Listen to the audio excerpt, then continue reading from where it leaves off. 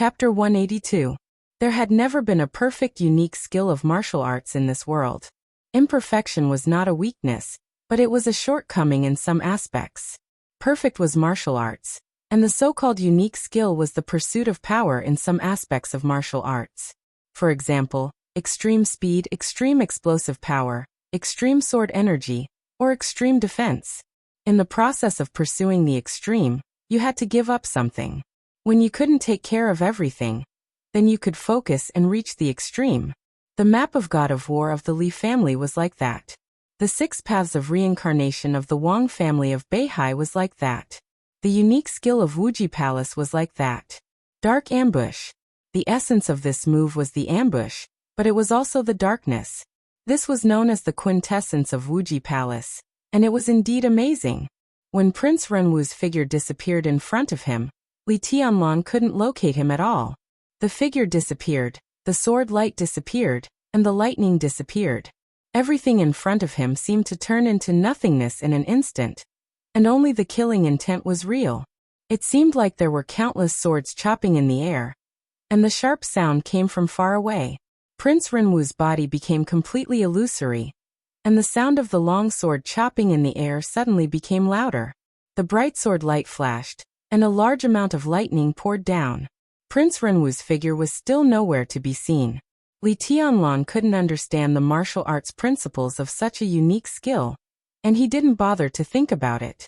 The lightning poured down from above, and the fire suddenly soared into the sky. The 8th blade of flaming sky. Right beside him, the 2 shadows moved at the same time. They raised their swords and spun. Under the wet rain, the air within dozens of meters suddenly became extremely dry. The flames rose on the ground and covered everything around. The sword light and the lightning intertwined. Looking from a distance, Li Tianlan seemed to be surrounded by a huge and expanding fireball. The moment the lightning and the fire intertwined, the fireball seemed to be greatly stimulated. After an extreme expansion, all the fire exploded. The fire was like a tide. The raging fire waves ravaged every corner within dozens of meters. Li Tianlan's face was cold, and his essence, qi, and spirit were completely condensed. In a sense, this was the first time that he exposed his inheritance and unique skill in front of the world. In Huading, he used the 15th blade to kill Gu Changjiang, and Gu Changjiang was already dead. Black Robe's attack, the shattering of mountains and rivers, belonged to the domain of the invincible manual. That sword was also unknown. In Dongdu, he killed Miyamoto Shiny Eye. Miyamoto Shiny Eye was already dead. In the face of my Shiranui's pursuit, even at the last moment, Li Tianlan still concealed something. The meteor fire shower of the 3 swords was completely deformed, leaving only an almost violent power, which would not let others see through it. Right now, the 8th blade burning heaven. The most complete and clearest sword appeared directly in front of everyone. That violent sword intent mixed with raging flames rose from the ground, pervading the heavens and earth, surging like a tide, like a huge wave. The ultimate sword intent was unprecedentedly clear, so clear that there was no concealment at all. That was the strongest sword intent in the entire dark world. 8th blade. There seemed to be faint golden lightning roaring. In an extremely short amount of time, Holy Light, who had already suppressed the Duke with his full power, suddenly turned around. His almost frenzied attacks also paused for a moment. This area of less than 200 meters was divided into several battlefields. Which one of the people present was not an expert? The moment the flames of the 8th blade rose, the familiar and strange sword intent had already swept across the battlefield. The unconcealed sword intent was so obvious that it was almost dazzling. Sure enough, the cold light in Holy Light's eyes flashed away. He muttered to himself. Before he could do anything else, Duke, who was more and more struggling in the battle and could only defend, suddenly pounced on him. His sight was full of blue. The blue and somewhat black lightning completely condensed in the hands of the Duke, like 2 sharp knives, and fiercely stabbed the chest of Holy Light. The lightning roared around him as he moved. It was raining, but the whole battlefield was as dry as a desert. The lightning exploded on the ground, splashing a lot of smoke and dust. In a blur, Duke's scarlet eyes were full of the purest evil and coldness. The 2 electric knives instantly cut through Holy Light's clothes. Then he continued to move forward. Unique skill, bloodthirsty. The whole battlefield was moving. Horsewoman was responsible for guarding the wounded. A large number of East Island elites pounced on her one after another. The range of Horsewoman's activity was getting smaller and smaller, but the lightning around her was getting denser and denser. More and more East Island elites fell on the way of the charge. Horsewoman's dignified face gradually turned pale.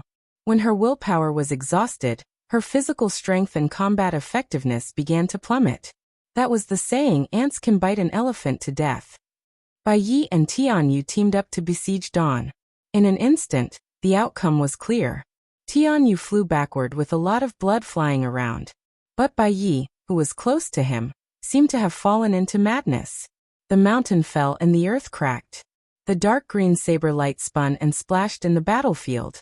The strong airflow drove the roaring lightning, which had almost completely covered Dawn. Fast. Pure fast. It was indescribably fast. Every strike seemed to be fatal. This was the strongest unique skill of Wuji Palace. It didn't look fancy, even a little simple, but the fast and violent blade was enough to cut everything. It was the perfect combination of strength and speed. It was steady, accurate, ruthless, invincible, and unbreakable. Two white shadows intertwined with each other, one advancing and the other retreating. Fast. Faster and faster. Dawn's pupils had become completely bright. He had completely put away his previous careless attitude. Facing the blade that had vaguely surpassed the peak of the thunder-shocking realm. He didn't even have the slightest defense when he advanced and retreated. Attack. He moved like a flying dragon. He didn't have any weapons, but his body was full of weapons. Bolts of lightning surged in front of him one after another, turning into giant sabers and longswords. The weapons condensed from lightning shot toward Bai Yi without hesitation, accurately blocking each of his sabers, and then continuing to attack his body. Bai Yi seemed to be attacking wildly, but in fact, he was already in a semi-defensive state. But Dawn didn't defend from the beginning to the end, he just attacked wildly. It was an incomprehensible momentum, crazy and fanatical, and he wouldn't retreat until he died. While advancing and retreating, Bai Yi, who was holding the saber with both hands but bleeding between his thumb and index finger, suddenly roared. The muscles all over his body bulged, and the white robe all over his body exploded in an instant. The long saber chopped down. In an instant, all the lightning completely condensed on the blade. The long saber, which seemed to be able to cut the air into two halves, emitted dark green saber energy, and completely suppressed the lightning on the blade. There seemed to be only dark green left in the whole world. A strike with all his strength. Mountain collapsing and ground cracking. Broken blade. Bai Yi's pupils had already condensed into one point. At this moment, he also completely gave up all defense, and attacking and killing became his most instinctive desire. The dark green saber energy suppressed the lightning, bursting out from all over his body. All the strength was concentrated in his arms as he sprinted forward with small steps. Even if the saber broke, even if he died. At all costs. At this moment, Bai Yi's strength was still infinitely close to the half-step invincible realm, but the power of this strike had firmly reached the half-step invincible realm. The blade that was raised above his head had already fallen down, and there seemed to be thousands of sabers chopping down in the air at the same time. In his perception, apart from the blade, there seemed to be only death. The dark green saber energy whistled wildly, covering the battlefield between Bai Yi and Dawn. The saber energy kept gathering and flying in all directions. The two figures were completely shrouded in the saber energy, completely blurring for a moment. Boom. The surging, almost crazy saber energy finally broke out completely. The ground dozens of meters nearby suddenly sank down, and the roots of some trees deeply buried in the ground were shaken into the air. The saber energy was violently twisted. In the blurred scene, Bai Yi's unwilling and furious roar was so high and so weak. A white figure flew up into the air with a lot of blood. The drops of blood fell with the rain, which was shocking. On the battlefield where the ground had sunk for nearly half a meter, Dawn stood where he was, putting his palms together. A broken saber was tightly clamped between his palms. His expression was indifferent, and he let the blood flow between his hands without saying a word. Ye's body was still rising in the air. He held the half of the long saber in his hand tightly, staring at Dawn on the ground with mixed feelings. At this moment, he finally understood why this master with amazing strength whom he had never heard of didn't use a unique technique. He didn't have a unique technique. In other words, every move and every attack of his was a unique technique. Almost at the same time, when Ye's body flew to the highest place, an old and weak but extremely powerful roar suddenly sounded. On the battlefield that seemed to be independent but connected with each other, a man in a scarlet-red robe suddenly jumped up from the ground and rushed to the other direction. The dim blue lightning rose up, and for a moment, the dark forest was as bright as day. Tianyu, the high priest of Ise Grand Shrine. Tianyu, who was defeated by Dawn in a very short time. And the direction he was rushing to, Horsewoman, who had been watching the battlefield closely, suddenly changed her face. That was the direction of Li Tianlan. The sword intent of the eighth blade fell, and there was lightning rising in the fire that hadn't dissipated yet. Prince Renwu's figure got close to Li Tianlan silently. The long saber swept across, and Tianyu's figure was still sprinting at a high speed. In an instant, he was less than 10 meters away from Li Tianlan. In the fierce battle, everyone didn't forget what their target was. For East Island, Li Tianlan was their target, the most important target. No one else. Tianyu, how dare you? Dawn, who still put his palms together, looked pale, but his expression instantly turned furious. Swish. Almost no one could see his movement clearly. Dawn, who was dressed in white, suddenly rose up into the sky. In the blink of an eye, his figure had already jumped up into the sky and became a small white dot. Tianyu's figure was about to get close to Li Tianlan. Less than 5 meters. Horsewoman started sprinting without hesitation. Boom! In the highest place of the firmament, there was a faint loud noise, like thunder. The wind and clouds changed. The gloomy sky seemed to start spinning in a trance. The white figure who rose up into the sky fell rapidly from the high sky, with pale lightning and endless killing intent. Above the ninth heaven, the thunder was about to strike, and the thunder was rolling, as if the sky was angry. A majestic and cold voice came from the high sky, with extreme anger. The cage of heaven and earth. Swish. Endless lightning fell directly from the high sky to the ground like a falling river and sea, running between the sky and the earth. Tianyu was less than 3 meters away from Li Tianlan, but the distance of 3 meters was like a moat. His body suddenly froze on the spot. In the endless lightning, he struggled to raise his hand bit by bit, as if in slow motion. This was the domain that belonged to the invincible realm. Although it was not perfect, it was really close to the invincible realm. Maybe it was only a paper-thin distance. Dawn's body fell from the sky with endless lightning. Like a god. Ah! Tianyu suddenly screamed. In the cage made of lightning, his body suddenly expanded, and a large amount of blood mist burst out. Inside the cage, there was a world of lightning. Bang! The lightning lasted for a second, and then suddenly exploded. The cage of heaven and earth collapsed. Tianyu, whose aura instantly fell from the half-step invincible realm to the ordinary thunder-shocking realm, and was still falling, fled the battlefield as fast as he could without looking back. In the depths of the forest hundreds of meters away, the magnificent sword intent was generated again and swept everything. Saint was coming. The situation was over. Holy Light gritted his teeth, looked at Duke in front of him unwillingly, turned around suddenly, and disappeared quickly. Clang! The human emperor collided with the long saber, and the huge power was transmitted to each other. Prince Renwu's body suddenly shook, and the dazzling lightning covered the saber. Prince Renwu pressed down with all his strength, and suddenly released the power. Li Tianlan, who instinctively wanted to throw Prince Renwu away, burst out his power and instantly lifted Prince Renwu's body into the sky. When everyone retreated, the prince didn't have any city wall. The lightning flashed in the sky, and his body disappeared again. Dark surprise attack. But this time he didn't use it for surprise attack. He used it directly to escape. The sword intent cut through the air, flashed in the forest and disappeared. Without any hesitation, Li Tianlan directly rushed up.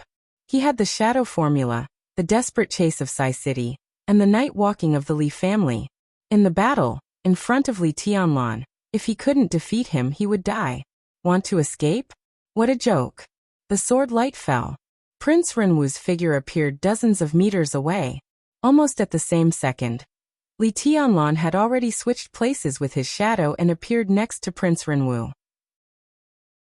Do you think you can escape? He sneered. The human emperor turned into a long spear again, stirred the fire, and directly smashed down. Prince Renwu also sneered. He was retreating. When Li Tianlan was about to continue to chase, a familiar and fatal danger instantly enveloped his whole body. This was an absolutely fatal danger. Li Tianlan's pupils instantly contracted. It's too late. At the same time, in the depths of the forest less than 300 meters away from Li Tianlan, a man wearing a top hat chuckled and put his finger directly on the trigger of the gun. The night rain drenched him from head to toe, and even the red scarf around his neck was wet and stuck to the ground. But his movements were still steady. He held the gun with both hands without any tremble. In his sight, Li Tianlan suddenly turned around. Bang! In the gunshot that almost shook the forest, a large wave of fire suddenly rushed out of the muzzle. The wave of fire condensed into a line in the air, and directly rushed to Li Tianlan. Heavenly Calamity. At the same time, Heavenly Calamity heard Li Tianlan's furious voice. 300 meters away, shooting at close range. Heavenly Calamity slightly raised the corner of his mouth with absolute confidence. The hot line of fire burned the forest, and a few East Island elites who didn't have time to retreat were directly smashed by the shot. I blossom in slaughter, like a flower in the dawn.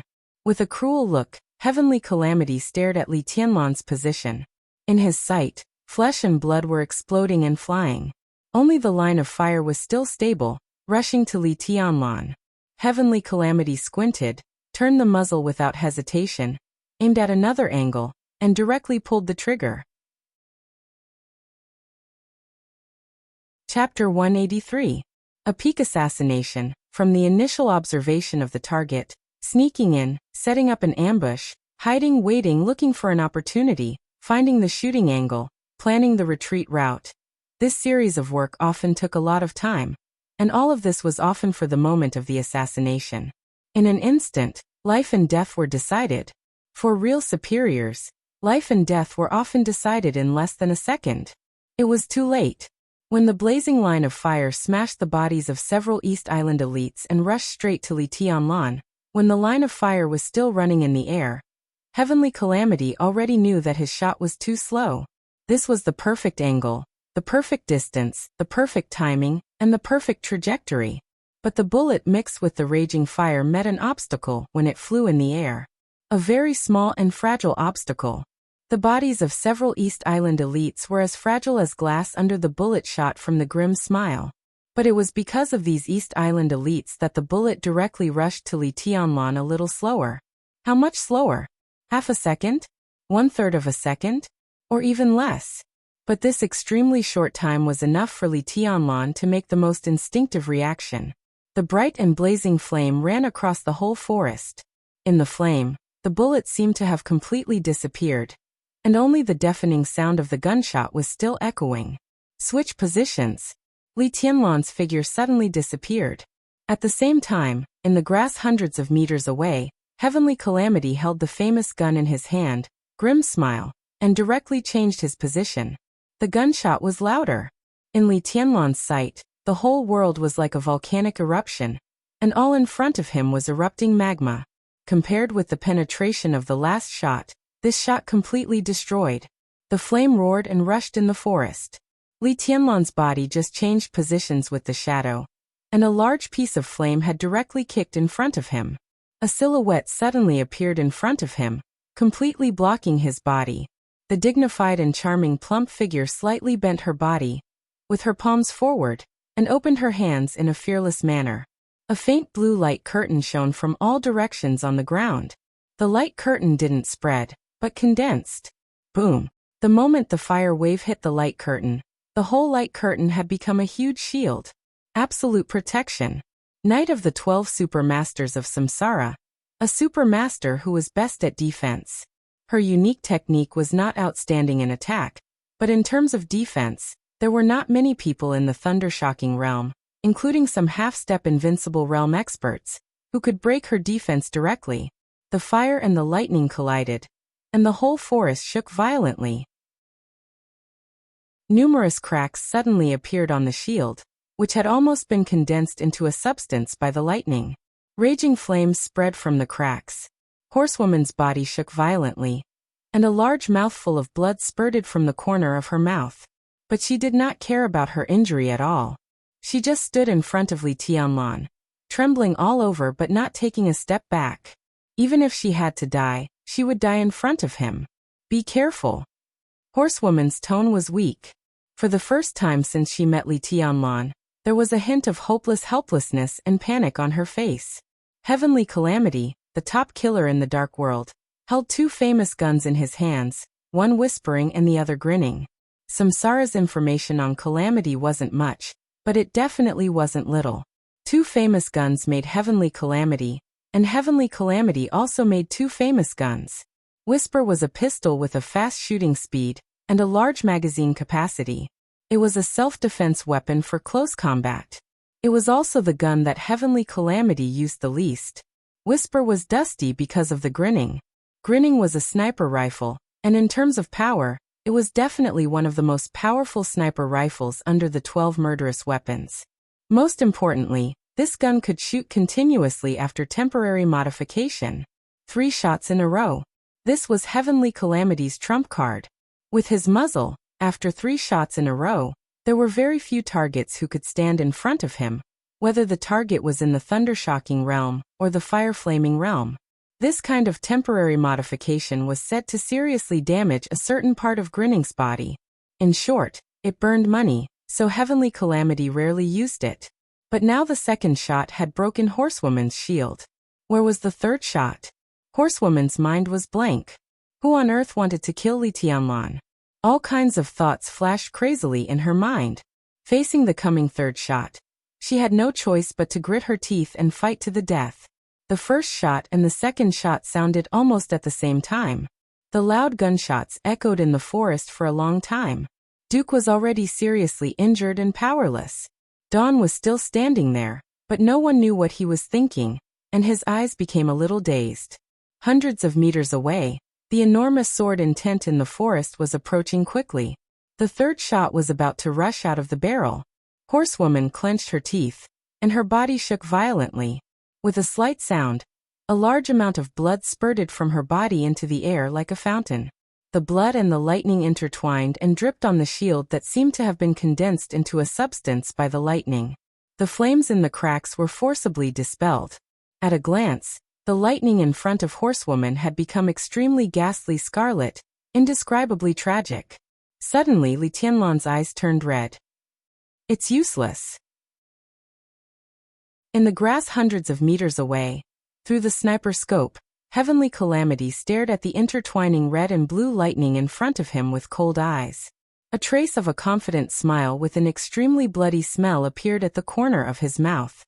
Knowing your importance, how could I not make preparations?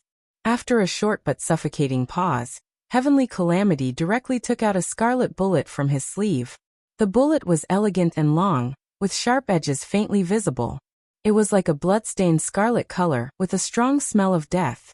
The bullet was called God Destroyer. For many years, Heavenly Calamity had worked hard to get 3.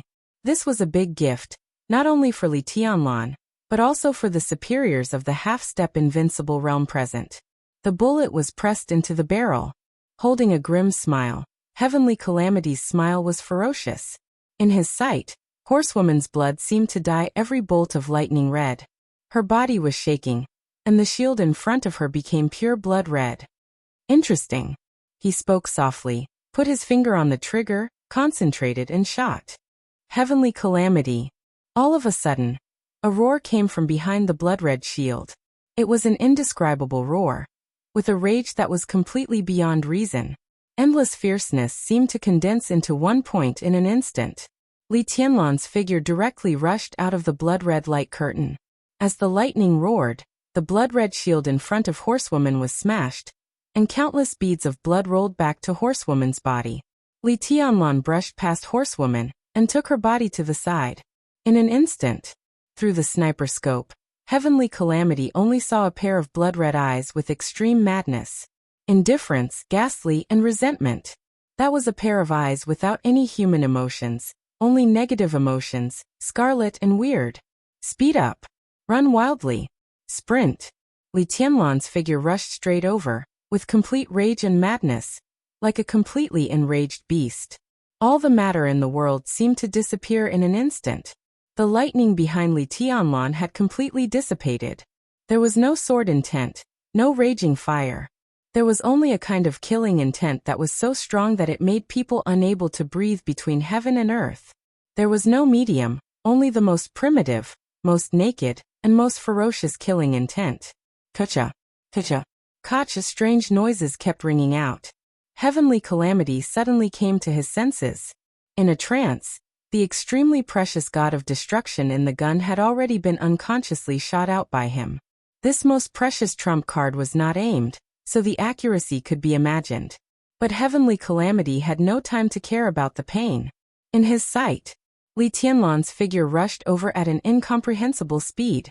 At the same angle, in a completely straight line. There seemed to be no weapon in his hand. He was just a person. Indomitable and invincible.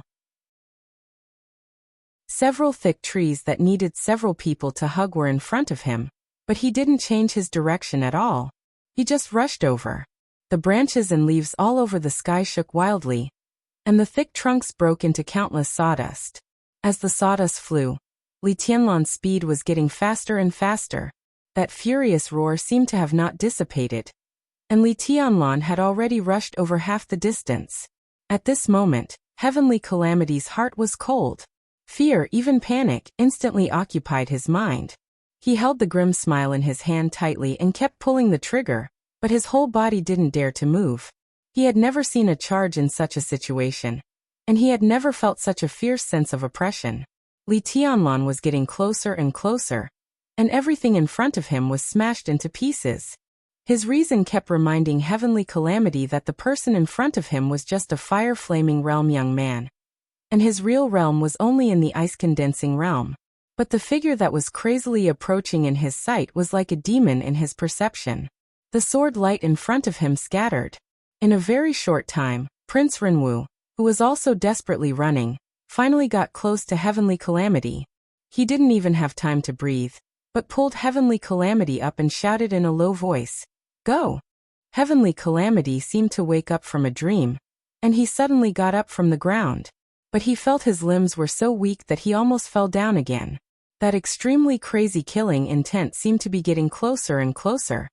He shook his head fiercely, put the grim smile on his back, and said in a deep voice, "Go!" Shadow Formula. Desperate chase. Dark night walking. His speed was getting faster and faster, and everything in his sight became blurred. The road ahead was moving backward quickly, and the rain and the strong wind fell on his face and body, making him feel pain all over his body. The pain came from inside to outside.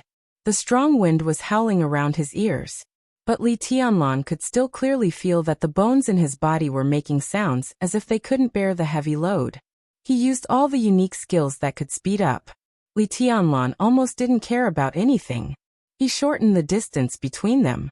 His realm was rising crazily, from the fire-flaming realm to the stabilization phase of the fire-flaming realm, to the peak phase, and still rising.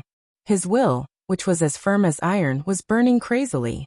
Vaguely, Li Tianlan seemed to feel that he had become an extremely fierce momentum.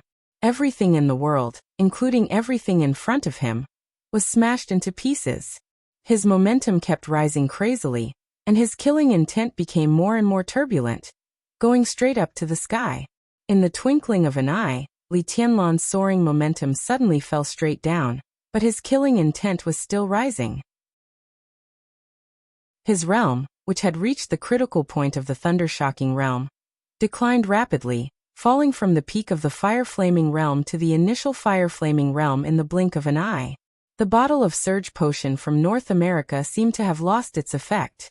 His realm fell from the fire-flaming realm to the ice-condensing realm in a flash, and then continued to fall, directly into the chi-controlling realm. Li Tianlan didn't know it. But his falling realm was stabilized at the level of the fulfillment of the qi-controlling realm, and then continued to rise at an almost violent speed. He entered the ice-condensing realm. After the stabilization phase of the ice-condensing realm stabilized a little, almost in an instant, he returned to the state close to the thunder-shocking realm. He broke through. Li Tianlan finally came to his senses. The darkness in front of him seemed to become clearer, and the pain in his body was greatly reduced. Vaguely, his third shadow seemed to have a closer connection with him. The path after the fulfillment of the qi-controlling realm went further. At the same time, the ice-condensing realm also officially entered the stabilization phase. Li Tianlan slowed down a little, but his speed increased in an instant. He was happy that there was no breakthrough. The rage in his heart, which seemed to want to kill everything, became clearer. The rage came from Horsewoman. There was no friendship between him and Horsewoman. Horsewoman risked her life to protect him only because of Qin Weibai's order. But it didn't matter to Li Tianlan. At that moment, when the blood-colored shield took shape, he could clearly feel Horsewoman's determination to die. He didn't want to owe this kind of life-risking kindness, because he already owed a lot of people, and he couldn't afford to pay them back. The rage also came from his pride. He had the strongest physique, the most powerful inheritance, and the most outstanding environment. He was the heavenly son of the world, not a king wretch who needed others to stand in his way. Heavenly Calamity had attacked him once. And now he dared to attack him again? Heavenly Calamity. How, you want to kill me? Who do you think you are? The extreme rage made Li Tianlan's eyes completely red. He had completely lost his reason, and all that was left in his mind was killing. Prince Renwu was running wildly. Heavenly Calamity was also running wildly. But the distance between them was instantly shortened. 50 meters. 30 meters. 20 meters. Li Tianlan suddenly let out a long roar. His body leaped into the air, and he threw himself at the back of Heavenly Calamity, who looked extremely thin. Your Highness, take care. On the ground, Heavenly Calamity felt the absolutely fatal danger, so he gritted his teeth and said that. Li Tianlan was getting closer and closer. Heavenly Calamity casually took out a grenade-like thing and threw it into the air. At the same time, his body directly accelerated, and he instantly surpassed Prince Renwu. As a superior of the thunder-shocking realm who had killed many people of the fire-flaming realm, when he was only in the fire-flaming realm, how could he only have a whisper to protect himself when he was approached? This grenade wasn't very lethal, but it was also a powerful weapon that could help him get out of danger. As for Prince Renwu, he wasn't Heavenly Calamity's employer on this trip to East Island, or even the whole East Island. The reason why they cooperated tonight was because they helped him get out of the chase once. Now that they had done that, Heavenly Calamity didn't care about the ending. Another 500 meters ahead. He would be absolutely safe. Heavenly Calamity, you. Prince Renwu's expression changed dramatically. That grenade flew into the air, and a silver light flashed in the air. The human emperor turned into a long spear and directly blew up the grenade. In an instant, countless shrapnel flew up along with a large amount of fire, and an extremely condensed impact instantly hit the space within a dozen meters nearby. The air was violently twisted, and the airflow was turbulent. Li Tianlan suddenly slowed down like he was suddenly hit by a strong wind. In the storm, Prince Renwu staggered, and his eyes were gloomy and ferocious. He was very clear that Heavenly Calamity was Li Tianlan's target, and so was he. Now Tianyu escaped with serious injuries, Holy Light left, and Bai Yi also escaped. He was the only one left. But he was behind Tianyu. How could he die? Prince Renwu's expression became more and more ferocious and twisted. He was a nephew who was highly valued by the Mikado. Among the princes in country his position was only second to the crown prince. After Night Spirit was destroyed, East Island wanted to use the Shinto power and the remaining foundation of Night Spirit to support a new superpower to replace Night Spirit's position. Prince Renwu, who was extremely talented in martial arts, became the most obvious candidate. He still had a very exciting future, so how could he die here? At this moment, the prince's heart was filled with ferociousness, but there was only regret in his heart. If he didn't chase after Dongqing Rushi, If he didn't want the border Praetorian Corps of Zhongzhou State to become his bargaining chip. If he didn't plan to capture Li Tianlan alive. If there were too many ifs. How good would it be if none of them happened? In the great regret, Prince Renwu suddenly shook the long knife in his hand. The knife light surged up, and there was a patch of dark green in the twisted airflow. Prince Renwu managed to stabilize his body. Then he raised the knife and moved forward. The mountain fell and the ground cracked. The lightning and the dark green knife light intertwined and chopped at Li Tianlan. Vaguely, the silver long spear in his sight turned into two swords. The sword light flashed. Prince Renwu seemed to hear the sound of the joints in Li Tianlan's body exploding. And there seemed to be a surging power pouring out of his body like a river. Prince Renwu still didn't feel the sword intent, and there seemed to be a sharp sword light in the light. There was no sword intent, and the world was filled with killing intent. Jianshisi slaughter. The bright sword light instantly chopped the chaotic airflow caused by the explosion of the grenade. Li Tianlan didn't even look at Prince Renwu. He rushed past him and went straight to heavenly calamity. The sword light forcibly chopped countless airflows and lightning. The long knife in Prince Renwu's hand was broken, and the green light scattered. In front of him, the whole world was broken into pieces. Countless bloodlines spurted out from his body. With a muffled sound, his arms, legs, and head were all separated from his body.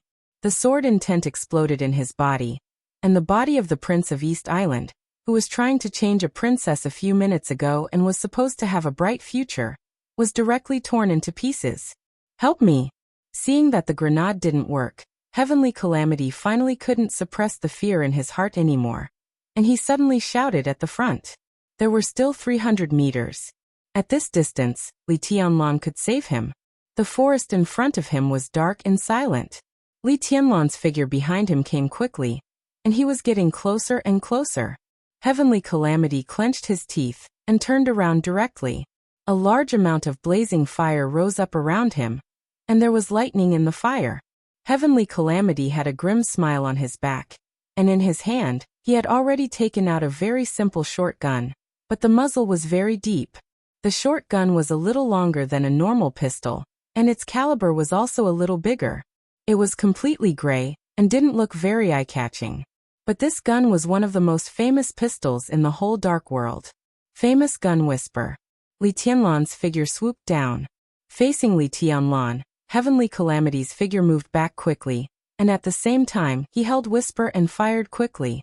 Bang bang bang, dense gunshots exploded in the forest, and countless bullets flew towards Li Tianlan in the air. Li Tianlan's figure seemed to have disappeared completely. Behind Heavenly Calamity, there was only a ball of fire that was burning at its limit. Heavenly Calamity shot crazily, and his face was grim. In his sight, the fiercely burning flame suddenly exploded, and countless sparks flew out, covering all the area within dozens of meters. There was even ice in the sparks. Ice and fire were flying, and Li Tianlan's figure kept flashing in the spreading ice and fire, as if he was everywhere. In the blink of an eye, he had shortened the distance again with the flying ice and fire, and rushed directly to Heavenly Calamity. Bang bang bang. Completely out of instinct, Heavenly Calamity shot regardless of the consequences. The bullets rushed to Li Tianlan, and Li Tianlan also rushed to him. 2 bullets pierced through Li Tianlan's abdomen and shoulders, and blood splattered. Li Tianlan's expression was cold, and he approached Heavenly Calamity instantly. The human emperor changed from a sword to a dagger, and the human emperor stabbed the upper part of Heavenly Calamity's hand. A large amount of blood suddenly rose with Heavenly Calamity's scream. Crazy! This guy was crazy! Heavenly Calamity's heart was filled with unprecedented fear. The whisper in his hand kept shooting bullets, but Li Tianlan didn't dodge, and almost rushed straight to the bullets. He waved his saber. One after another, deep saber wounds appeared on Heavenly Calamity's body, and blood flew unscrupulously in the darkness. There was Li Tianlan's blood, and there was Heavenly Calamity's blood. Li Tianlan's face was pale, but his eyes were like those of a wild beast, and it seemed that he was going to tear Heavenly Calamity apart.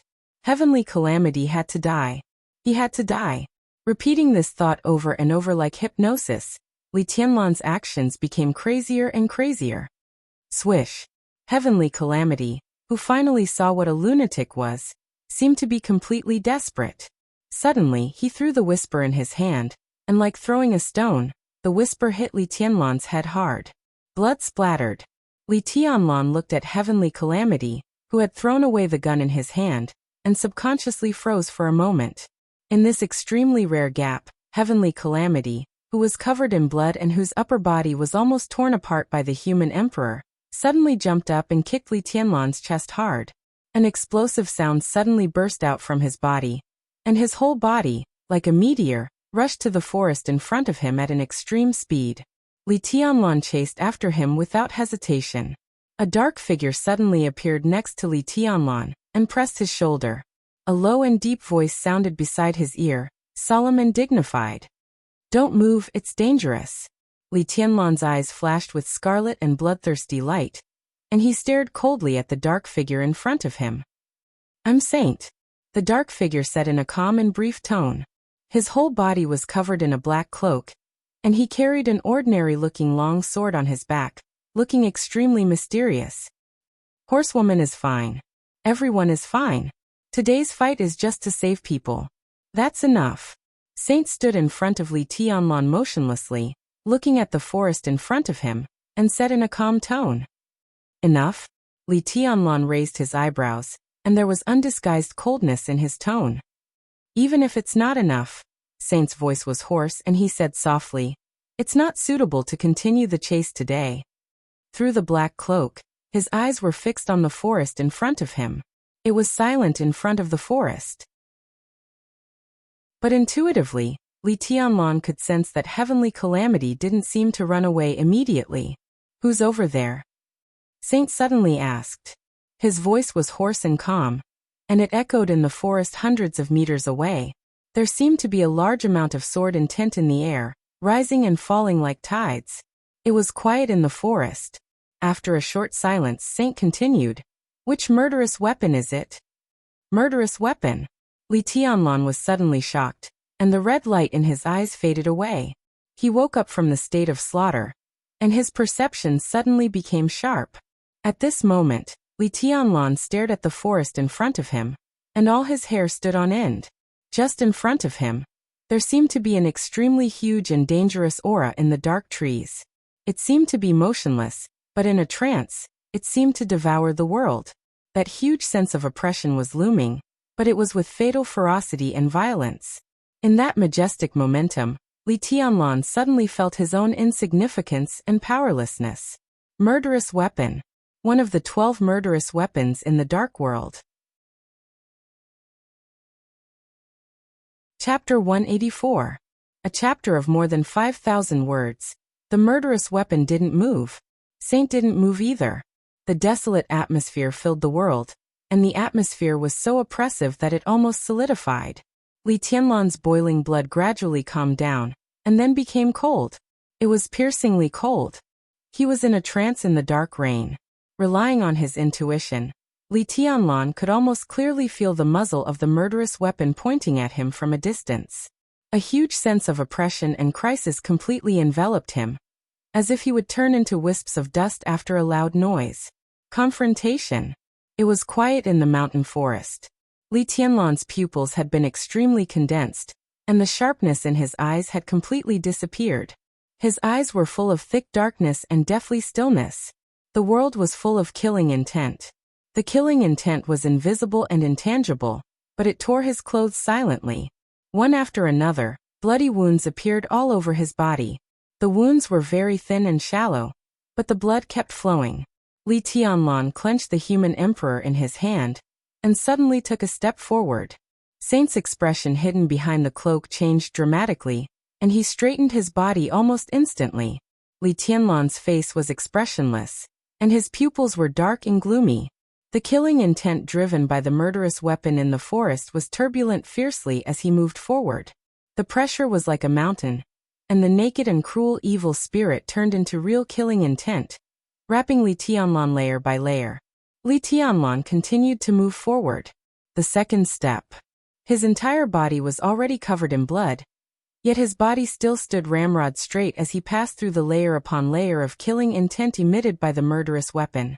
An extremely fierce battle will seem to have risen from the ground and shot straight into the curtain of rain above. In this life, I can't be defeated, and I can't retreat. If I fail, I will die.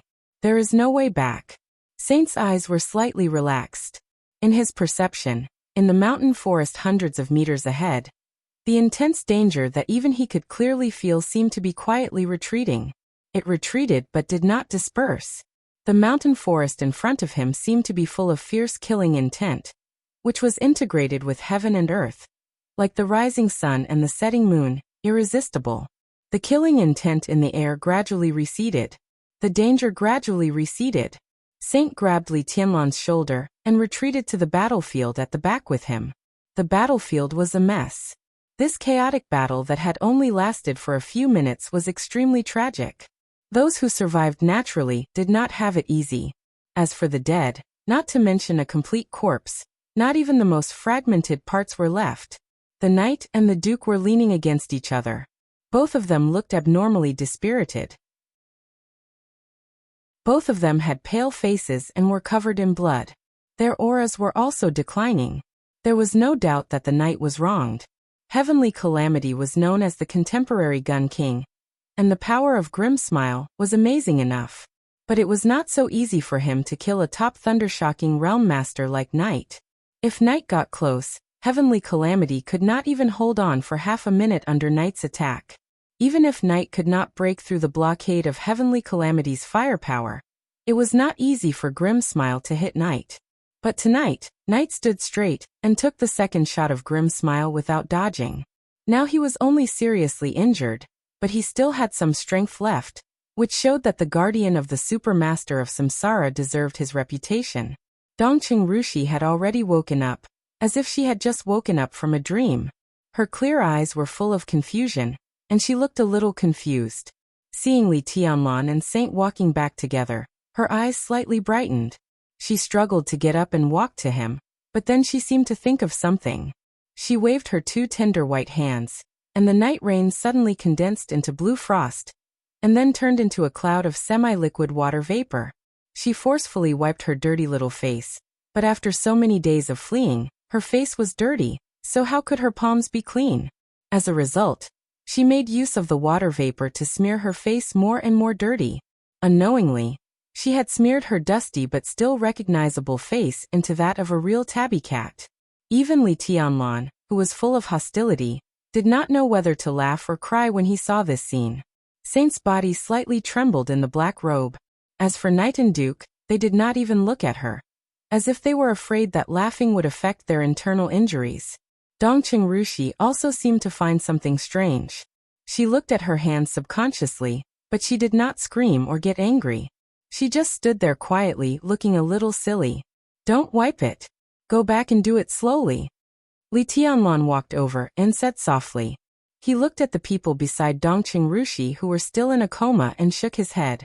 Coma was the most instinctive self-protection mechanism of the human body, which was good for their recovery. "I'm very beautiful." Dongqing Rushi looked at Li Tianlan with her clear eyes that were as bright as stars and said in a serious tone, "I can see that." Li Tianlan nodded. Facing Dongqing Rushi, it seemed that he had a headache and was a little embarrassed in any situation.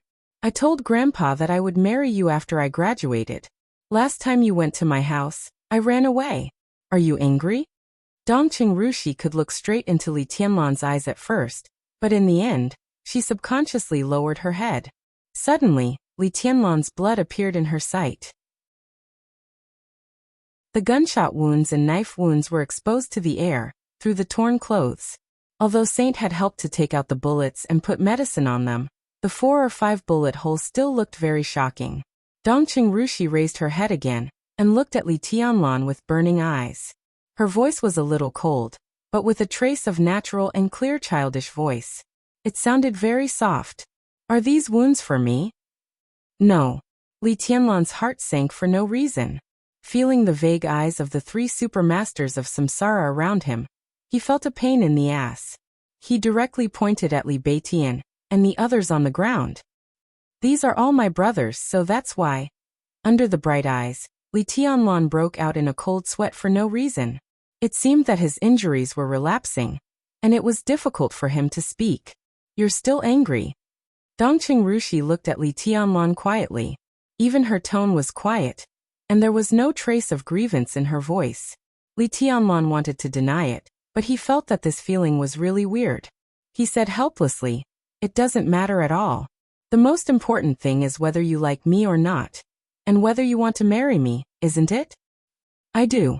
Dongqing Rushi's tone was soft, as if she was being hypnotized. Li Tianlan asked her if she wanted to marry him, but she said she did. What Li Tianlan wanted was an answer, but what Dongqing Rushi gave him was an inevitable result. Did it matter? It didn't seem to matter. "Grandpa said that I can only marry you." It was still that kind of quiet tone. It was not a kind of despair, but a kind of calmness with a heart like a starry sky. She said softly, "Grandpa said that I can only marry you." Li Tianlan couldn't understand how much pressure, seriousness, and desire were contained in this sentence. He only felt a little headache, but he couldn't hide his pride. Of course, he would never admit it. But perhaps every man would understand the kind of secret pleasure in his heart. "Let's go back first," Saint suddenly said. "This is not a place to stay for a long time." The first supermaster of Samsara rarely spoke, but once he did, Li Tianlan felt that he was very natural and confident. Duke didn't know him for a long time, but when they occasionally chatted, Li Tianlan enjoyed some flattery from the fourth supermaster of Samsara. Duke was naturally an expert, but in Li Tianlan's heart, his moral integrity had long fallen to the ground, and he didn't have any demeanor of a supermaster at all. Horsewoman was relatively soft and docile, and she just carried out Qin Weibai's orders.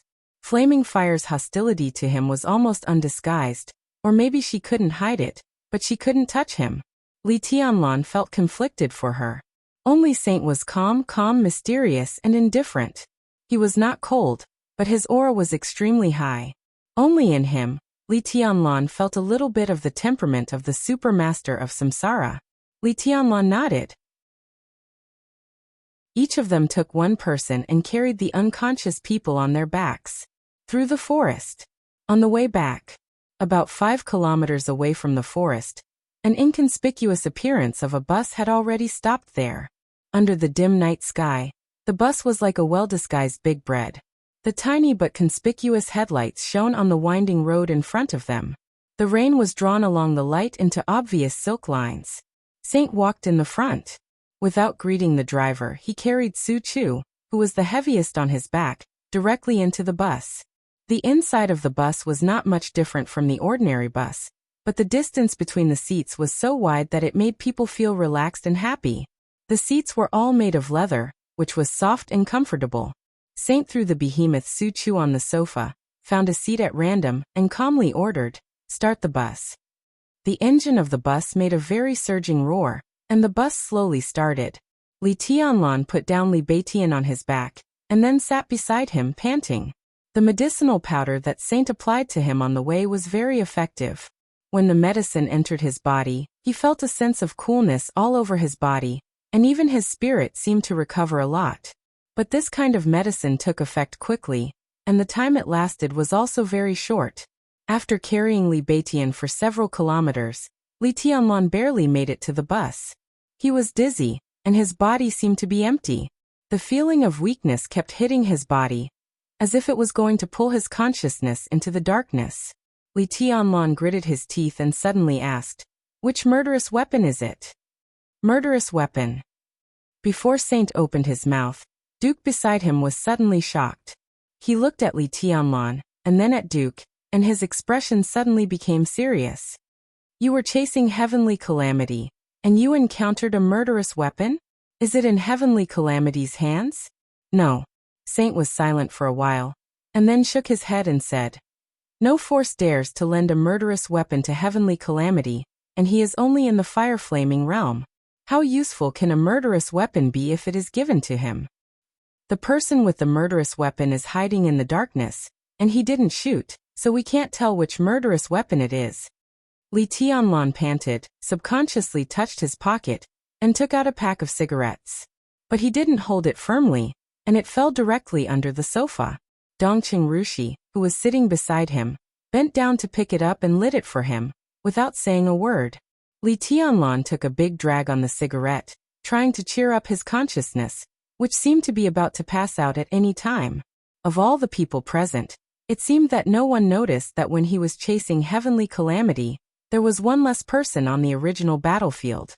Maybe someone noticed it, but they never suspected it. When did Dawn leave? Li Tianlan suddenly asked, and there was a kind of well-concealed coldness in his tone. Saint was slightly stunned, glanced at Li Tianlan, and then narrowed his eyes, looking at Duke and Horsewoman. Tianlan, you suspect it was Dawn? There's no reason. Paladin said subconsciously. I just want to ask when he left. Li Tianlan said calmly. Dawn and Daybreak basically belonged to the same force, but he didn't know what this force was called, or what kind of cooperation this force had with Samsara.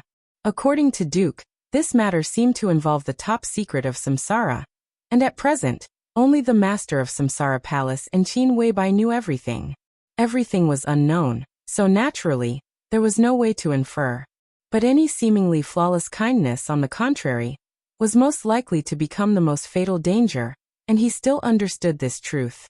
This was also an important reason why Li Tianlan had not even let down his vigilance against the Dongqing clan until now. What kind of cooperation did the force behind Dawn and Daybreak have with Samsara? In such a cooperation, would his death lead to some other results of this cooperation? Li Tianlan was not sure about this, but he could be sure that there was still such a possibility. The dark world was full of black and blood. How could good and evil be clearly seen under the intertwining of these two colors? Horsewoman thought for a moment, and her face suddenly became a little ugly. He almost disappeared when you went after heavenly calamity, but there's still one thing that can't be explained.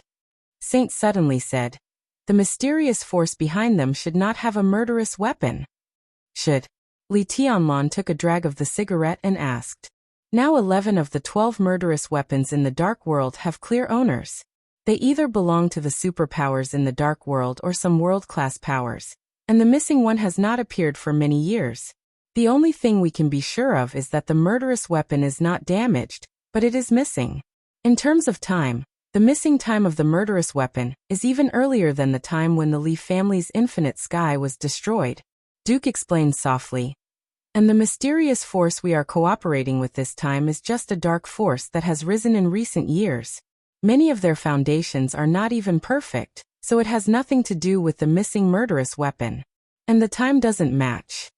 Li Tianlan took a drag of the cigarette and tried to blink his eyes to prevent himself from passing out. He said calmly, is there no murderous weapon in East Island? The three super masters of Samsara looked at each other and seemed a little strange. East Island. There used to be. In the organization of Night Spirit.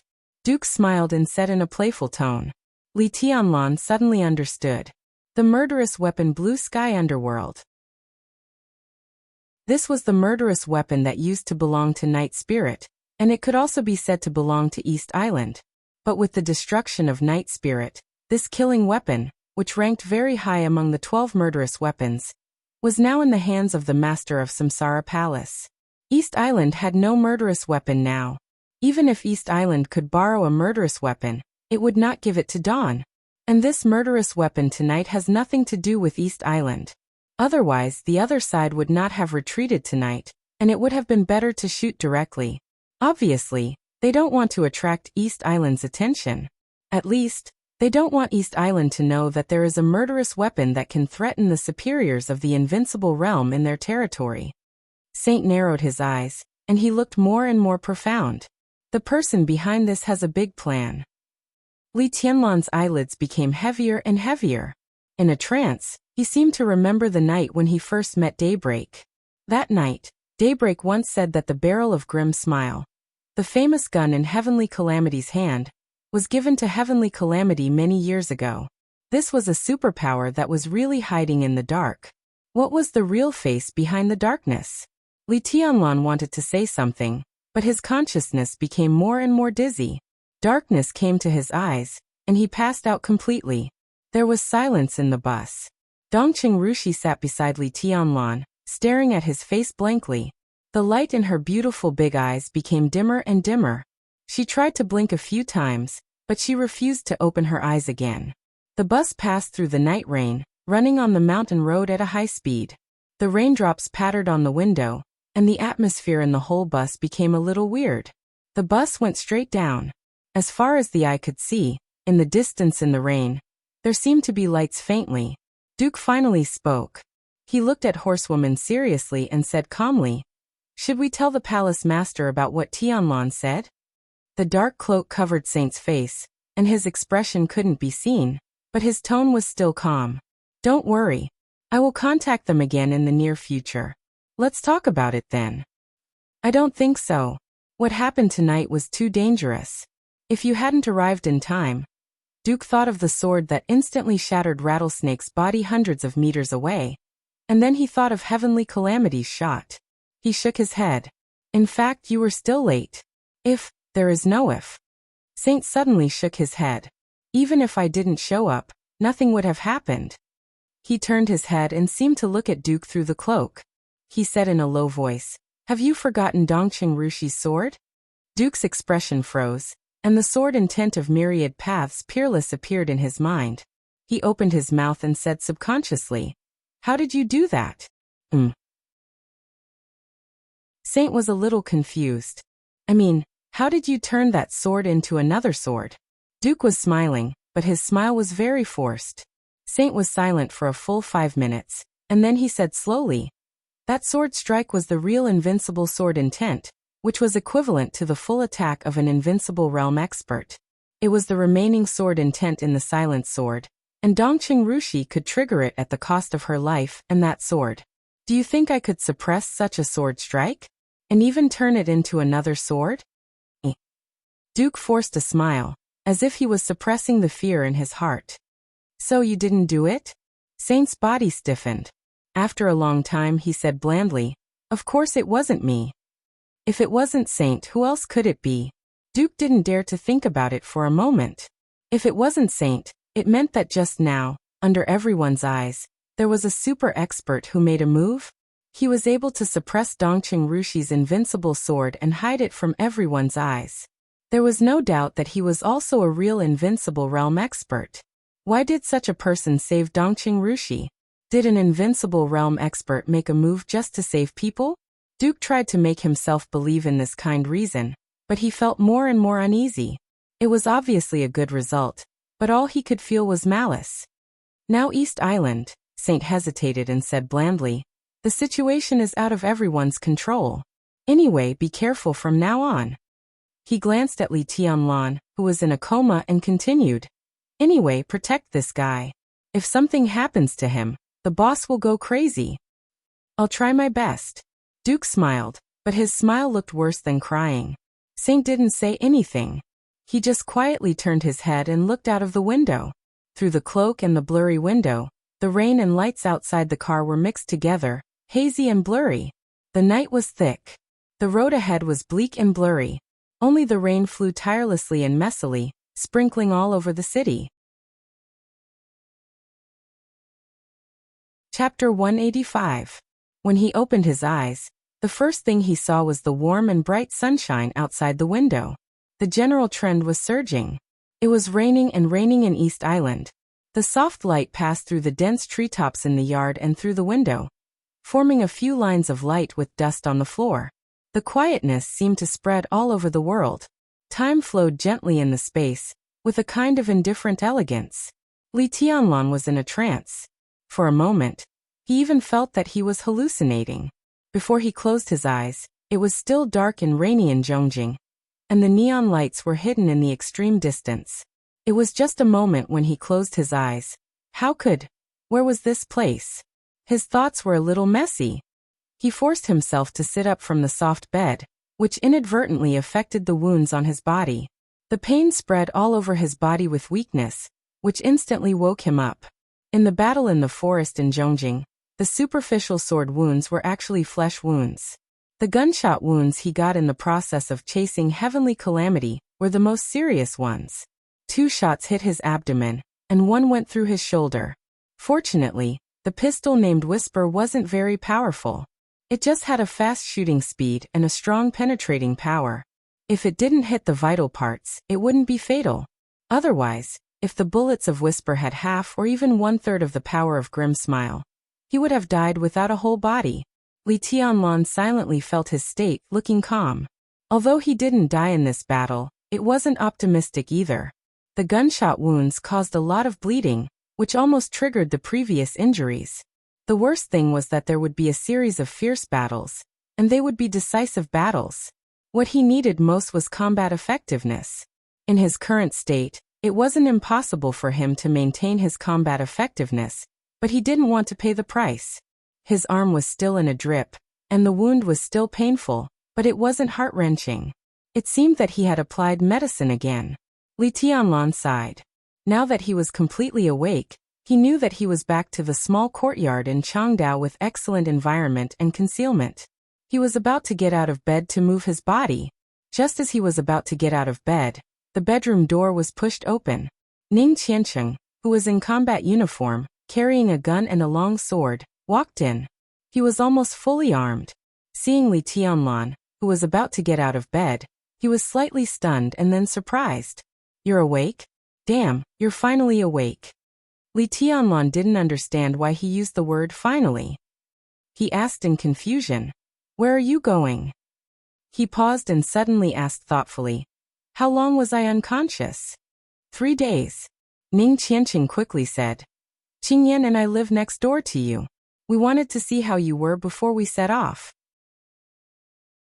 "How do you feel now? I'll call the doctor." Before Li Tianlan could speak, he took out his mobile phone and dialed a number. It seemed that he was calling Horsewoman. Li Tianlan didn't care about this. His face had become extremely ugly. 3 days. He was in a coma for 3 days? No wonder he felt unexpectedly good.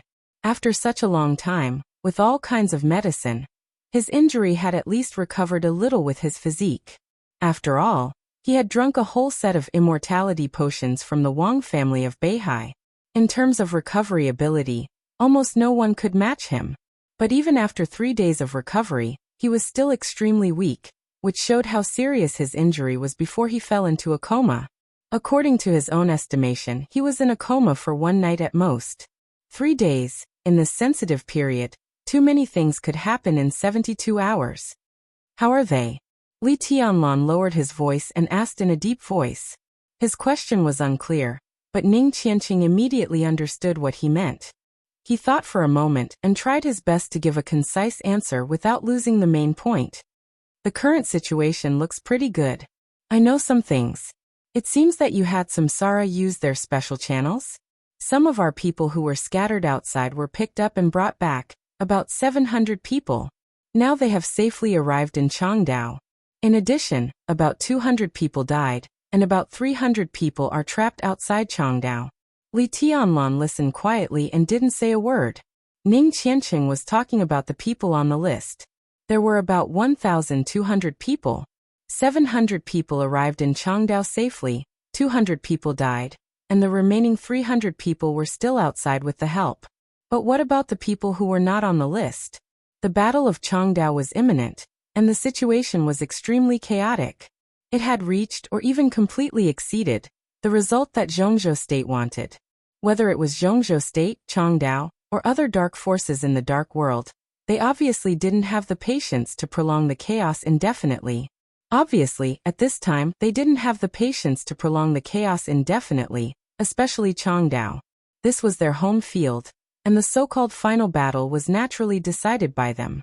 In 3 days, it seemed that the Battle of Changdao, which was originally imminent, was suddenly brought closer to Li Tianlan. In addition to these people, there are less than 300 people who are also trying to break out. Some of them have already contacted us.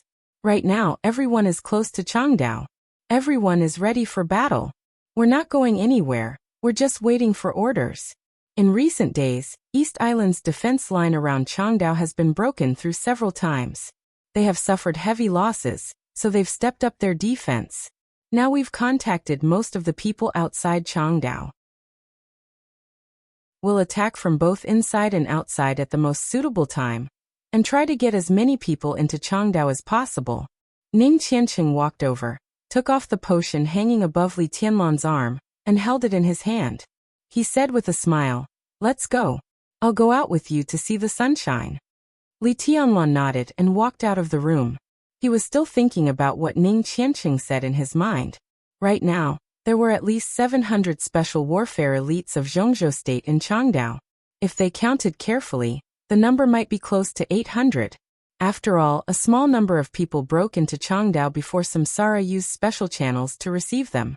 Right now, there were about 600 people trapped outside. All in all, it was 1,400 at most. This also meant that nearly one-third of the 2,000 elites who entered East Island at the beginning had been lost.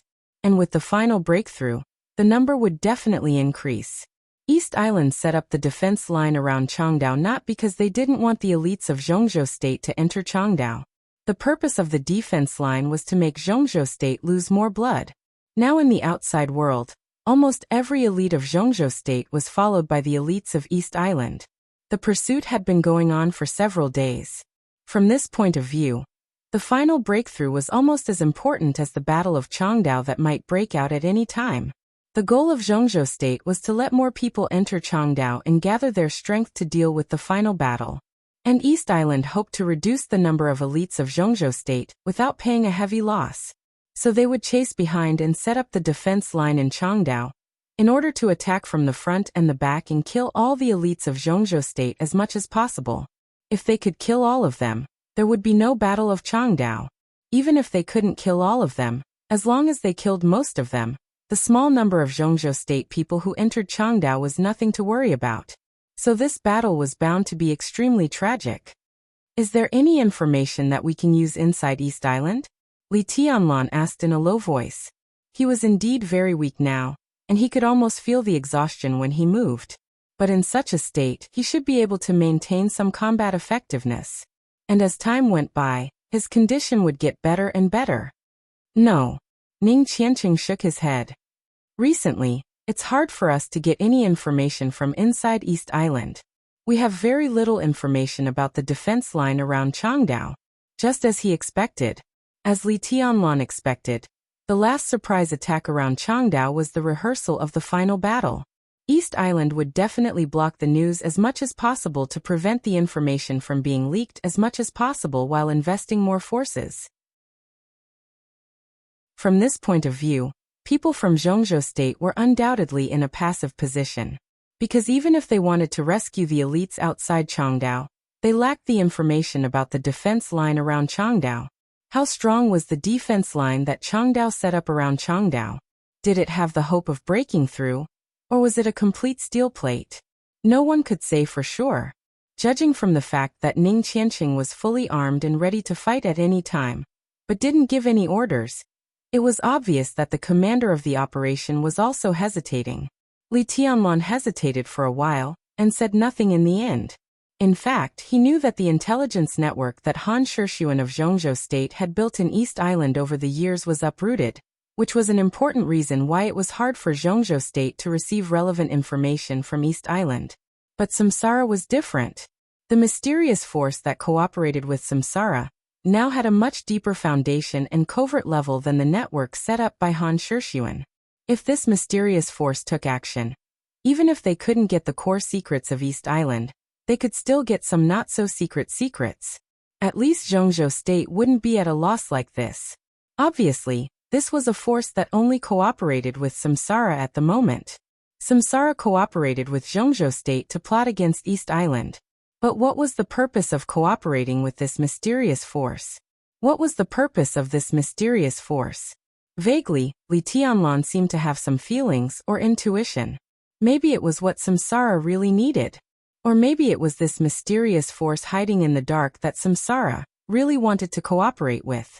And their ultimate goal might be conflict with Zhongzhou State, or even the opposite. Li Tianluan felt a little complicated. Yes, it was complicated. He still believed in Qin Wei by 100%, but when he thought of Samsara, he always felt a little weird. If everything proved to be true later, was his silence today a form of treason in another sense? Treason? Humph, did he belong to Zhongzhou State? He kept hypnotizing himself, but Li Tianluan was getting more and more agitated. If he really thought about this question carefully, even he couldn't grasp his feelings. The general trend was unpredictable. People's hearts were unpredictable. His stance seemed even more unpredictable. The only thing that he firmly believed in was that he always believed that neither samsara nor Qin Weibai would hurt him. But he and Zhongzhou State were two different things. Qin Weibai thought so. Even Li Tianlan himself vaguely seemed to think so. But why did he feel a little uncomfortable in his heart? Give me a cigarette. With Ning Qianqing's help, he walked into the yard. Bathed in the sun, Li Tianlan's pale face seemed to glow slightly. Ning Qianqing handed him a cigarette and lit it for him. Li Tianlan took a deep breath. After a long silence, he said softly, "Anyway, it's good to be alive." Ning Qianqing obviously didn't understand what he meant. He just thought he was talking about the battle in Zhongjing 3 days ago. He nodded with a smile and said, "Indeed, it's good to be alive. Fortunately, you guys arrived in time. I really thought I was going to die at that time, but when I woke up, I felt much better. Someone must have fed me medicine." Li Tianlan's heart skipped a beat. He vaguely felt that something was wrong, but he couldn't tell what was wrong. He shook his head and stopped thinking about it. He suddenly asked, "Is there any news about the second batch of elites entering East Island?" Ning Qianqing was obviously refreshed. He nodded, and his eyes gradually glowed with a hint of fanaticism. "There is news. General Gongsun Qi of 9 Heavens will land in Juban in 2 hours. Flaming Fire Supermaster has already left in the morning." Gongsun Qi, Li Tianlan's eyes flickered, and he said softly, "How many people are in the second batch?" "About 600. Ning Qianqing's face seemed a little unnatural.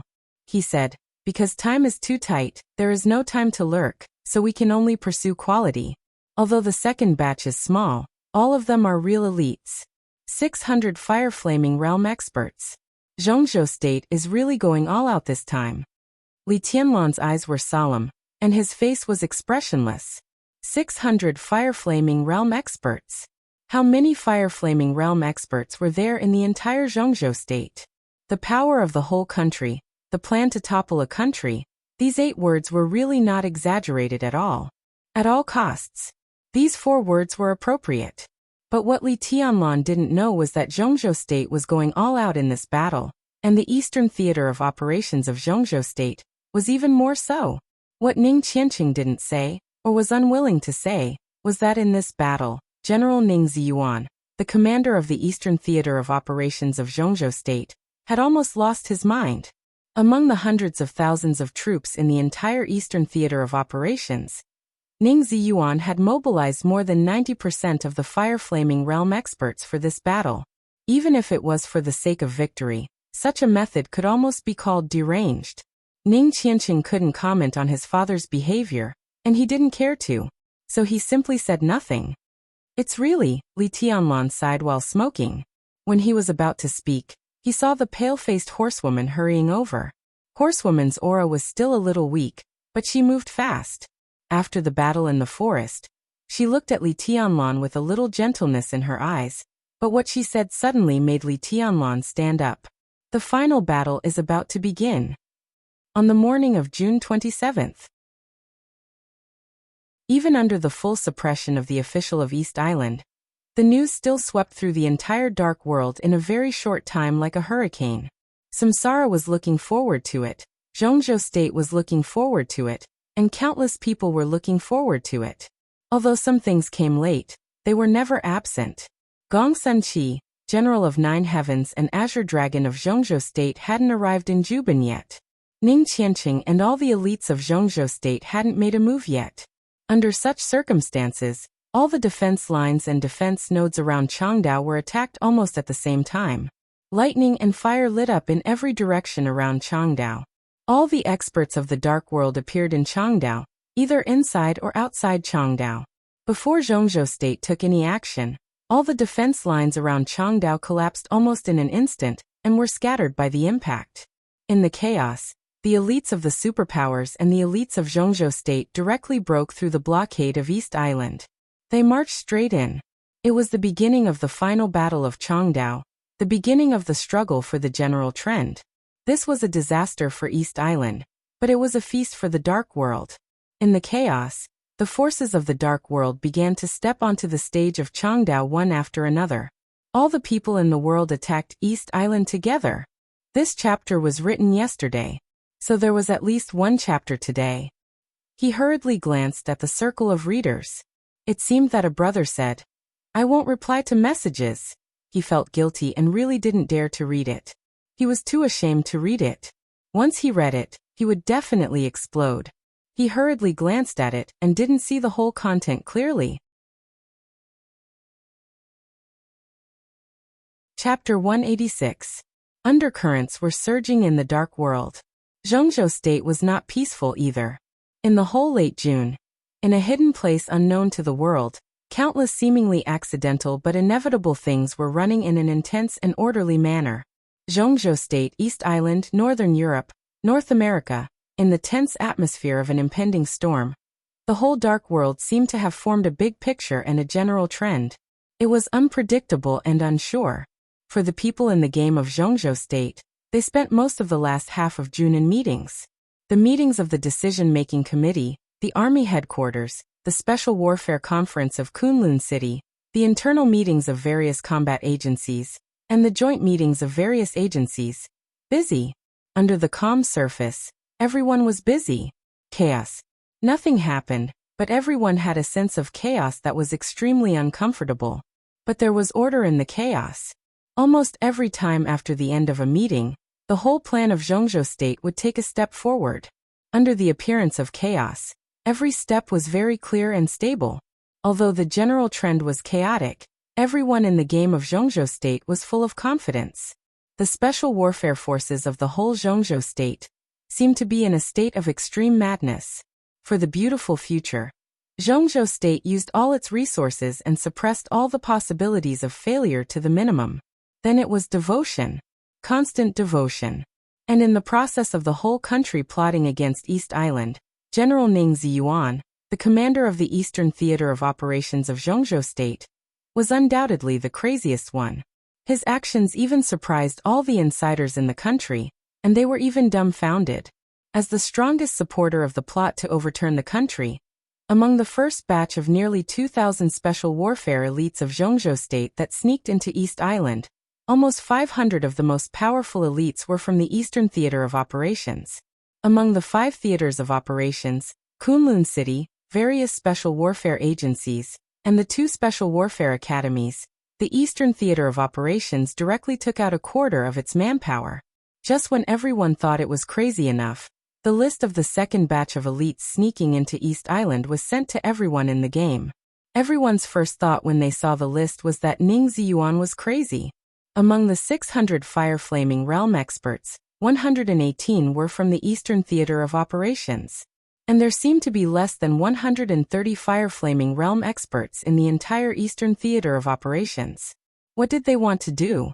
Including the first batch of 500 elites who were sent away.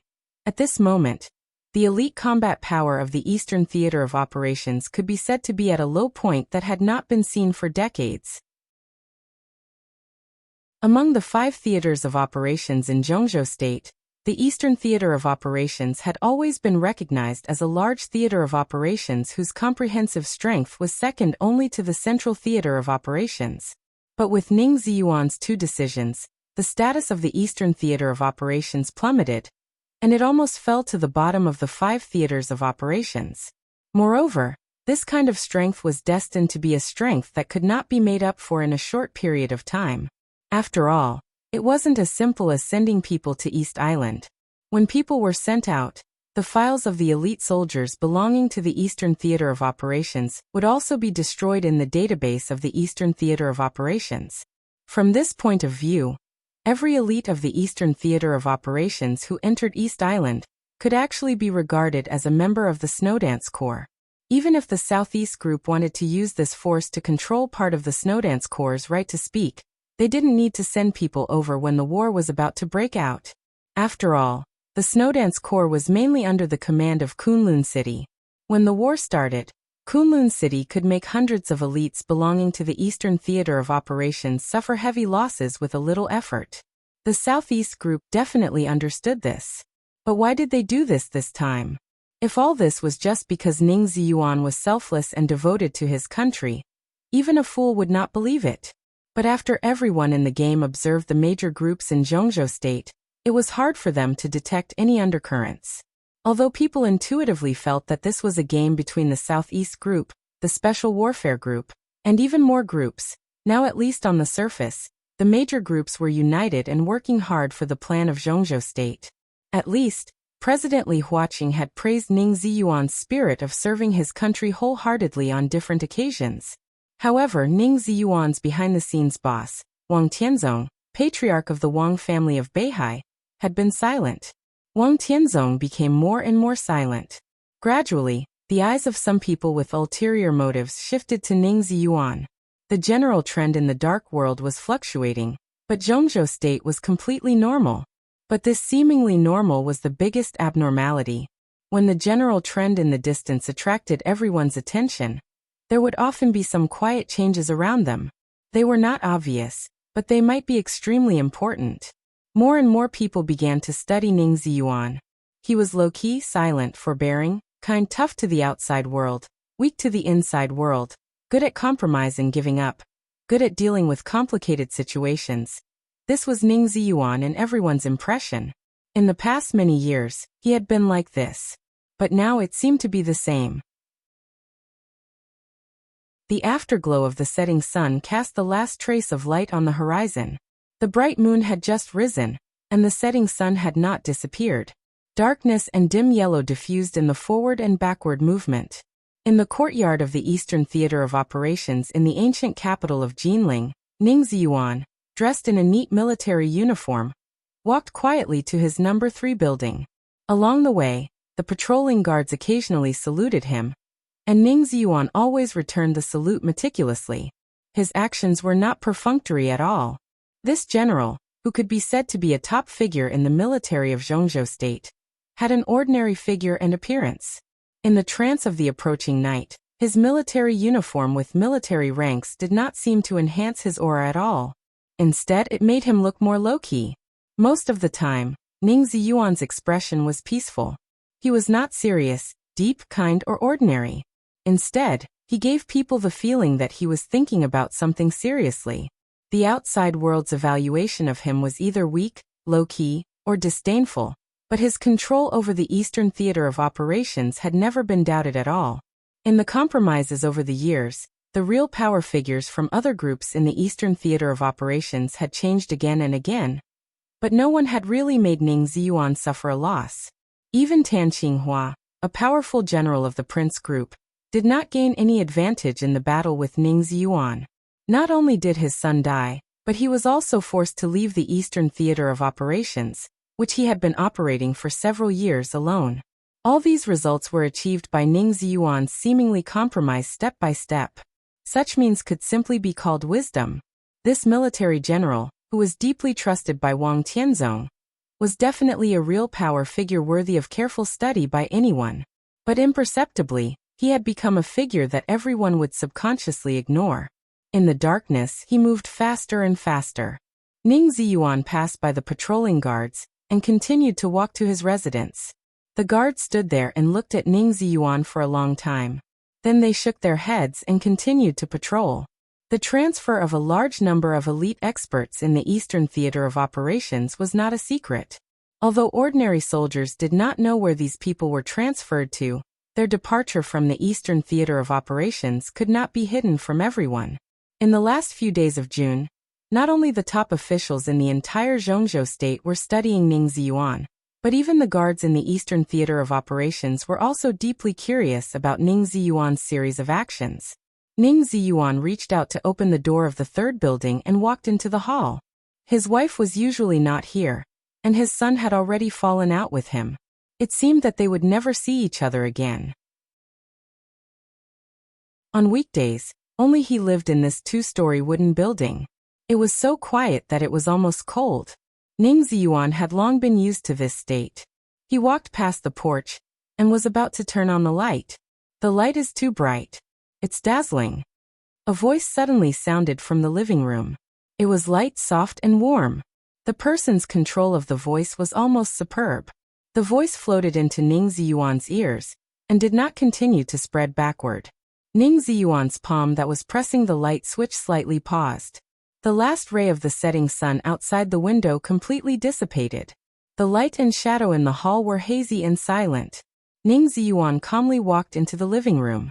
Through the light and shadow, he vaguely saw the outline of a human figure sitting on the sofa in the living room. He just sat there quietly. He didn't drink the water, nor did he touch the fruit platter in front of him. He just sat there. This is not a place where you should be. Ning Ziyuan walked over and sat down opposite him, frowning. In the darkness, the black shadow who had been sitting there for God knows how long laughed silently. The meaning was unclear. Ning Ziyuan also seemed to feel that his words were a little inappropriate. He blew down his eyelids and said calmly, "At least for now, this is not a place where you should be. If something happens, we can contact each other through emergency channels, or we can meet somewhere else. It's always safer than here.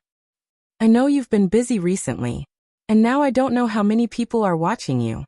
Now, I'm afraid that the number of times you go to the bathroom will be recorded, right? How about it? Are you under a lot of pressure? Can you handle it?" The black shadow chuckled. In the darkness, his voice became softer and softer, with a very warm sense of intimacy. "I'm okay." Ning Ziyuan sighed, shook his head and said, "There's always pressure. But I have to do what I have to do."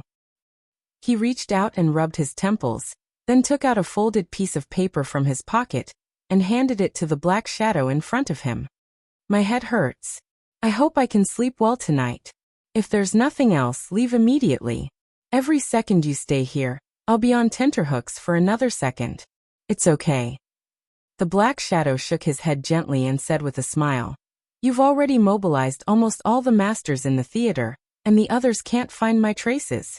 Moreover, it's just nightfall, so it's not a good time to leave even if I want to. I'll leave when it's late." Ning Ziyuan frowned and didn't say anything. The black shadow lowered his head and unfolded the A4 paper. In the darkness, the A4 paper was vaguely filled with words. They seemed to be names, and almost every name was marked with some simple symbols in black and red. A dark blue electric light flashed in front of the black shadow. The light illuminated the names on the paper, and then went out in an instant.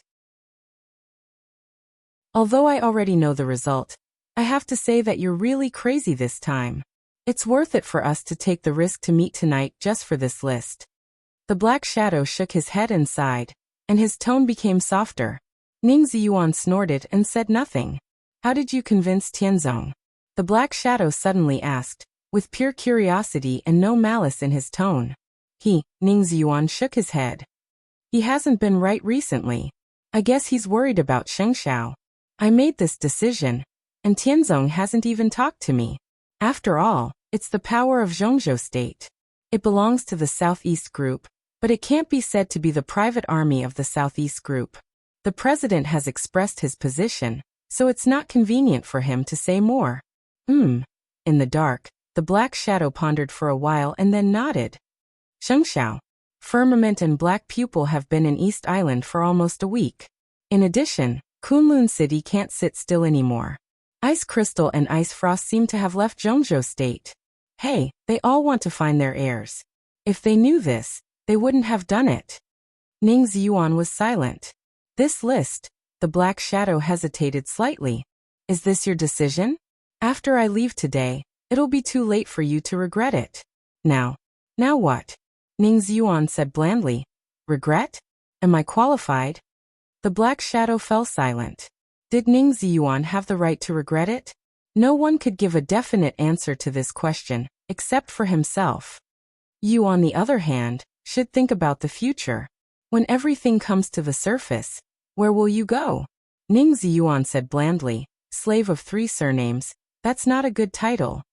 Bullsh *T slave of 3 surnames. The black shadow sneered. "I only have one standpoint. Has it changed after so many years?" In the dark, the two of them were silent. "Anyway, we've paid so much. One day, we'll get what we want." After a long time, the black shadow spoke softly, and his tone was a little erratic. "I believe you." Ning Ziyuan nodded, but his tone was a little cold. "But compared with what we pay and what we want, is it really worth it? Especially for you? Worth it. Not worth it. Worth it." The black shadow murmured a few times and suddenly sneered. So what if it's worth it or not?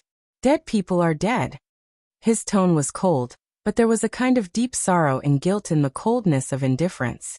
Ning Ziyuan's mouth moved. He couldn't see the black shadow's face clearly, so he didn't dare to look at it for a moment. I'm sorry. The general opened his mouth and said in a dry and hoarse voice, I'm sorry for what I did to you. That year, it was my decision for the overall situation. The black shadow shook his head and said in a low voice, if you have the chance, say thank you to Qianqing for me. Ning Ziyuan shook his head with a bitter smile and said nothing more. I'll take the list with me. The black shadow stood up and waved the list in his hand. Someone wants me to say thank you to you. Who? Ning Ziyuan's eyes suddenly froze. Anyone. This thank you, everyone should say it to you. You have no qualms about it. In the indifferent words, there seemed to be light faintly shining into the hall outside the window. The darkness in the living room receded, and the black shadow holding the list had completely disappeared. Ning Ziyuan sat where he was, and the general rank shone with a majestic golden light in the night. He sighed deeply, tired and powerless, like a statue full of cracks. At the same time, Yuzhou, Diaoyutai State Guest House.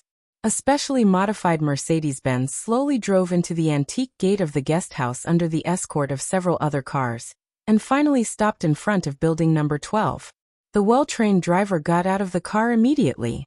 After instinctively looking around, he bent over and opened the door of the back seat.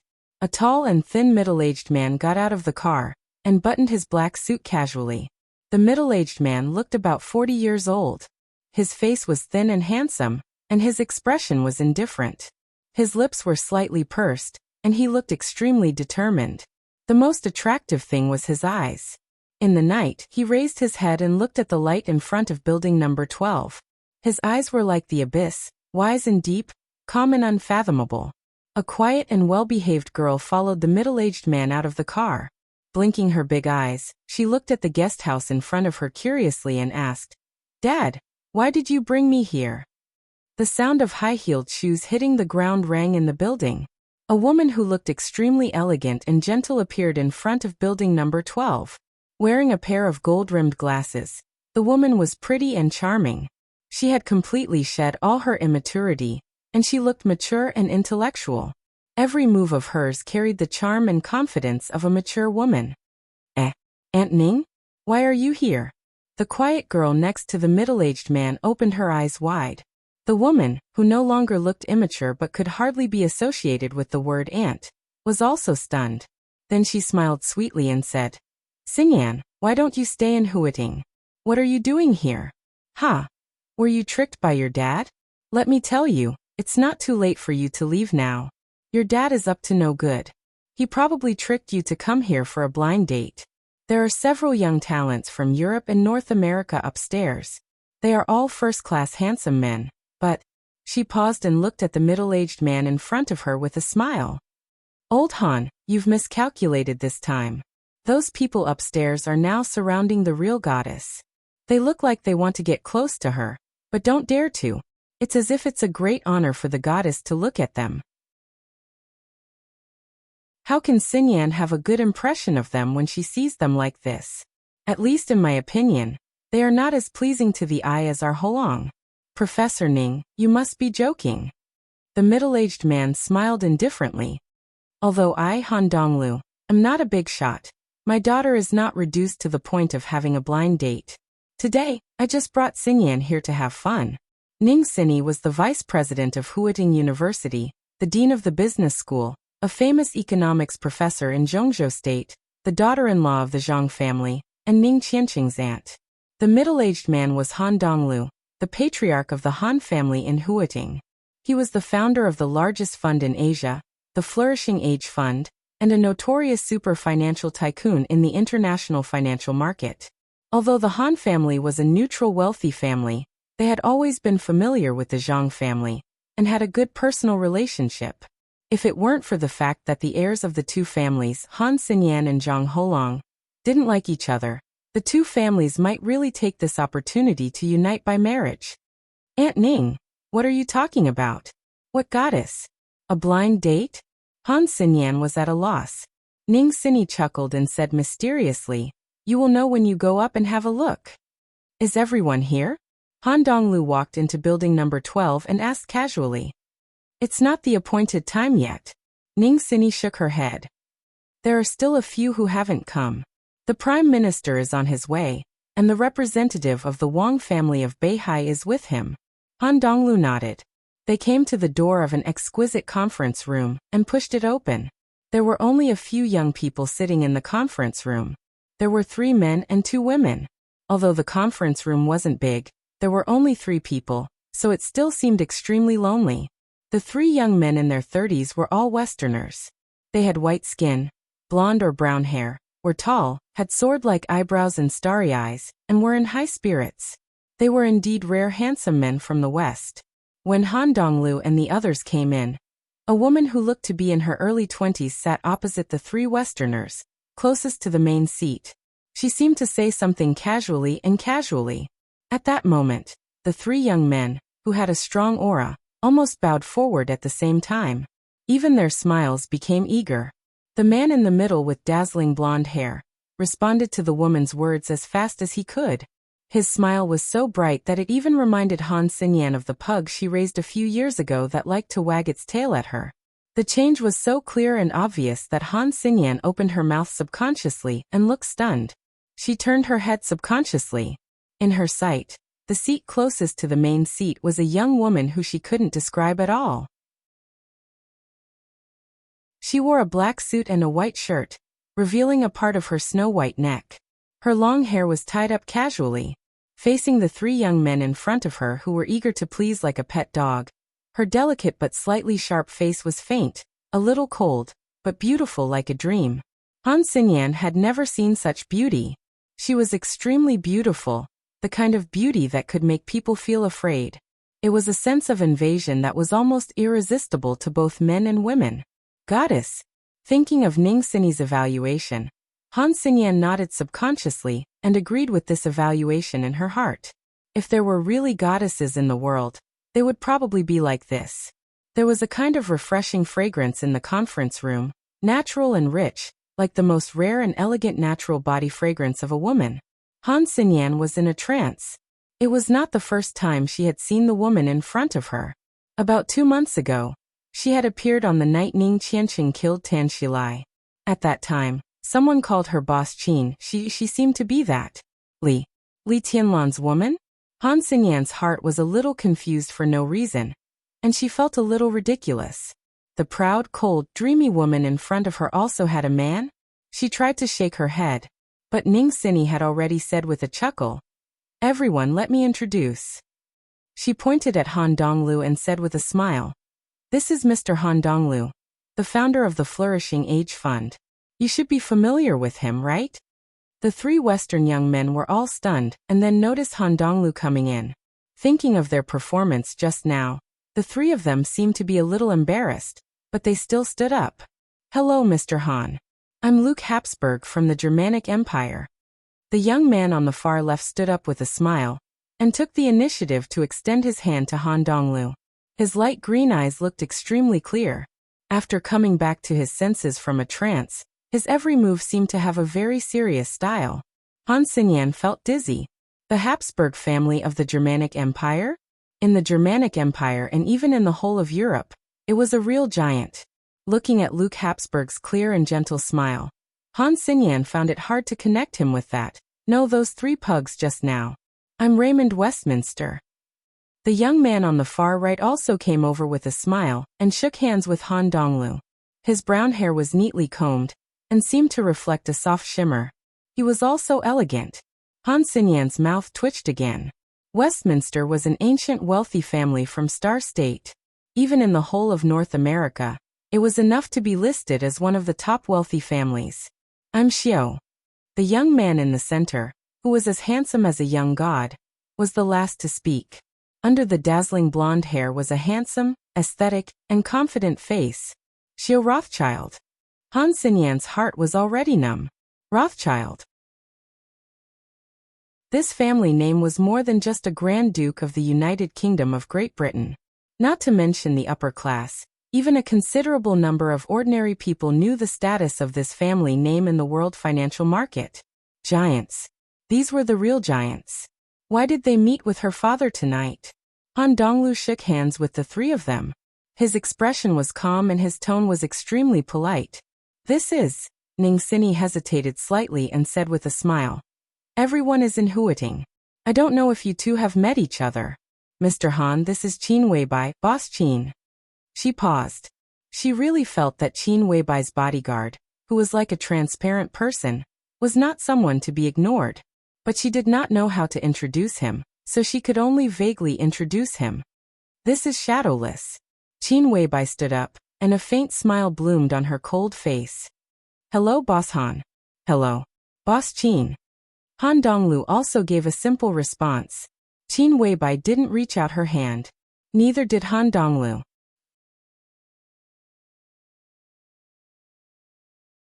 Chapter 187. Escape. All the way to the north. He didn't know where he was. He had been chased for many days, and he spent most of his time struggling and running. It didn't matter where he was now, because Gu Hanshan only knew that he was still in East Island. About a week ago, he passed by the city where he needed emergency supplies. Now he was probably fleeing to the northeast. Other than that, he knew nothing, and he didn't care to find out anything. Zhongjing Icehouse Jubin Nara Ninghu.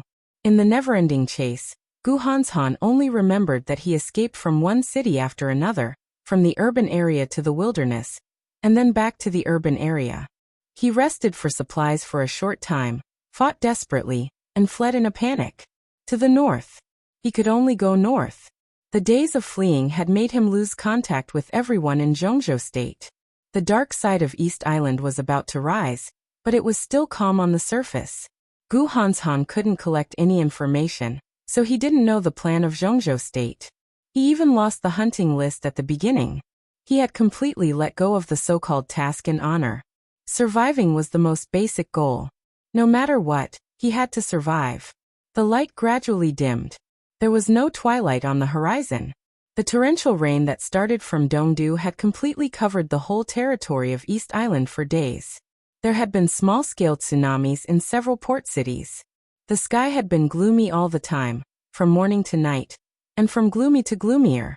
In his sight, the undulating barren mountains continued to spread at the end of his sight, and he couldn't see the end. The sky was getting dark, and the whole mountain range seemed to be faintly showing a hint of gloom and horror. The torrential rain fell from the sky, accompanied by the strong wind. Endless weeds rose and fell, and the midsummer air became cold in the rain. There was no light around. Night was coming. Darkness was coming. Desolate, cold, gloomy, and dark. Under the storm, the whole world seemed to have come to an end. Everything in sight seemed to be emitting a kind of doomsday brilliance. Gu Hanshan also seemed to be a little powerless. In the weeds that were half a man's height, he lowered his body, took out a compressed biscuit, tore it open, and stuffed it into his mouth. He swallowed it along with the rain on the horizon. The chase had been going on for nearly half a month. He had been injured several times and fought several times. His supplies had long been used up. Some medicine that could temporarily increase his combat power, medicine that could heal his injuries, and medicine that could replenish his physical strength had been used up about a week ago. Even the compressed biscuits he had now were looted from a supermarket when he risked his life to rush into Changya a few days ago. The tragic thing was that the supplies that were looted from the supermarket were now all used up. It was not that Gu Hanshan had not thought of rushing into the city to do something big, but after thinking about it, Gu Hanshan gave up his plan. What could he do if he rushed into the city? At most, he would only be able to control some unimportant hostages, but he would have to risk being discovered by countless people. Zhongzhou State was plotting against East Island. Now every city in East Island was closely monitored by the top. Gu Hanshan could even be 100% sure that once he went to the city, his whereabouts would be exposed within half an hour. At that time, even if he controlled more hostages, so what? In the battle of the Dark World, hostages were never the most important. Only some barren mountains with complicated terrain were the best route for him to escape. But he was not desperate in a desperate situation. In the dark storm, Gu Hanshan's figure was hidden in the grass, and he swallowed the last bit of food in his mouth expressionlessly. The deep exhaustion and weakness almost seeped out from his bone marrow. Gu Hanshan felt that he would fall down at any time. The darkness filled the sky. Between reality and illusion, he also felt that his eyes went black for a while. He shook his head hard, sat up in the grass, and began to meditate. Meditation was the fastest way to recover spirit. Gu Hanshan had the heavenly king heart. When he entered the meditative state from the silent state, his speed was completely incredible. Because of this, he had enough willpower to drag his tired body to run for so long. And he even had a slight breakthrough in martial arts. But as time went by, Gu Hanshan had more and more clearly understood that it seemed that this kind of persistence was coming to an end. The hunt from the superior of the half-step invincible realm was getting fiercer and faster. No matter how fast he ran and how sensitive he was to danger, this was East Island after all, and the opponent could use countless resources to lock his position immediately. 3 days. 3 days at most, and then he might really be at the end of his road. He meditated for less than 10 minutes. Gu Hanshan had opened his eyes quickly. He sat up in the grass, lowered his body, and started to move forward toward the endless mountain range ahead. 10 minutes of rest was luxurious enough, and it was also risky enough. 3 hours ago, he escaped from Tengu, the superior of the half-step invincible realm, who was chasing him. 20 minutes ago he got rid of him. During this time, it was enough for the opponent to lock his position again. But Gu Hanshan had to stop. He really couldn't hold on any longer. The footsteps in the grass were getting faster and faster. Suppressing the feeling of blackness and dizziness, Gu Hanshan clenched his fists and went all the way north. He couldn't determine his specific location now, but he could roughly understand that after crossing the endless mountain range in front of him, and continuing to go forward for dozens of kilometers, he should be able to reach Toyama or New Island. As long as he was careful enough, he could take a boat from any port in these two places, and continue to go north to the south of Beihai Province in Zhongzhou State. Although the Wang family of Beihai and Kunlun City weren't on good terms, with the former's magnanimity, he wouldn't run into trouble if he fled there. As long as he went ashore in Beihai Province, he would be safe. But this time, the task and the competition with Wang Shengxiao, Gu Hanshan didn't bother to think about it. Speed up. Climb the mountain. Gu Hanshan clenched his teeth and moved faster and faster. In the heavy rain, thunder rolled across the sky, and the mountains seemed to be trembling in the thunder. Pale lightning flashed across the dark sky. The crisis was like an exploding tide, shrouding Gu Hanshan in an instant. There was no time to think. The blazing, solid bright fire instantly covered Gu Hanshan's whole body. The flames surged wildly. The moment the fire lit up, his body rushed forward. At the same time, a large piece of blue lightning fell directly from the top of Gu Hanshan's head. The large piece of fire was smashed by the lightning, splashing sparks and falling on the grassland soaked by the wind and rain. The water vapor was evaporated in an instant, and the wild grass burned wildly. The bleak night was illuminated by the warm fire. In the fire, Gu Hanshan's firm face seemed to be pale and transparent. Heavenly Hound, the left advisor of Wuji Palace, who took action as soon as the thunder sounded, floated in the air expressionlessly. A large amount of lightning swayed around him. Standing in the air, he looked mysterious and powerful, but his face was abnormally pale. Countless bolts of lightning struck the fire on Gu Hanshan's body, and the fire grew. Finally, when the fire disappeared, the lightning in front of Heavenly Hound also disappeared at the same time. Only the sparks that fell on the ground were still spreading rapidly.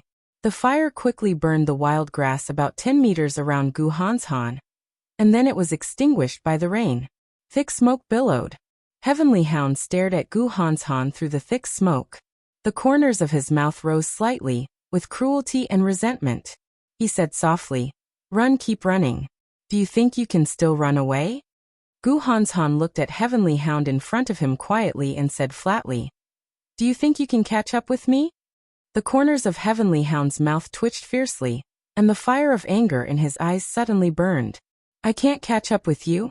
If I wanted to kill you, you could have died at least 10 times in so many days. The young heavenly son of Zhongzhou State? Oh bullshit." Gu Hanshan was expressionless and did not speak. He knew that Heavenly Hound was telling the truth. So what if he was a young heavenly son? The realm gap between them was so huge that it couldn't be made up. If Heavenly Hound didn't want to catch him alive, Gu Hanshan would have died long ago in the continuous pursuit. In the isolation of the fire and the thick smoke, Gu Hanshan seemed to squint slightly, and a strange light flashed in his eyes. He didn't bother to think why Heavenly Hound wanted to catch him alive. There were only a few reasons. He wouldn't be so arrogant to think that he was the best in the world, but he had never belittled himself. His talent and his identity were enough to make him one of the most important people among all the people from Zhongzhou State who sneaked into East Island this time. This kind of importance was undoubtedly a bargaining chip in the eyes of the people from East Island. Once he fell into the hands of the people from East Island, he would become a very important bargaining chip in the hands of East Island. At that time, East Island would have enough confidence to use him as a bargaining chip to negotiate with Zhongzhou State or trade with Kunlun City. Gu Hanshan took a deep breath. He suddenly felt grateful for his identity, and it was precisely because of this identity that he could seize the opportunity.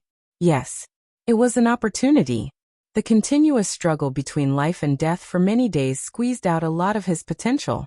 Gu Hanshan, who was already at the peak of the fire-flaming realm, finally made further progress. Although he didn't completely enter the thunder-shocking realm, he had half of his foot in that realm. The gap between the half-step thunder-shocking realm and the half-step invincible realm was still huge. But Gu Hanshan had the core of Kunlun City's 10 skills of true martial arts, especially the 9th secluded impasse. That move could be regarded as the pseudo-domain in the invincible realm. Gu Hanshan was barely able to use it when he was at the peak of the fire-flaming realm. After he reached the half-step thunder-shocking realm, he had a deeper understanding of this move. In fact, after such a long pursuit, almost all the injuries on Heavenly Hound were caused by Gu Hanshan in the pseudo-domain of the 9th secluded impasse. Superiors of the half-step invincible realm could also vaguely form pseudo-domains. But in terms of domains, the inheritance of 10 skills of true martial arts was far better than that of Heavenly Hound. Heavenly Hound's pseudo-domain only existed a little longer than that of the 9th secluded impasse. But at the moment when the pseudo-domains of the two sides collided, Gu Hanshan would rush up and fight with Heavenly Hound several times without hesitation. That was a way of fighting in which both sides would suffer, or even perish together. Heavenly Hound didn't want to die, so he could only get injured in defense. In half a month, Heavenly Hound was consuming Gu Hanshan's physical strength and willpower, and Gu Hanshan was also consuming Heavenly Hound's state. There was another move, the 9th secluded impasse. Gu Hanshan narrowed his eyes slightly, and there seemed to be some hesitation in his eyes. Based on the current state of both sides, once the 9th secluded impasse appeared, Gu Hanshan had at least a 40% chance to kill Heavenly Hound, and a 20% chance to retreat with serious injuries.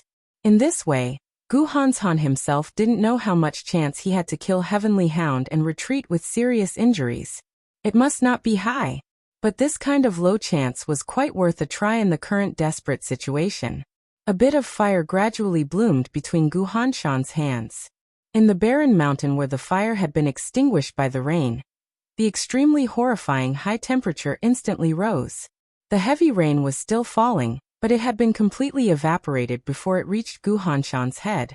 That bit of fire spread slowly and elegantly, enveloping Gu Hanshan's palm, and then covering his right arm. Gu Hanshan still looked at Heavenly Hound calmly. Faint but extremely strong killing intent had risen and diffused with the raging fire, spreading between heaven and earth.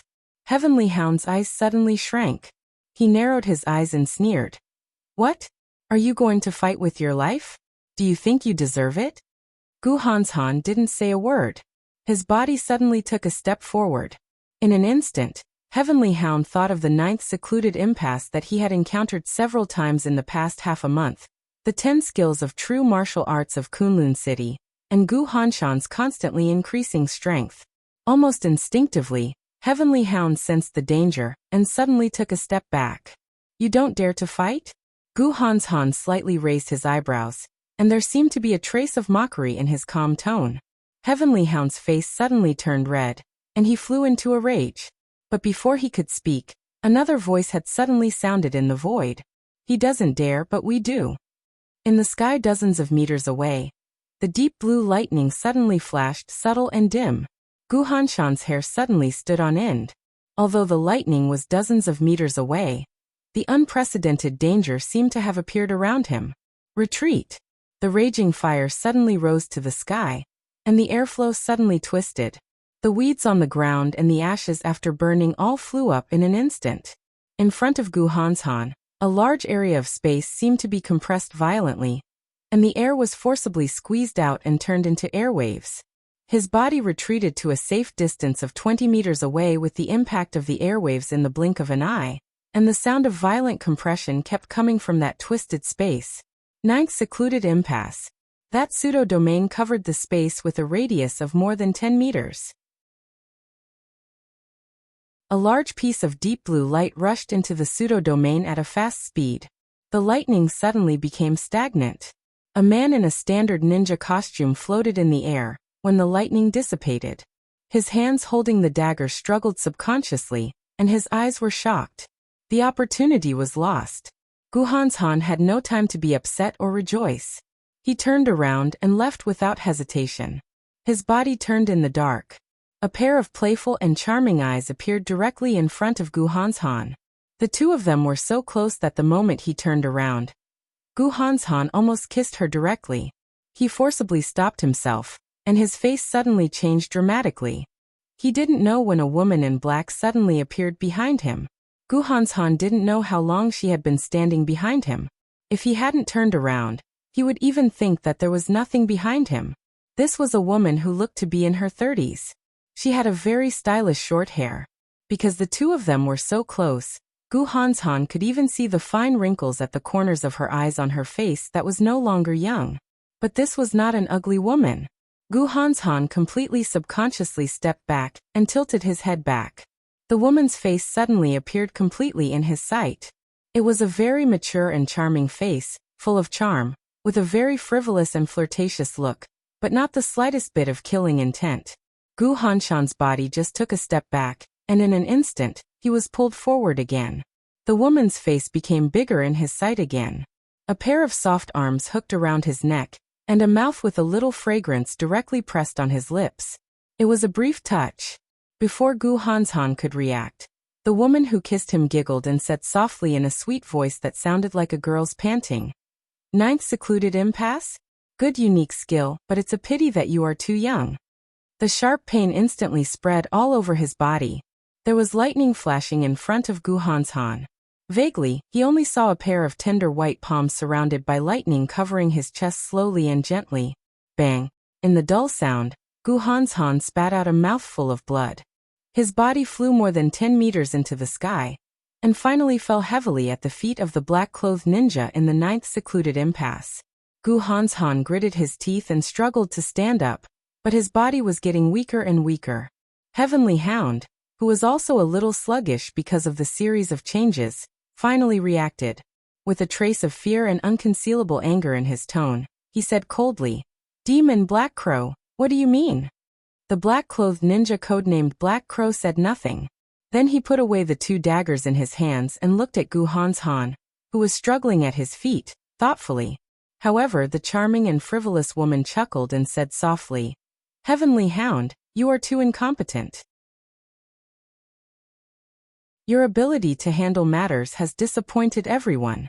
So, Liuhua Palace will take over the task of hunting Gu Hanshan." Demon, the deputy palace master of Liuhua Palace in East Island, was one of the top ninjas in the whole Dark World, and a superior a half-step to Invincible Realm. And Black Crow, who acted with her, was the top superior ninja of Liuhua Palace. His strength was close to the peak of the thunder-shocking realm, so he could not be ignored either. Incompetent. If it weren't for you guys, I would have caught him in one day at most. You guys are. Heavenly Hound was completely furious. Gu Hanshan was also a very important figure in Zhongzhou State. He was known as the Young Heavenly Sun. Catching him was definitely a great achievement. At the same time, he was also an extremely difficult young opponent. Heavenly Hound had chased him for so long. Seeing that Gu Hanshan couldn't hold on any longer, Liuhua Palace suddenly jumped out to take his credit, and said that he was incompetent. Heavenly Hound almost fell from the air. His body trembled violently, and he stared at Demon, who was smiling charmingly, and gnashed his teeth. However, before he could finish speaking, Chimei had already interrupted him coldly. One day? Does Wuji Palace have no concept of time? Heavenly Hound, how chaotic is East Island now? One day? Humph, maybe in half a day, the special warfare system of East Island will be dismantled by those superiors from all over the world. His Highness Miyamoto, even the imperial family, and the office of the Prime Minister can't tolerate your incompetence anymore. Otherwise, Black Crow and I wouldn't have taken action. Do you think we are willing to take your credit? His Highness Miyamoto, the imperial family, the office of the Prime Minister. Heavenly Hound's face changed from red to white, and he was so embarrassed that he wanted to hide himself. No matter what, I chased him here. Even without you guys, he can't run away. Demon, give me Guhanshan and let me take him back to Wuji Palace. Then, I'll forget what happened tonight. Heavenly Hound kept silent for 5 minutes and then slowly said, Wuji Palace? Demon smiled softly and shook her head. I think he's more suitable to be a guest in Liuhua Palace. Heavenly Hound raised his eyebrows. Before he could say anything, another abrupt voice rang out. We think he's more suitable to go to Changdao. It was perfect Chinese. Demon's smile froze, and her face suddenly changed. She screamed, Black Crow. Her words were hurried and high-pitched, but it was too late. A bone-chilling sword intent suddenly spread all over the barren mountain. The sword intent was surging and condensing. The sword momentum was silent. The wild wind in the air suddenly blew violently and turned into a storm. All the weeds around were swept up into the sky, flying messily. The turbulent airflow surged wildly. Demon closed her eyes subconsciously. Everything happened in the blink of an eye.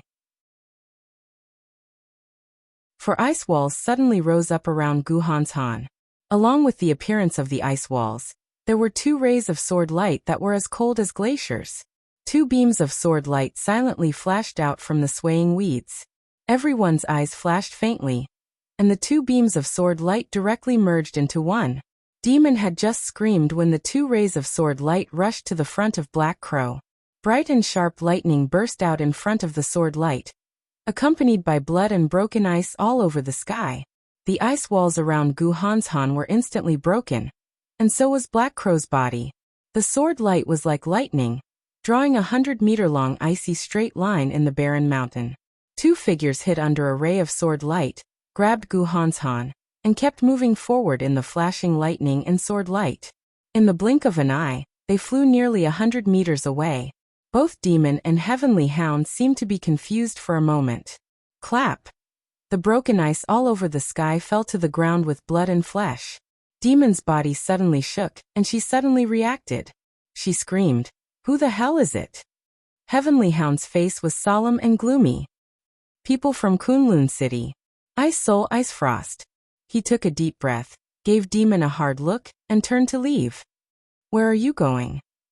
Chimei let out a shrill scream. Back to Wuji Palace. Heavenly Hound said coldly. If you are not afraid of death, go after him. Demon gritted her teeth and looked at Heavenly Hound's back motionless. Ice Soul Ice Frost. These 2 code names might be a little strange in the dark world, but if they were combined, they would be really well known. Kunlun City. Ice Soul and Ice Frost Sword. They might be the most famous pair of twin brothers in the dark world. Both of them were only superiors at the peak of the thunder-shocking realm. But they had the sharpness that made most superiors of the half-step invincible realm retreat. Demon's eyes flickered for a while, but she didn't go after them. After all, like Heavenly Hound, she didn't want to die.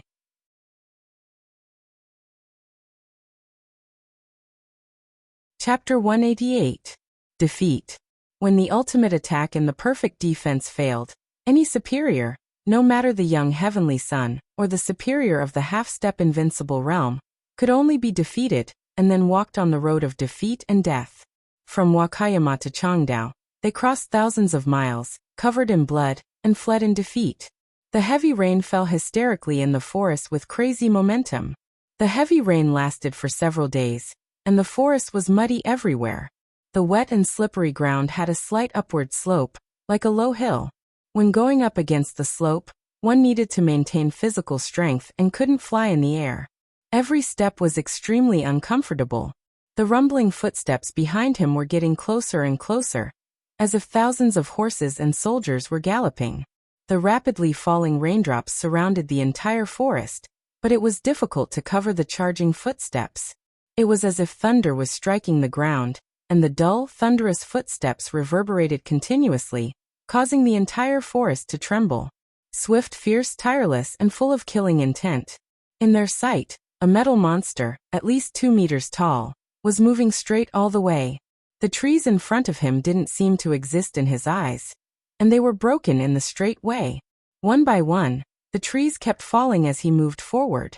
The clear cracking sound of tree trunks broke through the sound of the rain, and now it was particularly ear-piercing. Damn it again? Doesn't this monster have any weakness? In front of the forest, Wang Shengxiao, the heir of the Wang family of Beihai, known as the strongest expert of the young generation in Zhongzhou State, looked at the tall figure rushing toward him. The corner of his mouth twitched slightly, and he finally couldn't help but swear. This young prodigy, who was gentle most of the time, had a pale face. His clothes were tattered, dirty, and stained with mud and blood. He looked like a beggar, but his mental state was not bad. At the very least, when he cursed, he was full of energy. If he really had a weakness, he wouldn't be the leader of the Kusanagi force. A woman in black stood beside Wang Shengxiao and said in a flat tone. Black seemed to be the woman's biggest feature. She wore black clothes, black shoes, black hair, and even her skin was dark. The woman wasn't beautiful because her appearance was too plain, and it was hard to tell her age. This was a woman who wouldn't attract attention anywhere, but she had a pair of extremely weird eyes. Black eyes. Her eyes were huge, but there was no white in her pupils. They were all black, and a faint luster flickered in her pupils. They were dim and gloomy, like a malicious spirit, making people shudder. She stood quietly beside Wang Shengxiao, watching the metal monster approaching, motionless. Run. They were indeed running, but running in front of this monster was a joke in this kind of weather. This was a monster that had been modified to the point where it was no longer human. It knew no exhaustion, never gave up, and had absolute defense and attack power. In this kind of environment, running away with their backs facing it was equivalent to seeking death. The woman narrowed her eyes, which were so creepy and chilling. She looked at the metal monster that was getting closer and closer. Her dark face was abnormally pale, and even a little blue. She looked extremely weak. In such a state, no one could tell that she was a top master in the dark world. Black pupil from the Wang family of Beihai. Within the Wang family of Beihai, which was full of experts and had a deep foundation, her strength might not be at the top, but she was very close to it. An expert who was extremely close to the half-step invincible realm, even if there was no room for improvement, would be the top existence in any superpower. Energy. A deep voice suddenly sounded, calm and hoarse. A middle-aged man who looked like he was in his 40s stood on the other side of Wang Shengxiao. From his position, he was even a little closer to Wang Shengxiao and Black Pupil. That was the position where he could withstand the most attacks and fight back first. Once the battle broke out, he could minimize the attacks on the two people behind him. The man was a little short and fat. The expression on his round face was calm, but there seemed to be lightning flashing in the depths of his eyes. He looked calm and intense. Closer, closer and closer. In the heavy rain, the metal armor on the metal monster that was rushing toward them had begun to deform slightly. Almost in the blink of an eye, it changed from the charging form to the fighting form. The muzzle on the shoulder, the saber on the arm, and the gun barrel on the finger were exposed one by one. 50 meters. 30 meters. The rain hit the armor crazily. The armor made of special alloy shone with a cold and sharp light, with a smell of death. 20 meters. The man suddenly reached out and whispered, "Young master, the sword." Without hesitation, Wang Shengxiao directly threw the broad-bladed heavy sword that weighed more than 50 kilograms to the middle-aged man in front of him. The sword was named Firmament. The middle-aged man's code name in the Wang family of Beihai was also Firmament. It was not a coincidence that he had the same name as the sword. Wang Shengxiao, who had the wind and thunder veins, held the firmament sword, and Firmament himself was Wang Shengxiao's guardian since childhood. He was the top expert of the half-step invincible realm. Even in the Wang family of Beihai, in terms of combat capability, Firmament could be ranked in the top 5. The heavy greatsword slashed through the air, bringing with it a dull whistling sound. Firmament's fingers bent slightly. In the airflow, the sword hilt fell directly into his hand. In an instant, Firmament's eyes stood up, and the lightning flashing in the depths of his eyes burst out without reservation. Firmament held the firmament. The rain all over the sky suddenly quieted down. The pseudo-domain of the superior of the half-step invincible realm spread out in an instant. An extremely violent sword intent suddenly burst out from the sword tip of Firmament and rushed straight into the sky. After the metal monster put on the armor, his body, which weighed at least 1,000 kilograms, suddenly slowed down in the pseudo-domain. But the weapons on his body were completely ready for battle. The heavy rain all over the sky stopped for a moment, and then became violent in an instant. The crazy raindrops gathered in front of Firmament without any pattern. The dazzling lightning burst out from his body and mixed with the rain, directly forming a huge water ball with lightning flashing and expanding in front of the 3 people. At the same time, all the weapons on the metal monster were aimed at Firmament and the other 2 people. Boom! In the dull roar, the huge body of the metal monster paused. The armor on both sides of his legs and arms suddenly emitted a large amount of gas. Under the full operation of the thrusters, his whole body completely ignored Firmament's pseudo-domain and completely approached the water ball that enveloped the 3 people. Fierce gunshots suddenly rang out. On the metal monster's gloves, every gun barrel was madly spitting out tongues of fire. The rain-like bullets splashed on the water ball around Firmament, bringing a large amount of ripples with lightning. His 2 arm blades had directly pierced into the water ball under the huge force. This was a confrontation between technology and force. There was no communication, no testing. The moment the 2 sides approached each other, they went all out to fight to the death. The swollen water ball suddenly shrank the moment the arm blades pierced it, and then it expanded again. A soft but irresistible force pushed the huge body of the metal monster back more than 10 meters. Dense bullets rang through the forest. Firmament took a step forward with the heavy sword in his hand. The sword of Holy Path from the Wang family of Beihai. Without a sound, the whole forest became a world of pure lightning and water. The condensed sword intent instantly burst out in the most thorough and crazy way. This was a sword that completely disregarded any consequences. It pressed forward and swept everything in its path. The air was clearly twisted into ripples visible to the naked eye. With the lightning and water, the completely explosive power spread in all directions with Firmament as the center. Lightning shot and water filled the air. In the surging sword intent, the armor on the metal monster's body gradually deformed, and his body kept retreating. The air ripples full of water and lightning hit him again and then swept into the distance, destroying everything around him. After a moment that seemed to last for an eternity, everything in the area of hundreds of meters around Firmament turned into dust. All the grass and trees had completely disappeared. The ground mixed with the rain became unprecedentedly smooth and flat. Standing on the mirror-like ground, Firmament took another step forward. Blood flowed down from the corner of his mouth, but his eyes became more and more excited. He raised the huge sword slightly, and the second sword strike was about to cut the sky and the earth. In his sight, the armor of the metal monster, who had retreated dozens of meters, had deformed slightly, and the red light flashed in his eyes. Firmament moved forward. He also took a step forward. No fear, no pain, no fatigue. This was the highest achievement of East Island in transforming people, and also the most terrifying war machine. Wang Shengxiao had already turned around and retreated with black pupil. They had experienced similar scenes several times in 5 days. In terms of strength, the metal monster with the codename Captain was definitely no match for Firmament. But it was one thing to beat him, and it was another thing to kill him. Captain, who was wrapped in armor, didn't need anything at all. Even if Firmament, a superior a half-step to invincible realm, attacked with all his strength, he could only deform the armor. The armor was made of special alloy, and with some anti-impact materials, Captain in this state could be said to be a real combination of attack and defense.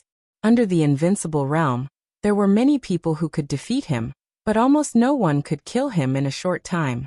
He was a pure monster. After Wang Shengxiao went missing, Firmament and Black Pupil went to East Island to rescue him. But no one expected that Wang Shengxiao met this monster. The two met Wang Shengxiao 5 days ago, and the change was not big. Before, Wang Shengxiao was being hunted alone, but now, the three of them were being hunted together. Firmament and Black Pupil brought a lot of supplies and news from Zhongzhou State. After all, Firmament was a superior a half-step to invincible realm. Even if he couldn't kill Captain, his extreme outbursts could completely suppress him and consume most of his energy. So, after the three of them gathered together, facing Captain's pursuit, there was no danger. But being chased for hundreds of kilometers, even if there was no danger, it was still a pain in the ass. The heavy sword blade was raised. Firmament didn't look back, but his sharp eyes were filled with extreme determination. They were less than 50 kilometers away from Changdao. After entering Changdao, they could gather with the elites of Zhongzhou State as soon as possible. Under normal circumstances, the 50 kilometers was enough for Captain to replenish his energy and chase again.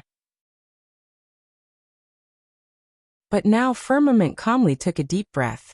He drew back his arm that was holding the sword. Looking at Captain who was rushing toward him again, he suddenly raised his arm and held the sword to the sky. Boom!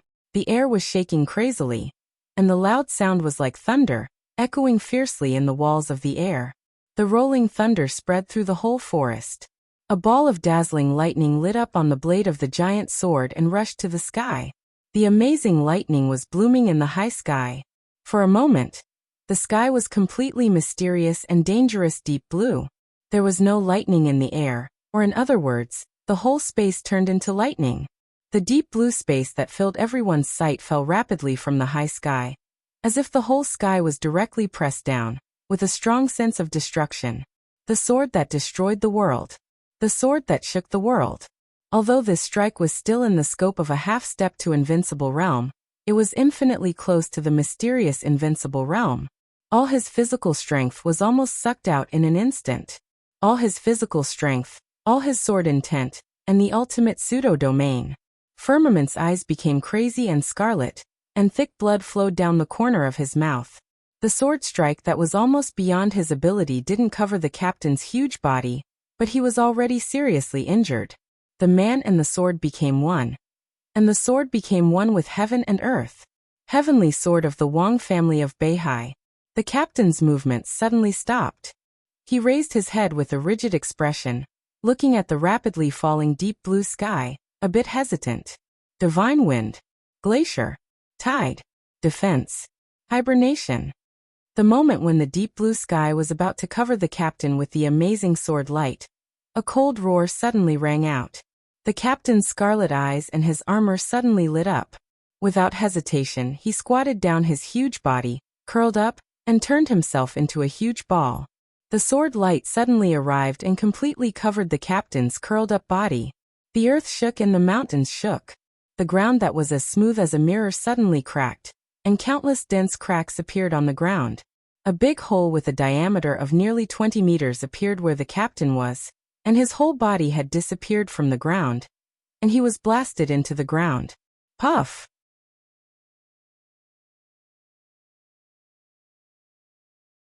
Chapter 189. There's one more chapter ahead. 2 chapters in a row. Firmament's expression was still calm, but there was bitterness in his eyes, and even the will to die. No one knew better than him how powerful the sword strike, that was infinitely close to the invincible realm was. Under normal circumstances, that sword strike couldn't kill Captain, but the sword he forcibly drove at the cost of being seriously injured was enough to make Captain use up all his energy, and even make his damage reach more than 50%. Once this sword strike was used, Captain would not be able to chase after them in the future, and he could even directly withdraw from the Battle of Changdao this time. But at the most critical moment, someone modified Captain's order and forced him to enter the dormant state with the strongest defense. In this state, not to mention the damage of Captain, the most important thing was that the person who modified Captain's order was now approaching this battlefield quickly. After days of hunting, Captain was finally not alone, and he had a helper. The person who could control Captain's order, even if it was temporary, must have a high status and strength. Captain was unable to fight anymore, but with a strong enemy on the side, he could only continue to escape. Oh, Firmament! A burst of playful and surprised laughter suddenly sounded in the air. Two figures suddenly appeared in front of Wang Shengxiao, and the other two. Long time no see. I'm really surprised to see you here. Ah, and Ms. Black Pupil. What a surprise! Well, Mr. Wang Shengxiao's strength also surprised me. You're indeed the young heavenly son of Zhongzhou State. Haha, you three look a little embarrassed. If you don't mind, I plan to invite you to Dongdu as guests. I wonder if you have any objections? The lightning fell and dissipated.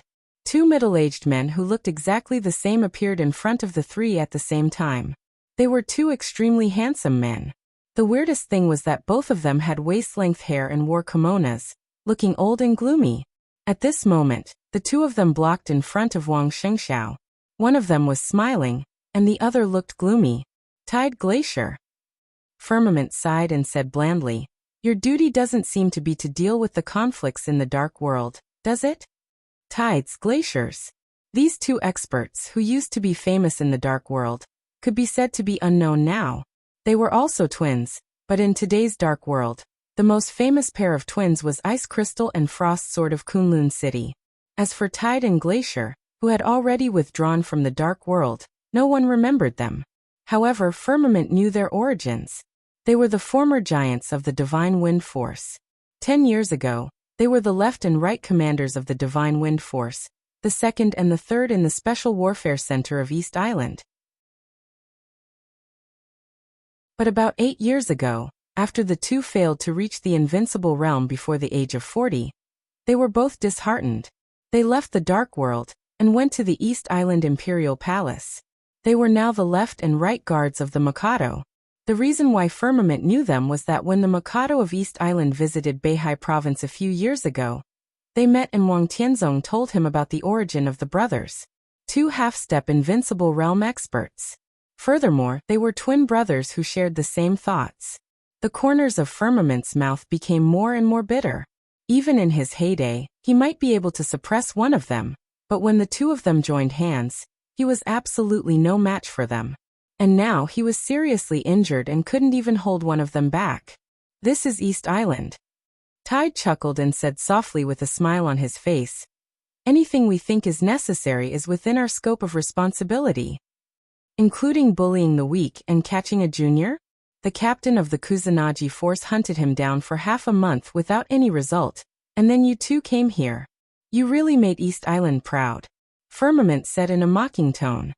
Although the captain still has a human mind, in the process of transformation, the sharpness of his mind will inevitably decline. Now he's very stiff. Tide sighed and said with a smile, "East Island's current scientific and technological power is far less than that of Zhongzhou State. If we could also develop something like the Four Spirits armor, we would also choose a real person to lead the Kusanagi force. But unfortunately, we can't do that." Firmament narrowed his eyes, forcibly suppressed his serious injury, and started to increase his strength desperately. Tide didn't seem to mind his dying struggle. He continued, "In fact, if time permits, we don't mind if the captain continues to play with Mr. Wang Shengxiao. Anyway, he will be caught sooner or later. But now time doesn't permit it, and neither does the situation. You three are too close to Changdao, so we came here. His Majesty the Mikado thinks it's not suitable for you three to go to East Island now. On the contrary, the Imperial Palace is the most suitable place for you. Mr. Wang Shengxiao is a very important person, we think. He's not the only important one. Gu Hanshan is also uncontactable. You've made a lot of secret deals with Kunlun City in recent years, haven't you? Catching him can also bring you greater benefits. And Ice Crystal Frost Sword has now arrived in East Island. Don't you want to meet him?" Firmament calmly interrupted Tide's words. "Firmament, are you insulting us? Ice Crystal Frost Sword? What the hell is that?" Before Tide could say anything, Glacier, who had a cold expression on his face, took a step forward and spoke in an eerie voice. He wasn't tall, and he was wearing a kimono.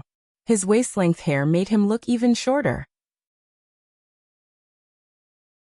However, as he walked forward, an extremely eerie killing intent gushed out from him, causing people to subconsciously ignore the fact that he wasn't tall enough. Firmament smiled and didn't say anything. He held the sword hilt tighter and tighter. The sword energy circulated around him and became more and more obvious. He knew why Glacier was so angry.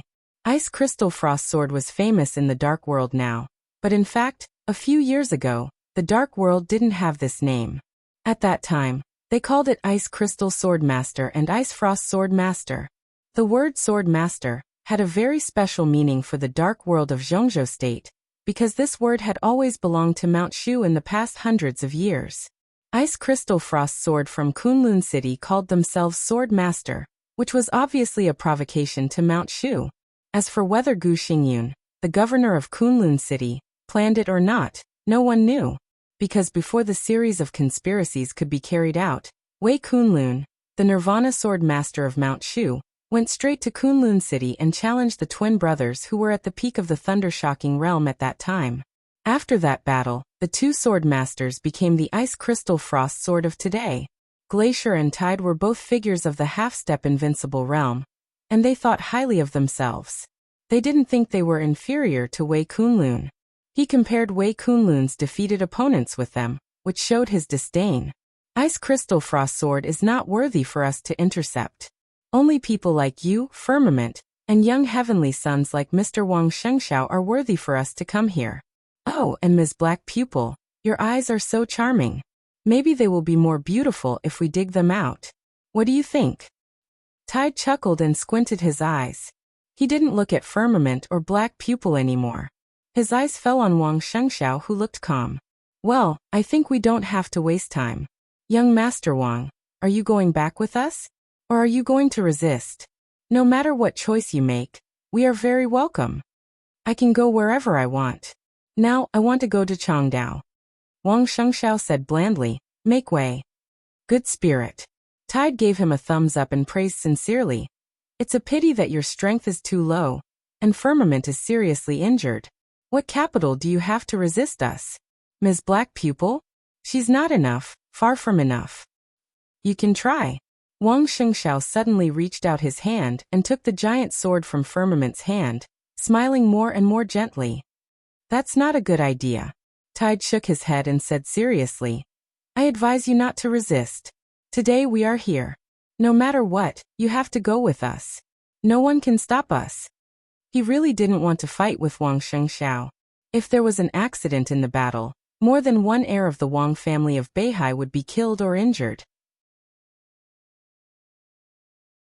For East Island, it meant tens of thousands of square kilometers of land rented by the royal family, which originally belonged to East Island. They can't stop you, but what about me? A soft and cold voice suddenly rang out from afar. A white dot suddenly appeared in the distance. When the voice rang out, the person was still far away, but as the voice fell, he had already appeared next to Wang Shengxiao. He was dressed in white, with an evil face and a cold temperament. A vague but deadly danger suddenly spread in the forest. It was as thin as a needle, but extremely sharp. Tide's pupils suddenly contracted. He stared at the man in white who suddenly appeared in front of him and said coldly, Who are you? My name is Daybreak. The man in white narrowed his eyes and looked playfully at Tide and Glacier, who looked like they were facing a formidable enemy. He said softly, You are no match for me, so they should go back to Changdao with me. Do you have a problem with that? Tide sneered and was about to say something. Daybreak said meaningfully again, A word of advice. If you say something, you will die. The night wind blew. Daybreak's soft tone revealed an indescribable weirdness and coldness, which made people's scalps numb. Are you friends? Tide stared at Daybreak and asked. He had never heard of the code name Daybreak, but he suddenly appeared here, and the vague sense of danger kept stimulating his skin all over. Tide was sure that this man in white with a weird background was at least a superior of the half-step invincible realm. And even if he was a superior of the half-step invincible realm, he should be a top-notch superior. For example, Azure Dragon Gongsun Chi of Zhongzhou State, Tribulation of Sai City, Saint of Samsara Palace, Firmament of the Wang family of Beihai. They were no match for such a person alone. But once they joined hands, It was hard to say who would win and who would lose. Tide clenched his fist, and the killing intent flashed in his eyes. No. Daybreak shook his head with a smile, but his eyes drifted for a moment. He said blandly, I was entrusted by someone. Someone asked me to bring them back to East Island safely. Who is it? Before Tide opened his mouth, Wang Shengxiao and Black Pupil had asked in unison. Samsara. Daybreak didn't seem to be on guard against a pair of twin brothers of the half-step invincible realm. He looked back at Wang Shengxiao with a smile and said in a soft tone, to be exact, it should be Li Tianlan. Li Tianlan. Wang Shengxiao just looked weird. But Black Pupil and Firmament's faces suddenly changed. Vaguely, they knew that there seemed to be another knot between Li Tianlan and the Wang family of Beihai.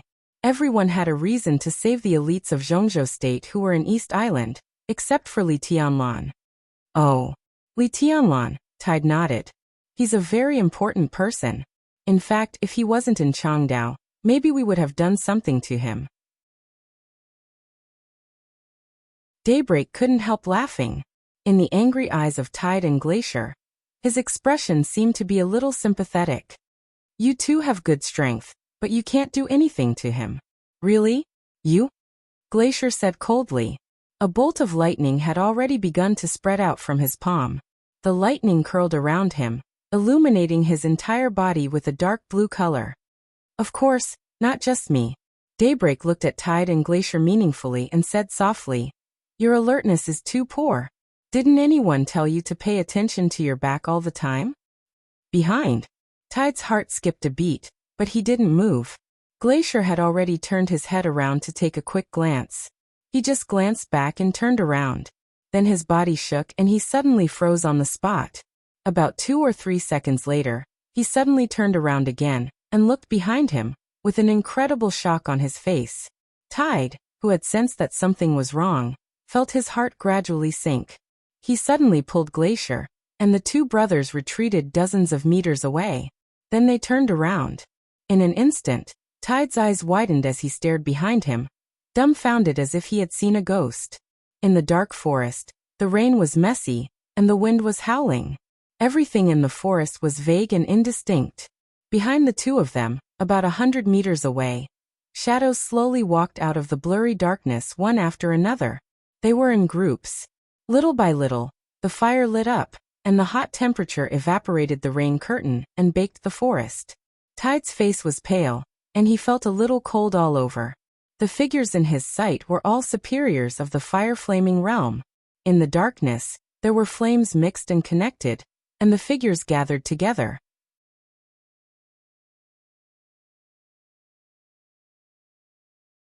Chapter 190. Once the chaos started, it obviously wouldn't stop in a short time. More and more superiors entered Changdao from different channels. The surprise attack on the outer defense line of Changdao on the first day wasn't the end. On the contrary, it was just a prelude. With the arrival of a large number of superiors from the Dark World, there were fights almost every day on the edge of Changdao. All the dark superpowers seemed to have reached a tacit agreement. Let East Island bleed first. Even if a large number of elites from East Island were trapped in Zhongzhou State. Even all the dark superpowers in the world started to gather in Changdao. But it was undeniable that this was still East Island's home ground. In a face-to-face battle, not to mention whether all the superpowers could unite, even if all of them gathered together, they might not be East Island's match. At the very least, even if they won, it would be a Pyrrhic victory, and every superpower would suffer heavy losses, which no one was willing to accept. Right now, most of the elites of East Island gathered in Changdao and set up defense lines around Changdao. How could the superpowers let go of such an obvious target? Almost at the same time, everyone started to attack the special warfare defense line around Changdao again and again. The intensive and frequent raids didn't even give East Island a chance to reorganize. The result of being tired of dealing with them was a real bloodbath and corpses everywhere. On the last day of June, the third day after Li Tianlan woke up, East Island, which had been holding the defense line, finally began to recognize the reality. The defense lines around them all withdrew into the interior of Changdao. The elites of East Island, who had been fighting with the superpowers of the Dark World for a long time, had started to gather and reorganize. Changdao, which had been fighting for many days, seemed to have calmed down, but the undercurrents were getting more turbulent inside. The elites of Zhongzhou state finally entered Changdao within 72 hours after Li Tianlan woke up, and they had settled down through the special channel of samsara. Led by the Azure Dragon of Zhongzhou state, Gong Sunqi, 600 elites of Zhongzhou state had also arrived in Changdao. East Island might have noticed it, or maybe not. But from the beginning to the end, since the dark superpowers entered Changdao, East Island had been silent. The silent undercurrent was surging in Changdao. Every minute and every second, the city seemed to become more and more depressed. A great battle was imminent, and it could erupt at any moment. The most oppressive and peaceful period before the great battle also became the rarest time for all parties to prepare. The underground organizations seized the time to mobilize their manpower and personally get into the situation to understand the current situation. The elites of Zhongzhou state were recuperating. The first batch of Zhongzhou state elites that entered East Island had nearly 2,000 people. After all of them arrived in Changdao, including the second batch of 600 elites, the total number of people was still nearly 2,000, and a lot of them were wounded, which showed how fierce the journey was. East Island, on the other hand, was integrating resources and collecting intelligence. There was no doubt that East Island had the most things to do, but they could do it with the power of the whole country, so they wouldn't be too slow. In the current situation, no matter which side was ready for the war, the Battle of Changdao that the whole dark world was looking forward to would break out completely. Therefore, everyone was very anxious. Li Tianlan was in a hurry to recover. Since he entered Changdao, this could be said to be the most peaceful period. After his accumulated injuries broke out completely in the Battle of Zhongjing, he had fallen into an unprecedentedly weak state. It had been nearly a week since the Battle of Zhongjing. Many wounds on Li Tianlan's body had healed, but the recovery speed of his internal injuries wasn't ideal. The huge vitality in the immortality potion could make him recover much faster than others. Together with the daily routine treatment, he only recovered less than half of his injuries in nearly a week. Li Tianlan was very clear about his current injuries. If he wanted to recover completely, it would take at least half a month, or even 20 days. The general trend couldn't be changed by his will. Now Li Tianlan could only hope that the final battle could come later, the later the better. The rainstorm that swept the whole of East Island hit Changdao 3 days ago. The crazy rain and the fierce wind raged between heaven and earth. It was midsummer, but there was no heat, so the whole courtyard was slightly cold and cool. In the antique pavilion, Li Tianlan stood quietly, looking down at the clear pool that was disturbed by the rain, with a gentle and calm expression. This was the only water feature in this courtyard. In front of the door of the villa in the center of the courtyard, there was a pool with a diameter of about 20 or 30 meters. The pool was deep, and there were hundreds of ornamental fish of different colors inside. The rainstorm fell messily in the clear pool, and the fish under the water kept surfacing and diving. The whole pool was shaking, full of ripples, but it couldn't turn over, just like Li Tianlan's ambition and desire that couldn't be stopped. The whistling wind took away the last remaining warmth in the pavilion. Li Tianlan, who wore a thin windbreaker, wrapped the lapels of his clothes and then stopped moving. In front of him was the pool, and behind him were tables and chairs. There was a pot of tea on the light brown marble table, and a few teacups were scattered on the table. There were a lot of cigarette butts in the ashtray in the middle. It seemed that not long ago, many people had a conversation in the pavilion. But no one knew how long the conversation had ended. The smoke in the pavilion drifted away, and the tea was completely cold. Li Tianlan stood quietly. His heart was restless with the wind and rain, but he looked calmer and gentler on the surface. Another group of fish jumped out of the water, and then fell back down. Li Tianlan's eyes, which were very focused most of the time, gradually became unfocused, as if he was in a trance. For the past few days, he had been healing his wounds, and he was also waiting for the opportunity that he didn't know would appear. It had been almost a month since he came to East Island. Fighting, blood, corpses, storms, fires, and thunder filled Li Tianlan's mind. But Li Tianlan still didn't understand the meaning of all this. Zhongzhou State and Samsara cooperated, and this plan could be described as a national effort, and they were still investing. East Island's special warfare elites were killed and injured, and Zhongzhou State also paid a big price. But what was the meaning behind all these battles? They killed people, but this was East Island. If East Island didn't perish, what was the point of killing some special warfare elites? Zhongzhou State and Samsara wanted the right to speak in the dark world of East Island. But now, no matter how he looked at it, Li Tianlan didn't see any possibility of yielding. Why did Zhongzhou State think that after this battle, these resources and territories of East Island would belong to them? Horsewoman said he would see the answer soon. But Li Tianlan still had no clue. His mind was a little messy. Li Tianlan's imagination ran wild, and his eyes became more and more unfocused. The storm hit Changdao and the pool in front of him. The weather was always gloomy and dark. Time seemed to stay still, and it was already half the afternoon. At a certain moment, Li Tianlan, who was standing quietly, suddenly focused his eyes. At the same time, a gentle and smiling voice rang out. "This place is nice." Li Tianlan's eyes flickered, and he turned around and said blandly, "It's really nice. You can live here if you like." This yard was the central area of the whole clubhouse. It was built in the mountains, and the clubhouse surrounded by mountains was quiet. In this well-protected yard, the quiet atmosphere was aloof from the world. Up close, there were lush grass, trees, and clear water. From afar, there were undulating mountains. This so-called top-end clubhouse in Changdao did have a kind of charm and style that made people forget the vulgar. This yard was arranged by Duke, and Saint didn't object when he saw it. Living in the most distinguished yard in this clubhouse, Samsara wanted to express something simple and complicated. After the elites of Zhongzhou State arrived in Changdao, Li Tianlan vaguely understood some subtle meanings. There was only one villa in the yard, but Li Tianlan didn't live alone. Several people from East Emperor Palace and Dongqing Rushi lived here for a few days. But most of the time, they were either meditating or resting and healing. They didn't have much time to talk. It was almost the same as if he was alone. "Forget it for me." The uninvited visitor smiled, and there was a kind of sincere kindness in his smile, which made it hard to tell whether he was sincere or not. "This is what Samsara did to elevate your status. What's the point of me living here?"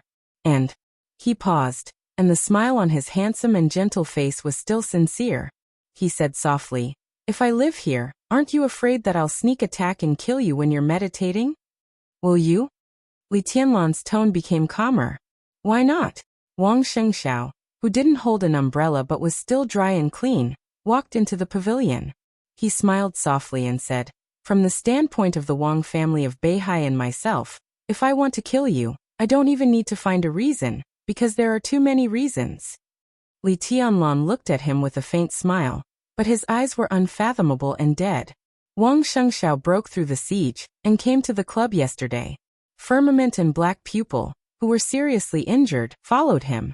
Li Tianlan hadn't seen any of them, but he roughly understood what was going on.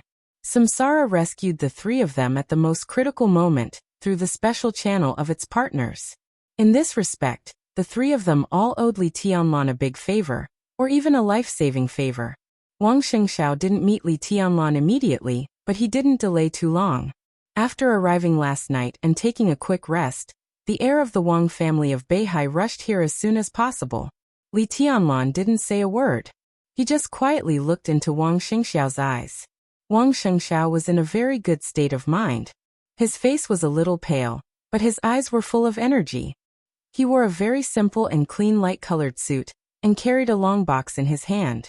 Although he said he wanted to kill him, he didn't mean to do it at all. "And if I want to kill you, maybe I've already done it?" Wang Shengxiao paused for a while, and said meaningfully, "I'm still alive." Li Tianlan's tone was calm. Facing Wang Shengxiao, his mind was actually a little complicated. But the conversation in this soft voice was not like a meeting between a brother-in-law and his brother-in-law. Li Tianlan, who had recognized the reality, naturally regarded Wang Shengxiao as an opponent, even an enemy. "As long as I'm alive, I'll know what you've done sooner or later." "Yes, you're still alive." Wang Shengxiao sighed softly, and his tone seemed a little complicated and weird. To be honest, this is what surprises me the most. You're still alive, and you saved me once. Is this your kindness to the Wang family of Beihai? Li Tianlan shook his head expressionlessly and said coldly, "You're Yuetong's brother." Wang Shengxiao looked at Li Tianlan in silence for a long time. After a long time, he handed the box in his hand to Li Tianlan and said with a smile, "There's a little misunderstanding between us. This is my compensation." "Nice stuff." Li Tianlan was a little confused. He didn't know what misunderstanding could there be between him and Wang Shengxiao. He took the box and opened it. An extremely ferocious and weird sniper rifle suddenly appeared in the box. The ferocious body of the gun showed a different kind of delicacy. It was black all over, faintly exuding a kind of scorching and death aura. It looked very familiar. Li Tianlan's pupils shrank. In an instant, cold and sharp killing intent was suddenly released from his body. "Good gun." He was silent for a while and said in a cold tone, "Of course it was a good gun. And it was a good gun that had almost killed him several times." Grim smile. The grim smile in Heavenly Calamity's hand. For a moment, all kinds of thoughts popped up in Li Tianlan's mind. "This is Heavenly Calamity's apology," Wang Shengxiao said softly. "I can fully represent his position. I hope the grievances between you can be resolved for the time being. Take this gun as a gift from him." Heavenly Calamity. Heavenly Calamity, who ranked 5th on the killer list in the Dark World, was from the Wang family of Beihai? The Wang family of Beihai was really full of experts. Li Tianlan sneered in his heart, but his eyes grew colder. He didn't ask about the specific relationship between Heavenly Calamity and the Wang family of Beihai. Some questions were not suitable to be asked. Sometimes, not asking could be considered as having some leeway. He touched the gun casually and directly returned the box to Wang Shengxiao. He said with a smile, "This gun is very powerful. I've seen it myself. But it's too expensive for me to accept. Give it back to him for me." Wang Shengxiao was obviously stunned for a moment. He looked at Li Tianlan's smiling face seriously, and then at his hand. Li Tianlan's expression didn't change at all. "Do you know what you're refusing?" Wang Shengxiao looked at Li Tianlan and asked in a serious tone. Li Tianlan's words and actions were equivalent to refusing the reconciliation of the Wang family of Beihai. How many years has it been since something like this happened? "He wants to kill me." Li Tianlan's expression was calm. He smiled and said softly, "I'll kill whoever wants to kill me. One gun is not enough. It's not impossible to solve this. I want Heavenly Calamity's head. If he's dead, I'll pretend that this never happened." Looking at Wang Shengxiao's eyes that suddenly became cold, Li Tianlan continued, "Samsara can also pretend that nothing happened." A smile gradually appeared on the corner of Wang Shengxiao's mouth. His tone seemed to be mixed with cold wind, piercing to the bone. The Wang family of Beihai doesn't accept coercion. Besides, Samsara may not be able to protect you in everything. Li Tianlan agreed and said straightforwardly, "We don't see eye to eye. That's it." He turned around and walked directly out of the pavilion. Decisive, straightforward, and indifferent. "Wait." The corner of Wang Shengxiao's eyes suddenly jumped. He gritted his teeth.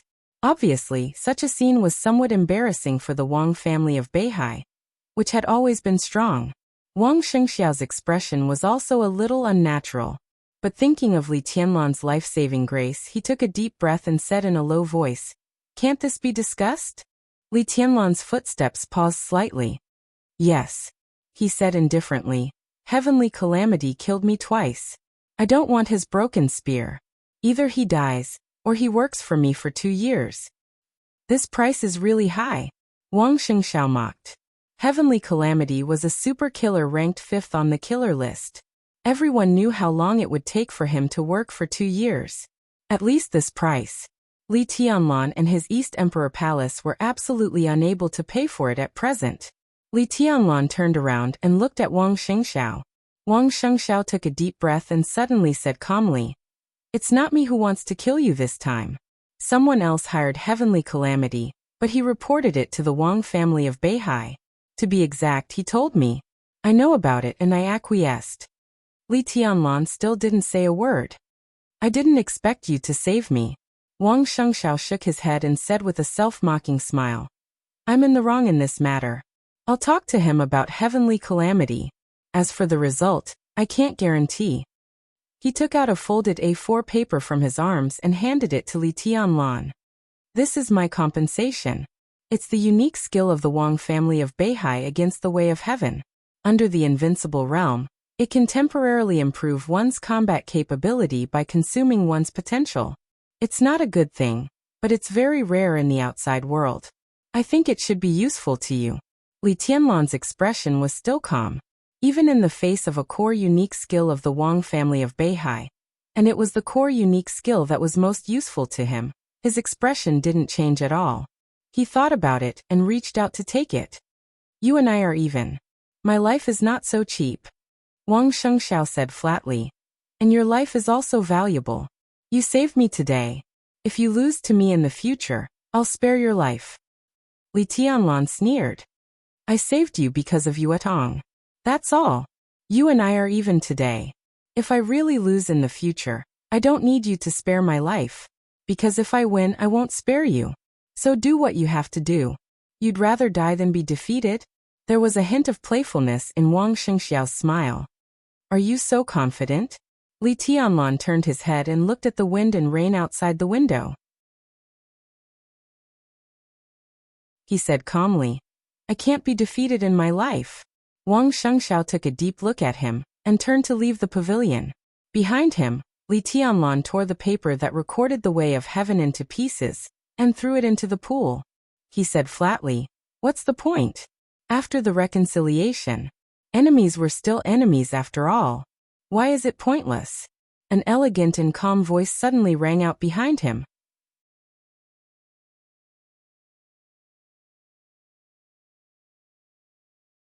Chapter 191.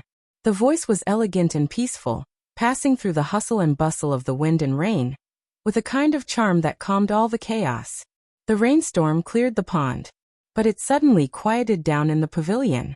The paper fragments that recorded the unique skills of the Wang family flew to every corner of the courtyard with the wind.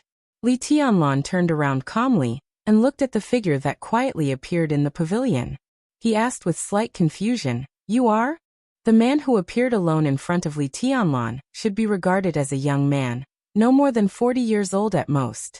He had very capable short hair and tight skin. His appearance was not particularly handsome, but he had a strong sense of firmness and toughness.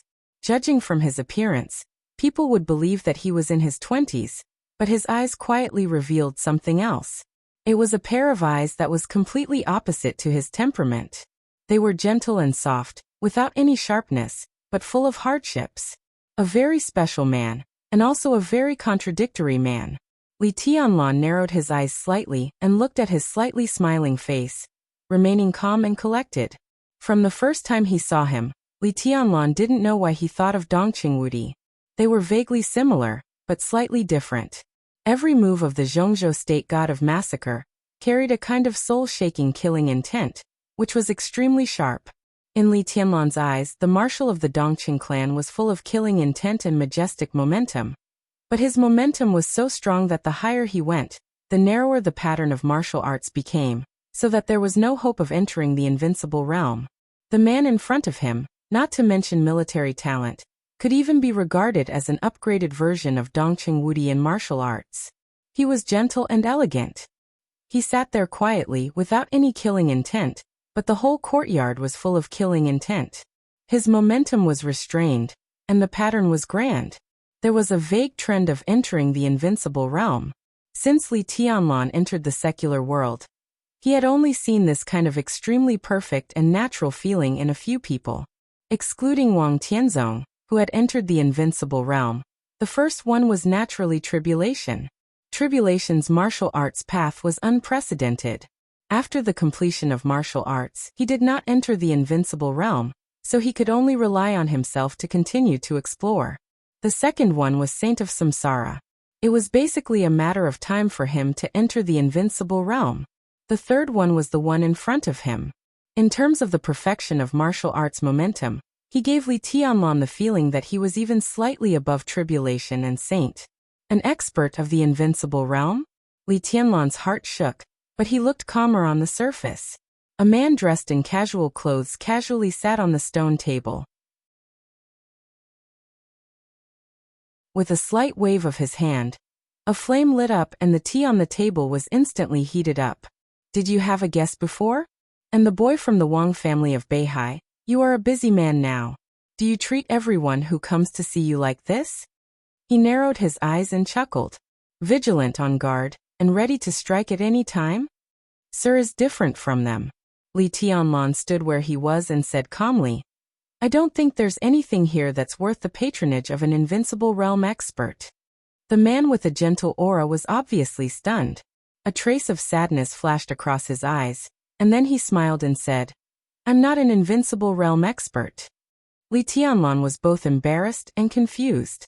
The consummation of martial arts was naturally his personal feeling, which was not authoritative. But the Li family, which had produced 9 generations of invincible realm experts, should not be wrong to have some feelings. Why, the man seemed to know what Li Tianlan was thinking. He shook his head and said calmly, I had a great chance to enter the invincible realm, but I was injured once, and my martial arts path was broken. He lowered his eyelids, and a trace of coldness flashed in his eyes. Li Tianlan nodded without too much curiosity. The injury could make a genius cut off his invincible realm path, and he knew there must be a lot of secrets. He looked at the man in front of him and asked again, Then you are? Gong Sunqi. The man's tone was indifferent and even elegant. Azure Dragon of Zhongzhou State. Li Tianlan raised his eyebrows in awe and even a little flattered. He was one of the 4 captains of the most powerful and mysterious terracotta army in Zhongzhou State, and he was also the first captain. He was currently recognized as the strongest expert under the invincible realm in the dark world. He was absolutely neutral and did not interfere in anything inside Zhongzhou State. He was always fighting against the outside world. Outside the dark world, he was unknown, whether he was alive or dead. He was a real hero. Li Tianlan knew that Gong Sunqi was living in the club now, but he didn't think he could have any connection with this kind of person. One was absolutely neutral, and the other was entangled with gratitude and hatred. Their positions were not opposite, but they were diametrically opposite. The biggest connection between them was probably hidden in the same club. At least before just now, Li Tianlan had never thought that Gong Sunqi would specifically look for him. It was not logical at all. General Gongsun. Li Tianlan slightly relaxed his body and sat on the stone bench.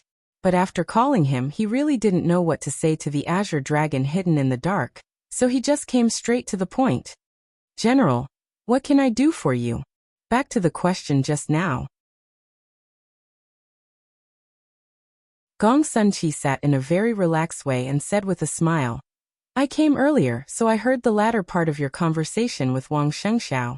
To be honest, I think he is very sincere. Why do you think it doesn't make sense?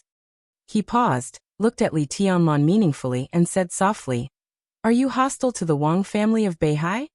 Li Tianlan's heart skipped a beat, but his expression was still calm. Hostile to the Wang family of Beihai? Whether there was or not, it was not a topic that could be told to outsiders. He lowered his head. And it was not a matter of whether he was hostile to the Wang family of Beihai, but whether the Wang family of Beihai had the intention to kill him. This time, Wang Shengxiao could acquiesce that Heavenly Calamity accepted the task to kill him. What would happen next time? Such a reconciliation seemed to be sincere, but in fact, it was to stabilize him. In fact, it was of no use. The next time the Wang family of Beihai thought he deserved to die, they would not give in because of today's reconciliation. So when facing Wang Shengxiao just now, whether Li Tianlan compromised or was tough, he would not change the position of the Wang family of Beihai. General Gongsun, in fact this question of yours is also meaningless. Li Tianlan finally opened his mouth, speaking in a very slow and cautious tone. It is meaningful. Gong Sunqi looked at Li Tianlan, and a trace of paranoia flashed in his eyes, which had always been gentle and calm. The hidden killing intent in all directions was slowly condensing. For a moment, the sound of rain and wind faded away, and the whole pavilion was quiet. The unique skill of the Wang family of Beihai, against the way of heaven, should be the unique skill you need the most now, right? It can temporarily improve the combat capability of a whole realm. Although the price is not small, it can save your life at a critical moment. Isn't it meaningful for you? Li Tianlan was silent. Against the Way of Heaven was indeed the unique skill he needed the most. A unique skill that could help him enter the thunder-shocking realm. Even if it was only one strike, was enough for Li Tianlan to face most situations with confidence. But Wang Shengxiao's movements were a little slow. The current against the Way of Heaven was completely a piece of waste paper for him. At most, it could play a little role in concealment. Moreover, he was actually in the ice-condensing realm. And now it was already his limit to control the strength of the fire-flaming realm. If he used against the Way of Heaven again in the fire-flaming realm, even if the price was smaller than the price he paid to restore the thunder-shocking realm, how much smaller could it be? Li Tianlan shook his head subconsciously and looked at Gong Sunqi, who seemed to be quietly drinking tea in front of him. Vaguely, he seemed to be able to feel the storm brewing in Gong Sunqi's heart. A storm far more turbulent than today's storm. Li Tianlan's heart skipped a beat, but he said calmly, "But what does it mean to you? Or, if I admit that I'm hostile to the Wang family of Beihai, will you attack me?" The corner of his mouth twitched, and there was an obvious mockery in his calmness. Neutral? Ha! With your identity, it's normal to be hostile to the Wang family of Beihai. I just want to remind you that as long as it's beneficial to you, even if it comes from the enemy, you can still use it. Some persistence is ridiculous in the dark world. Gong Sunqi's tone was indifferent, but under the indifferent appearance, the storm that was about to rise became more and more obvious. Identity? Identity. Gong Sunqi narrowed his eyes and looked at Li Tianlan. Your identity is obviously not a secret, at least in Zhongzhou State. After the battle between Gu Xingyun and the master of Samsara Palace, the speculation about you can basically be confirmed. The successor of the Li family, so now it's not the Wang family of Beihai who wants to kill you the most, but Kunlun City. But after Kunlun City, it's probably the Wang family of Beihai who wants to kill you the most. Boy, I'm afraid you won't have a good time in Zhongzhou State in the future. Li Tianlan's expression was calm. A fire was ignited in his hand, and the blazing light illuminated the already dim pavilion. The tea in the cup became warm again. Li Tianlan took a sip of tea and said expressionlessly, So, when the darkness enveloped the courtyard and the light disappeared, there seemed to be a trace of gloomy killing intent in Gong Sunqi's eyes. He suddenly chuckled and said coldly, Do you know why I can't enter the invincible realm? Li Tianlan's heart skipped a beat. Gong Sunqi just said that the reason why he couldn't enter the invincible realm was that he had been injured once. Was there a secret? Li Tianlan felt a little ridiculous, but he still said subconsciously, Is it the Wang family of Beihai? Or Kunlun City? At this point, it was obvious that the two sides were not familiar with each other. But thinking of his identity and position, Li Tianlan could roughly understand the reason why Gong Sunqi was so bold. He smiled bitterly and instinctively didn't want to get involved in this matter. But he had to listen to Gong Sunqi's experience. Someone blocked Gong Sunqi's way. If he entered the invincible realm in the future, would someone also block his way? I don't know. Gong Sunqi's tone was indifferent, as if he was talking about something that had nothing to do with him. There was no anger, no resentment, only a kind of indifference without the slightest emotion. When I was trying to break through the invincible realm in the past, I was ambushed. My preparation in advance was useless, and the ambusher almost succeeded easily. I don't know who did it, but I know what it means for Zhongzhou State once I enter the invincible realm. Li Tianlan was speechless. What did it mean for Zhongzhou State if Gong Sunqi entered the invincible realm? Now Gong Sunqi was neutral. But once he entered the invincible realm, he was likely to become a neutral force. Pure neutrality had no stance, but did neutral forces also have no stance? For example, who could say that Sai City, which stood aloof from worldly affairs, had no stance? In the past, no matter which of the two forces blocked Gong Sunqi's way to the invincible realm, no matter what the original purpose was, The ultimate goal must be to facilitate them to better control the special warfare system of Zhongzhou State. From this perspective, such an approach was very similar to Kunlun City and the Wang family of Beihai's strong opposition to Samsara Palace's entry into Zhongzhou State in recent years, and the purpose was even more similar. Li Tianlan looked at Gong Sunqi in silence, as if deep in thought. "What do you think of Wang Shengxiao?" Gong Sunqi suddenly asked. "He deserves to be a young heavenly son." Li Tianlan seemed to be absent-minded and responded carelessly. Gong Sunqi nodded and said flatly, "I don't like him. Of course, I don't like Gu Hanshan either." Li Tianlan nodded, took out a cigarette, lit it and said in a low voice, "I'm afraid General Gongsun doesn't have a say in the position of Spirit Tortoise, right? It's an internal affair of Zhongzhou State. It's also an internal affair of the Terracotta Army. If my words can't be used as a reference, what's the point of me being the captain, and the first captain at that?" Gong Sunqi looked at Li Tianlan with a smile. "You know this, which means you've been paying attention. I might as well tell you that Jiang Shangyu was seriously injured in East Island for some reason, and now he has secretly sneaked back to Zhongzhou State. He's out of the competition in advance this time. So, if you want Gu Hanshan and Wang Shengxiao to be out of the competition, the Battle of Changdao is a good opportunity. Li Tianlan, how about I find an opportunity to put you on the stage? Your realm is low, but your combat capability is good. The operation space is small, but it's not impossible. Hee hee." Li Tianlan took a drag on the cigarette and looked at Gong Sunqi with a faint smile. "Is this a deal?" Gong Sunqi used his influence to stop Gu Hanshan and Wang Shengxiao, and as a price he had to stand on the stage to compete with the two young heavenly sons and bear the attacks of the Wang family of Beihai and Kunlun City. As for the operation Gong Sunqi mentioned, Li Tianlan completely regarded it as nonsense. Gong Sunqi didn't like Gu Hanshan and Wang Shengxiao, and he might not like Li Tianlan. Putting Li Tianlan on the stage was just to attract fire. When everything was almost done, maybe Gong Sunqi would take out his real candidate. At this moment, Gong Sunqi was still calm, but Li Tianlan vaguely sensed a storm-like ambition. "If you say so, then so be it." Gong Sunqi chuckled and said meaningfully, "Li Tianlan, don't think too highly of neutrality. The Terracotta Army is indeed neutral, but such neutrality is required by the higher-ups, not something we are willing to keep silent about. This is the rule. Do you understand?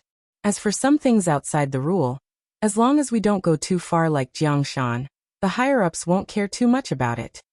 In the night rain, his voice seemed to have an indescribable temptation. "If this cooperation goes well, I'm afraid there will be many opportunities for us to cooperate in the future. You should consider my proposal." "Sorry," Li Tianlan said indifferently. "I'm not interested." "You're really not interested?" Gong Sunqi looked at Li Tianlan with playful eyes. Li Tianlan sneered and said nothing. Not interested? How could it be possible? However, he knew very well that now was not the time for him to be interested in these things. For Gu Hanshan and Wang Shengxiao, the position of the four spirits in Zhongzhou State was the best shortcut to become the god of war in Zhongzhou State. If he competed for this position with his own identity, even if his realm was low and his combat capability was low, it was enough to make the higher-ups consider it seriously, and even cause great vigilance and uneasiness of Kunlun City and the Wang family of Beihai, not to mention whether he could sit in this position or not. Even if he did, it was tantamount to courting death. The current opportunity was indeed good, but the timing was not right. And Li Tianlan glanced at Gong Sunqi. They were neither relatives nor friends, and they had just met for the first time. Why would Gong Sunqi help him? Purely using himself to attract the firepower should be the most appropriate. "Not interested," Li Tianlan said flatly. "If General Gongsun is here for this, then I'm sorry to disappoint you." He stood up and was about to leave. "There's one more thing." Gong Sunqi's expression was calm, and no one could tell whether he was happy or angry, disappointed or not. Li Tianlan frowned slightly and didn't speak. "Before I came to East Island, someone asked me to bring you a message. I owed this person a big favor back then, so I had to bring this message," Gong Sunqi said in a low voice. There was supposed to be another young man in this Battle of Chongdao, but he was stopped before he left. Although this person is still in Zhongzhou State, the person who stopped him has already arrived in East Island. So be careful. Who? Li Tianlan was baffled. The hint was so vague that he couldn't figure it out at all. I don't know. Gong Sunqi shook his head. I just brought a message. The person didn't say who it was. Why not? Li Tianlan frowned and subconsciously muttered to himself. An inexplicable hint seemed to be kind, but what was the truth? I don't know. Gong Sunqi still shook his head. He seemed to think about it seriously, and then said with some uncertainty, I'm afraid it's hard to say, right? Hard to say? Li Tianlan smiled bitterly and said helplessly. Then who asked you to bring this message to me? General Gongsun can tell me, right? Gong Sunqi let out a low laugh. The space in the pavilion twisted, and his figure had disappeared. His low and soft voice sounded in the air, as if he was still there.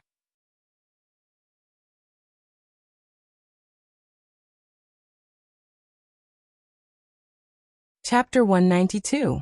A chapter of more than 7,000 words. The night grew darker and darker.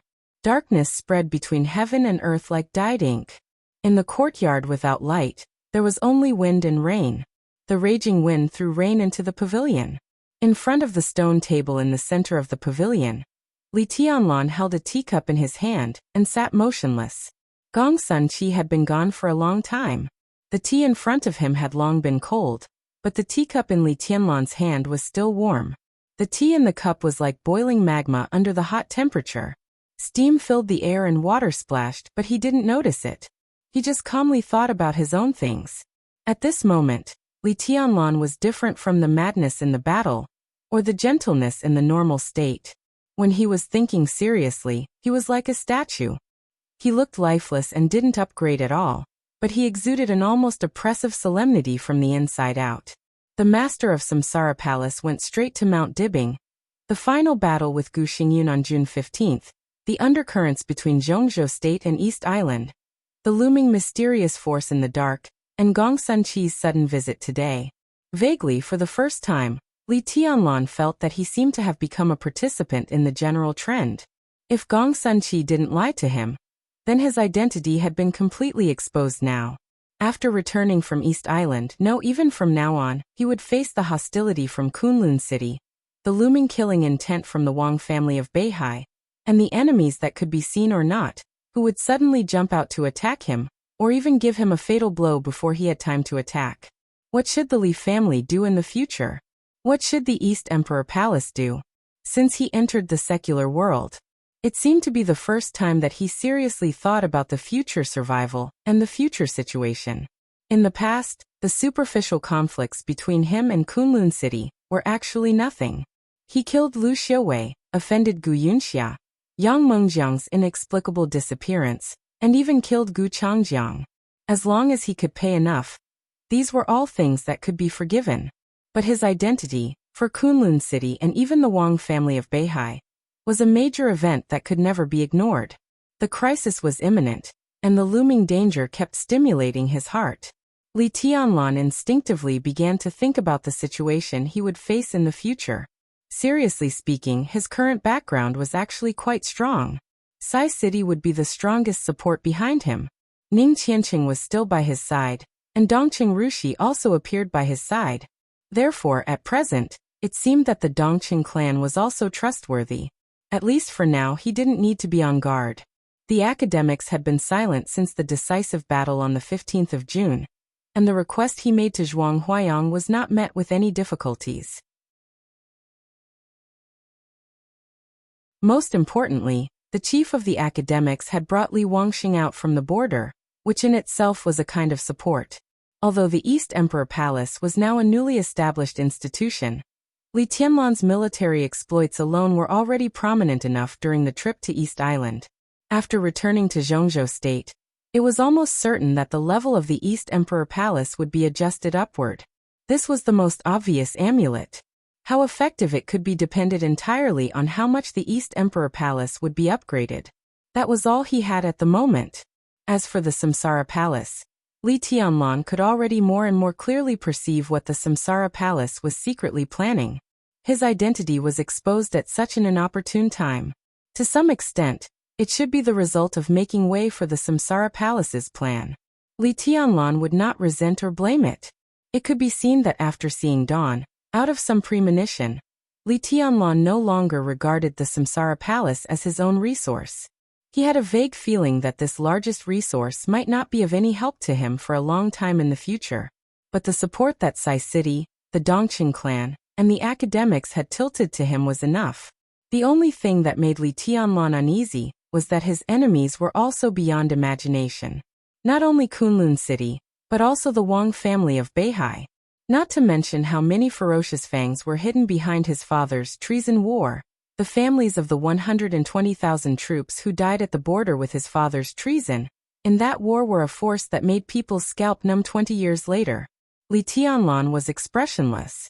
It was expected that the road ahead would be difficult, but the thorny situation still gave him a headache. After all, his identity was exposed too early. If he could have another 2 or 3 years, his eyes inadvertently swept a few teacups on the stone table, and he subconsciously shook his head. This was a gift from the Samsara Palace to him, and it could even be said to be the greatest help. A favor from nearly 1,000 special warfare elites of Zhongzhou State. In recent days, Li Tianlan would spare time to meet guests every day. Before the arrival of Wang Shengxiao and Gong Sunqi today, Li Tianlan chatted with several special warfare elites who owed him for saving their lives. However, how to use a favor was actually very subtle. Li Tianlan would not be so naive as to think that they really owed him their lives because he saved them. It was a matter of survival. Under the covetous eyes of Kunlun City and the Wang family of Beihai, it would be enough for him to be satisfied if 1/10 of these nearly 1,000 people would help him at the right time. In the following time, how to carefully weave this hard-won network map had almost become the primary problem that he needed to consider. Survival, development, and rise. These 3 words were almost the future path of the East Emperor Palace. The wind and rain outside the pavilion were more and more deafening. Li Tianlan's eyes gradually became firm, and his heart was dead silent. In the dark villa in front of the pavilion, the lights in the hall lit up for a moment, and then fell silent again. Li Tianlan suddenly came to his senses and got up in the pavilion full of cold night. His figure flickered slightly, and after changing places with his shadow, he had already appeared in front of the villa. The silence of all the members of the East Emperor Palace in recent days was what made Li Tianlan most gratified. His identity was exposed, so naturally he could not hide it from Li Beitian and Ning Qiancheng. Li Beitian made a lot of noise, but then he also became silent. Li Tianlan knew the consequences of his identity being exposed. How could Li Beitian and others not know? But what warmed his heart was that no one at present said that they wanted to quit the East Emperor Palace. Especially Li Beitian and Yi Huayu. Both of them came from Mount Shu, which had nothing to do with Li Tianlan. But they did not say that they wanted to quit. And Mount Shu was also silent now. The awe-inspiring and unyielding sword intent behind this silence was undoubtedly the most admirable thing about Shu Mountain. The cohesion of the East Emperor Palace began to take shape in everyone's silence. Almost everyone was meditating while healing their wounds. After many days of escape, everyone had gained a lot. Su Chu, the first brother of Jade Pool, who had just joined the East Emperor Palace but had never quit, had already begun to break through to the half-step thundershocking realm. Li Beitian was trying to get closer to the peak of the fire-flaming realm. Now this distance was still far, but even a small step closer was good. Ning Qiancheng began to try to break through to the stabilization phase of the fire-flaming realm. Yi Huayu tried to enter the fire-flaming realm. Yu Qingyan made the slowest progress, but she was also close to the fire-flaming realm. For this little girl, whose realm was the lowest except Li Tianlan, but whose lethality was second only to Li Tianlan, at least in the hearts of the people of the East Emperor Palace, no one dared to look down on her anymore. As for Dongqing Rushi, it could be said that she was the only outsider in this villa at present, but she also did not make things difficult for others.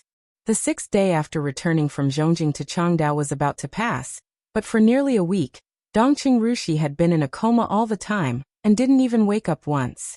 Horsewoman had personally checked Dongqing Rushi's condition, and the conclusion she got was not bad news. It just said that the sword seemed to consume a lot of Dongqing Rushi's mind that night. The coma was just her body protecting itself and slowly recovering. If nothing went wrong, she would wake up in 10 days. Thinking about everyone's condition in the villa, Li Tianlan opened the door of the villa and shook his head subconsciously. At present, apart from Dongqing Rushi who was in a coma, his progress was the slowest, and his meditation time was the shortest. He glanced around the hall casually, trying to see who had turned on the light just now. But when he glanced at the floor-to-ceiling window in the hall, he suddenly froze. According to Horsewoman, Dongqing Rushi, who shouldn't have woken up at this time, was sitting in front of the floor-to-ceiling window with her arms around her knees. She leaned against the armrest of the sofa and tilted her head to look at the wind and rain outside the window. She didn't seem to notice Li Tianlan coming in at all. She just sat there quietly, motionless. Her slightly messy long hair was casually draped behind her head, and she was wearing white pajamas. The light in the hall was dim, so Li Tianlan couldn't see her face clearly. At this moment, Dongqing Rushi just sat there, but she was quiet like a ghost that would disappear at any time. Li Tianlan felt something was wrong. For this fiancé who could naturally treat him as her fiancé, Li Tianlan had a very strange feeling in his heart. He couldn't tell whether he liked or disliked her. It was an indescribable feeling.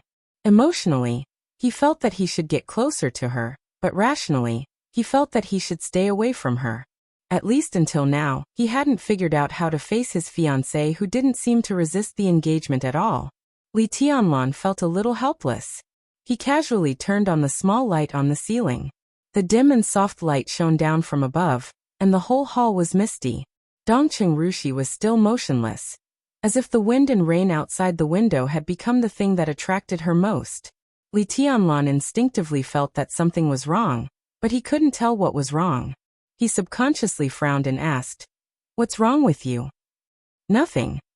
A very ethereal and sweet voice sounded, but with a very obvious trace of indifference. "I slept for too long, so I came out to get some air." Li Tianlan was stunned for a moment. At this moment he finally realized what was wrong. The Dongqing Rushi in front of him, compared with the first time he saw her in Zhongjing, was like a completely different person. She still looked the same, but her temperament changed. Elegant melancholy, and extreme indifference. It was a kind of indifference towards everything in the world, without the slightest bit of emotion, whether it was towards others or herself. Li Tianlan suddenly remembered in the villa of the Dongqing clan, in Dongqing Rushi's room where he lived, the light gray walls that seemed to always have a gloomy and cold texture. He was in a trance, and once again remembered the first time he saw her in Zhongjing a few days ago. She was also elegant and incomparable. But the indifferent and melancholy Dongqing Rushi in front of him, and the pure and clear Dongqing Rushi that night, which one was the real her? Li Tianlan frowned again, and for a moment, he had a feeling that he didn't know what to do. "Are you not feeling well?" Dongqing Rushi didn't move and said blandly, "Is it my attitude that made you angry? I can apologize." Cold and indifferent. She seemed to be expressing her apology, but every word that came out of her mouth caused the distance between them to grow further and further apart. That night, the girl who raised her dirty little face and took the initiative to ask him to hug her seemed to have quietly died in this stormy night, without leaving a trace. Li Tianlan felt a little sad and sorry, but he didn't know why he felt sad and sorry. "No," he said calmly. "Lying." Dongqing Rushi finally looked back. In the soft and dim light, her beautiful but pale little face was expressionless, and her eyes were like cold stars staring straight into Li Tianlan's eyes. As the light flowed, her eyes were still clear, but with a strong coldness that couldn't be melted. Li Tianlan shook his head, suppressed all kinds of thoughts in his mind and said, "Are you hungry? You've been in a coma for a few days. Do you want to eat something? Can you cook?" Dongqing Rushi raised her delicate eyebrows and asked, "I can't." Li Tianlan shook his head. "But there's food in the fridge. You can make do with it." Dongqing Rushi curled her lips, and this time there seemed to be a trace of obvious mockery in her cold eyes. I thought you were the kind of man who was good at making women happy, but you can't even cook. I really don't know what Qin Weibai likes about you. Li Tianlan inexplicably felt a surge of anger in his heart, and he couldn't help but retort. I thought you were really a very pure and even cute little girl. Little girl? Dongqing Rushi suddenly interrupted Li Tianlan. She squinted her beautiful eyes and giggled. Her cold laughter had a kind of creepy charm that made people's scalps numb. Yeah, little girl, how's my acting? Do you like that kind of stupid and cute type? Should I act for you? Li Tianlan calmed down, and he suddenly smiled and said, No need. Nodding, he turned around and planned to go upstairs directly. He still didn't hate Dongqing Rushi, but he instinctively wanted to stay away from a woman he couldn't see through. What do you think of Rushi? Dongqing Rushi suddenly spoke behind him. She took a step forward and reached out to grab Li Tianlan's arm. The question was a little strange, but the moment their bodies touched, Li Tianlan's body stiffened, but he didn't think much about it. He casually said, I thought she was good before, but now you can't see through her? Ha ha ha. It was still that kind of coquettish, crisp, but extremely cold voice. In such an environment, even if Li Tianlan had amazing willpower, he couldn't help sweating. While he was hesitating, Dongqing Rushi's delicate body seemed to stick to him. Her body was hot, but her tone was as cold as ice. Can't see through me? Since you came in, you've looked at my legs 3 times, my breasts twice, and my face twice. My dear fiancé, what on earth can't you see through? As your fiancé, I'm very willing to satisfy your thoughts. Her voice was soft, cold, and charming. Her hot breath directly blew into Li Tianlan's ears. My dress is not long. Can you see through me if I lift it up for you to see through me? She was almost biting Li Tianlan's ear while talking. One of her hands held Li Tianlan's palm and slid down. She actually lifted her white nightdress by a few centimeters. His fingers touched her amazingly soft thighs. Li Tianlan's body suddenly shook. He subconsciously took a few steps forward, turned around, and looked at Dongqing Rushi calmly. What? Don't you like it? Dongqing Rushi looked at Li Tianlan provocatively, or teased him. I'm still a virgin. As a fiancé, isn't it normal to serve my future man? The atmosphere became more and more strange. Li Tianlan's heart gradually beat faster. For a moment, he even felt that he had seen a ghost.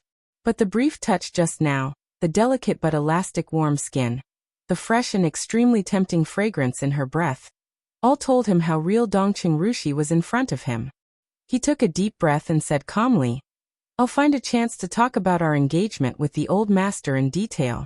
So you mean you don't want to marry me? Dongqing Rushi, who met him for the second time, seemed to be indescribably aggressive. Her cold and charming smile slowly disappeared, and she looked at Li Tianlan coldly and asked. Li Tianlan felt a headache and kept silent. Who do you think you are? Dongqing Rushi sneered and said, God? Or the Jade Emperor? Do you know what I've done for this engagement in the past 19 years? Piano, music, dance, poetry, massage, embroidery, calligraphy, painting, cooking. I know all of these things that might make you like them. Martial arts, finance, power play, politics, psychology, and interpersonal relationships. I know all of these fields that can help you.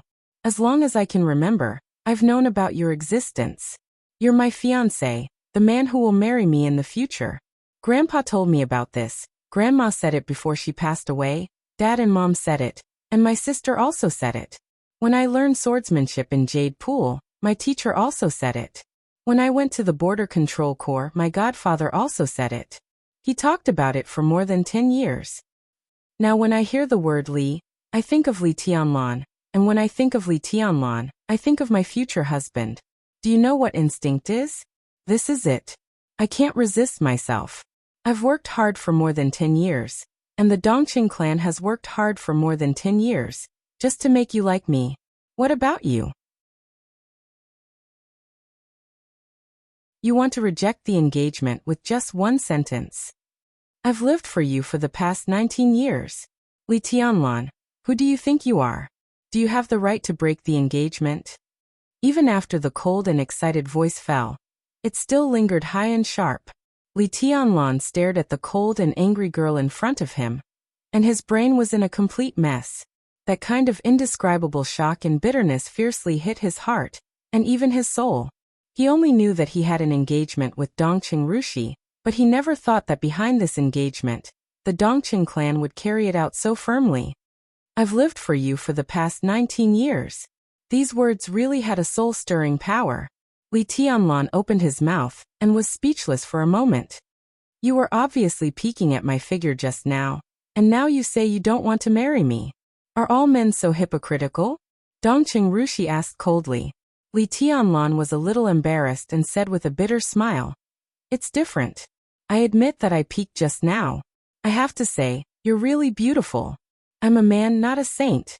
I have desires and feelings, but desire and feelings are not the same thing. Do you understand? Dongqing Rushi bit her lip and looked at Li Tianlan. Her eyes seemed to be a little wronged, but they looked colder and more stubborn. So what do you want to say? Are you going to tell me that you just want to play with me, but you don't plan to marry me? For some reason, Li Tianlan hesitated for a moment, and then nodded his head. This action was so obscene, yet so honest. Dongqing Rushi was really beautiful. No one would not be tempted by such a pure and beautiful woman. Li Tianlan didn't know what he was thinking, but when he thought that she was his fiancée, he couldn't control his desire. He did want to possess this rare purity and beauty. Maybe it was the dark side of his heart. But when it came to marriage, he had never thought about it. The bride of his dream was in Huiting, in Samsara Palace, not in the Dongqing clan. Saying this might make people despise him, but at least for a second, he really thought so in his heart. You really are a bastard. Dongqing Rushi's body trembled slightly. She sneered, but her eyes stared at Li Tianlan without blinking. Even if I can accept your dirty idea for the Dongqing clan, how can you let her accept it? Who? Li Tianlan's mind was completely messed up. Who else can it be? Of course it's that stupid and cute little fool, Dongqing Rushi. Dongqing Rushi sneered. Everything in front of him was spinning. Li Tianlan's body shook, and he couldn't even stand stably. He looked at the woman in front of him, stunned. After a long silence, he slowly said, Dongqing Rushi? Then who are you? Where is Dongqing Rushi? In front of him, Dongqing Rushi took a deep breath and said coldly, I'm also your fiancé. I'm Dongqing Yueshan. As for Rushi, she pointed to her head and smiled weirdly. She needs to rest. For a moment, Li Tianlan vaguely understood something, but there were still many things he didn't understand. He subconsciously lit a cigarette, and the smoke unconsciously blew to Dongqing Yueshan's face in front of him. Split personality? Li Tianlan tentatively said. Are you the other half of Rushi's personality? I should say that Rushi is my other half. Dongqing Yueshan looked cold and proud. Li Tianlan smiled bitterly and took a big drag on his cigarette, silent. Dongqing Rushi had a split personality. Obviously, her main personality was the dominant one, and the Dongqing Yueshan in front of him was the secondary personality. Although she had a strong sense of autonomy, if the secondary personality was the dominant one, Li Beitian and the others couldn't have missed it after days of hunting. Obviously, the Dongqing Yueshan in front of him was silent most of the time, and the worst thing was that Dongqing Rushi obviously didn't know it. Li Tianlan smoked, and was about to speak when the phone suddenly rang. Dongqing Yueshan was stunned. She turned around and took out her phone from the tea table. It's my grandpa, she said softly. She looked at the time, then looked at Li Tianlan. She handed over the phone and said, At this time if you answer it, Grandpa will be very happy. Li Tianlan's mouth twitched, and he subconsciously shook his head. Dongqing Yueshan looked at Li Tianlan with a complicated look, then picked up the phone and said softly, Grandpa, I'm Yueshan. There seemed to be silence on the phone for a while. Obviously, all the important figures in the Dongqing clan seemed to know the existence of Dongqing Yueshan's secondary personality, except Dongqing Rushi herself. Li Tianlan shook his head hard and didn't listen to what Dongqing Yueshan and Dongqing Hongguang said. When he came to himself, Dongqing Yueshan's call was already coming to an end. She held the phone, obviously wanting to say something but hesitating. In the end, she remained silent and hung up the phone. Li Tianlan just wanted to be quiet now. When he was about to go back to his room, Dongqing Yueshan suddenly said, "Grandpa asked me to tell you something." "What?" Li Tianlan responded subconsciously. He said. Dongqing Yueshan's big cold eyes were a little blank. She imitated Dongqing Hongguang's tone and said slowly, he said, "You should be careful of Phoenix Pavilion." Li Tianlan's heart suddenly moved. Dongqing Yueshan spoke very slowly. Although it was a female voice, Li Tianlan could vaguely feel Dongqing Hongguang's mood when he said this. It seemed to be difficult to say. Difficult to say. Li Tianlan thought of the meeting with Gong Sunqi just now. He frowned tightly and his heart was in a mess. "Do you know Phoenix Pavilion?" Li Tianlan suddenly asked. Dongqing Yueshan seemed to be a little lost in thought. She subconsciously shook her head and didn't speak. Li Tianlan's heart moved. He thought of her expression just now that she wanted to say something, but stopped on second thought. He said casually, "You didn't tell the old master on the phone just now, did you?" Dongqing Yueshan was slightly shocked. She hesitated. Although it was the second time she met Li Tianlan, or rather, it was the first time, the instinct instilled in her for many years seemed to make her imperfect secondary personality not know how to refuse Li Tianlan's question. She nodded, frowned, and said thoughtfully, "There are experts in East Island." Li Tianlan just thought it was nonsense. He said calmly, "And then?" "No." Dongqing Yueshan shook her head and said slowly, "When we were in Zhongjing that night, there were experts in the forest, experts of the invincible realm. Rushi's martial arts were all in the silence sword. Silence was unsheathed in advance, and that sword could be said to be a real invincible strike. But when that sword was unsheathed, it was pressed back together with all the sword intent. Even the broken scabbard was temporarily solidified by the sword intent. What does this mean?" Li Tianlan's face looked serious, and his heart sank uncontrollably. If Dongqing Rushi's sword was really an invincible strike, then the person who completely pressed back the sword meant that he crushed that sword with his own strength. What kind of strength is this? Li Tianlan narrowed his eyes and subconsciously murmured to himself, "I don't know. But that person that night was definitely the most powerful person I've ever seen. He didn't seem to be malicious to us, but he might not be kind either." Dongqing Yueshan shook her head and said, "The most powerful?" Li Tianlan subconsciously shook his head, somewhat disapproving. "What do you mean? Are you looking down on me?" Dongqing Yueshan's eyes suddenly became cold. "No," Li Tianlan said honestly, "but according to the frequency of your appearance, I don't think I see many people, do I? What Dongqing Rushi can see, I can also see."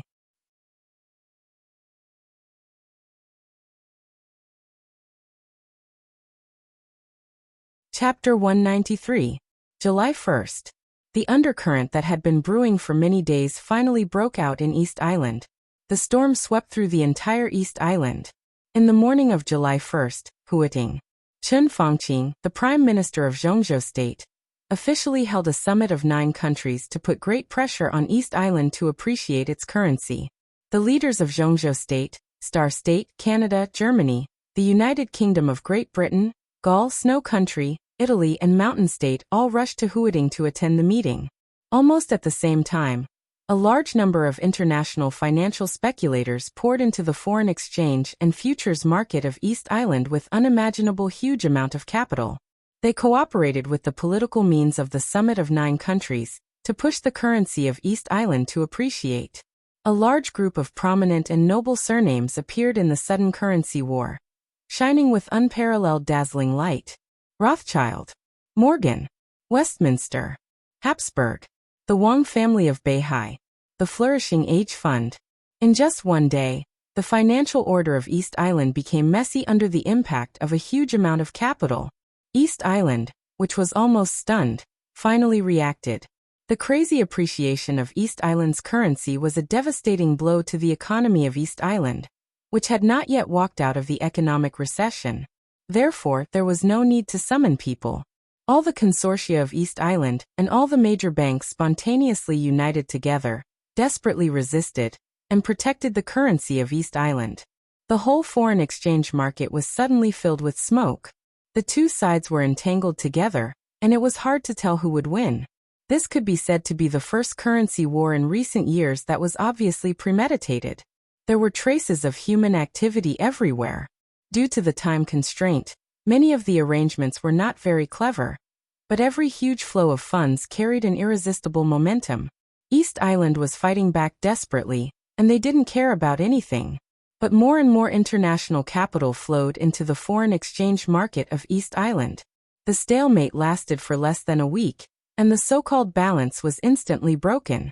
The currency of East Island soared, even skyrocketed. After nearly a week of sleepless games, every fluctuation represented a large amount of money invested or lost, and the curve started to rise.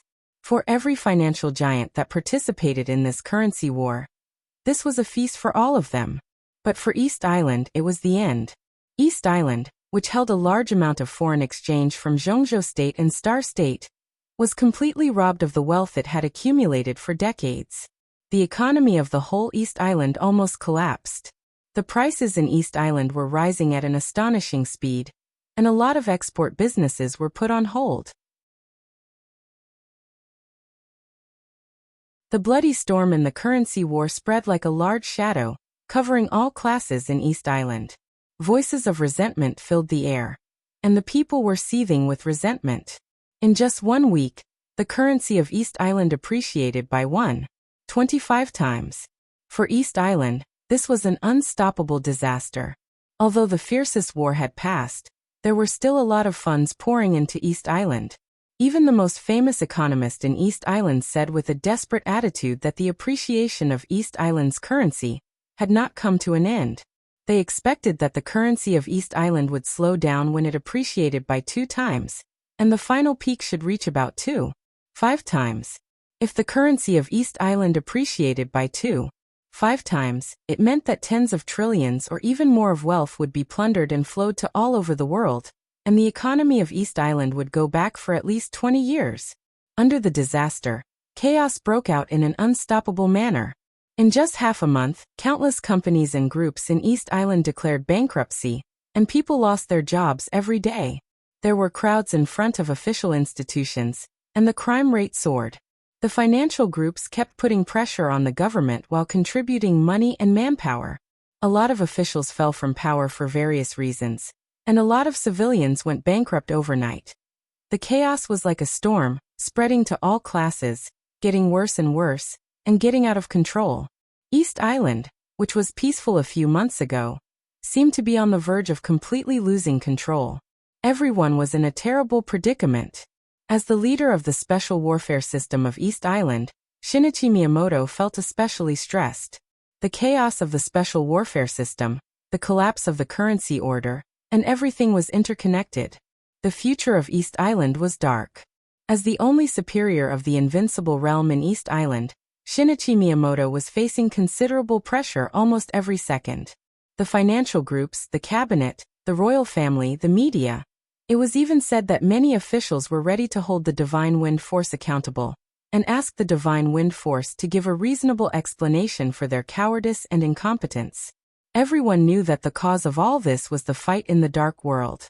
It was especially important for Zhongzhou State to control the special warfare system of East Island this time. As for the summit of the 9 states held in Huiding, the leaders of other countries might not follow Zhongzhou State's lead. But this action was extremely grand and profitable, so they didn't mind giving it a push. But it was only limited to the economic field. The fight in the Dark World was unavoidable. Many forces united and targeted each other. Now that they gathered in Changdao, the Dark World and the economy were completely connected, and finally formed a very complicated situation. It was a stalemate and a dilemma.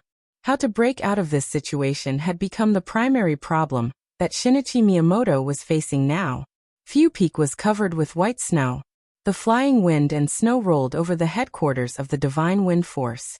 Several tornado-like snow pillars rose up from the top and the bottom of the mountain, majestic and spectacular. Shinichi Miyamoto stood on the highest snow-capped peak of the headquarters of the Divine Wind Force, motionless like a statue. The wind and snow all over the sky surrounded his body with a cold and deathly aura. The only superior of the invincible realm in East Island had completely concentrated his spiritual force, trying his best to perceive everything around him. In his perception, the vague danger between heaven and earth was still there, and it was getting stronger and more obscure. He couldn't detect the trace of the other party. Only a faint but extremely sharp killing intent came through the wind and snow from all directions, as sharp as a knife. Shinichi Miyamoto frowned subconsciously. The snow covering him fell off one by one. He took a deep breath, and there was a trace of coldness and anger in his deep eyes. Over the past half a month, he had received countless calls. Some were from the office of the Prime Minister, some were from the royal family, and some were from various consortiums. On the phone, the tone of the other party was different. Some were calm, some were tough, and some were respectful. But the meaning was exactly the same. They hoped that he could go down the mountain and get to Changdao as soon as possible.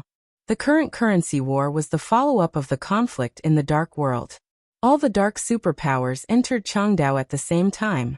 To some extent, it was a declaration of force. And the currency war was a way for all the dark superpowers to force Changdao to compromise. For decades, this was the crisis that East Island had never encountered. The intensity of this game was far beyond everyone's expectation. Shinichi Miyamoto couldn't imagine what would happen if East Island lost this game. In the current situation, the failure of the currency war seemed to be a matter of time. At least the possibility of winning had become infinitesimally small. So, how to win the Battle of Changdao became the key of all. Shinichi Miyamoto was eager to go down the mountain. However, the faintly discernible danger around him kept stimulating his nerves. The opponent's concealment ability was simply unimaginable. He clearly knew that there was an enemy that was strong enough to threaten his life hiding nearby, but no matter how hard he tried, he could not lock onto the opponent's position. The other party had trapped him on Few Peak. Shinichi Miyamoto wasn't afraid of death, but he knew that he couldn't die. Once he died, even if he was seriously injured, the situation that could still be maintained might completely collapse, and then everything would be irreversible. The wind and snow were blowing harder. The air seemed to be colder. With a heart full of depression and heaviness, Shinichi Miyamoto lifted his feet and was about to go down the mountain. Suddenly, he saw something black from the corner of his eyes. Shinichi Miyamoto turned his head subconsciously. He looked down the mountain through the howling wind and snow. At the end of his sight, a black car was slowly going up the mountain along the mountain road, getting close to the headquarters of the Divine Wind Force. It was a black car that was rarely seen in the market. The body was slender, but it was indescribably broad and heavy. It was quietly driving on the mountain road, all the way up, looking elegant and steady. Shinichi Miyamoto moved the corner of his mouth as if he wanted to laugh, but his eyes were bitter. That was a car that belonged to the royal family. He quickened his pace and quickly went down the mountain. The black car went up. Shinichi Miyamoto went down. They arrived at the gate of the headquarters of the Divine Wind Force almost at the same time. In the wind and snow, Shinichi Miyamoto calmly turned his body sideways and made a welcoming gesture. But the car that was about to enter the gate stopped beside him. The door opened, and a man who looked to be in his 30s got out of the car. He looked at Shinichi Miyamoto in front of him and said with a soft smile, "Your Highness Miyamoto, long time no see." The man was a little short, about 1.7 meters, but his smile was very friendly. He wasn't handsome, but his outline was very soft. Standing in the wind and snow, he smiled warmly, and his whole body gave people a sense of closeness like a spring breeze. Shinichi Miyamoto was alert inside, but he still looked calm. He bowed slightly and said in a calm tone, "Your Highness, please come in." The Crown Prince of East Island, Renda, the only heir of the royal family of East Island, the future Mikado of East Island. Shinichi Miyamoto still kept a calm and indifferent expression, but he sighed slightly in his heart. When all the social classes in East Island were about to collapse, Shinichi Miyamoto expected that someone from the royal family would come to put pressure on him. But it was Crown Prince Rend who came, which was beyond his expectation. This fully showed how dissatisfied the royal family was with his current performance. No need. Crown Prince Rend was still smiling. In the wind and snow, his face seemed to be wearing a mask that was fading away. His smile faded, and his eyes became cold. I don't have much time. Today my father asked me to come here and ask you, Your Highness, what do you think of the current situation in East Island? Shinichi Miyamoto frowned. He didn't want to speak, but he had to. Your Highness, the situation is chaotic now. I need some time. Okay. Crown Prince Ren didn't wait for Shinichi Miyamoto to finish and said with a smile, Of course I have time. East Island could give you time, but who could give East Island time? You must know how many forces are gathering in Changdao. Your Highness Miyamoto, right? Shinichi Miyamoto looked cold and didn't say a word, as if he didn't hear Crown Prince Ren's sarcasm. Fantasy World, Samsara, Dark Knights, Knights Templars, the Wang family of Beihai, the Jiang family of South America, the Polar Ground Alliance, the Heroes Club. Crown Prince Ren's tone became sharper and sharper. Almost all the superpowers in the Dark World have gathered in Changdao, and some unidentified experts are also taking action. These people are either freelance mercenaries or experts who can represent the will of a country to a certain extent. Your Highness Miyamoto, do you still need time in this situation? Is 1 year enough? 10 years? Is one lifetime enough? Shinichi Miyamoto looked at Crown Prince Ren coldly and said in a gloomy tone, Your Highness, please watch your tone. This is not the attitude a crown prince should have to a superior of the invincible realm. I know what you know. There are 8 superpowers in Changdao and they have made their positions clear, but I don't think they will unite. In fact, Knights Templars is on our side, and we can fight for the position of the Jiang family of South America. In fact, Fantasy World has already fought with the Polar Ground Alliance in Changdao. In fact, a team of nearly 20 people from the Heroes Club died in the raid of the Dark Knights. Crown Prince Ren sneered and said, So what? All the superpowers are enemies with each other, but their common enemy is East Island. Do you really think Knights Templars will help us? They are only after their own interests. I'm sure that once the situation is out of control, Knights Templars will deal with us first. No matter how hostile the superpowers are to each other, the most important thing for them now is the interests of East Island. Your Highness Miyamoto, I can tell you some facts. Right now, a lot of people are contacting our 3 consortiums. As for Shitian Financial Group, Humph, this currency war gave them the best chance. Currently, more than 50% of Shitian Financial Group's assets have been transferred overseas, in the name of being acquired, of course. Another small and medium-sized consortium also started contacting the superpowers. In the past half a month, nearly 800,000 people in East Island lost their jobs, and 9 countries announced that they would sanction our economy and trade. It's only been half a month. 1 month, half a year later. To what extent will the situation develop? At that time, whose East Island will it be? Shinichi Miyamoto's face finally changed. He knew some of the information that Crown Prince Ren said, but he didn't know some. At least, he didn't have the information about the consortiums. This shouldn't have happened. Right now, many of our consortiums and families are still supporting us, but because of your incompetence, they are about to lose confidence in the Divine Wind Force. Your Highness Miyamoto, let's take a guess. What will they do when they lose confidence in East Island? Shinichi Miyamoto's face looked worse and worse. But once Crown Prince Ren's assumption became true, he shuddered at the thought of the consequences. He didn't want to care about Crown Prince Ren's tone anymore. There was something wrong with the intelligence of the Divine Wind Force. He didn't expect that in such a short time, the undercurrent of East Island had become so dangerous in this storm that swept the whole territory. You know, Your Highness Miyamoto, the royals have always respected you, but your silence during this time has deeply disappointed the royals. Many people in the royals think it was a wrong decision to let you and Liuhua Palace control the Divine Wind Force. Crown Prince Ren said blandly. Shinichi Miyamoto snorted with a gloomy face. He suppressed his anger and said slowly, Well, Your Highness Miyamoto, you didn't come here to express your disappointment to me, did you? What instructions does the Mikado have for you?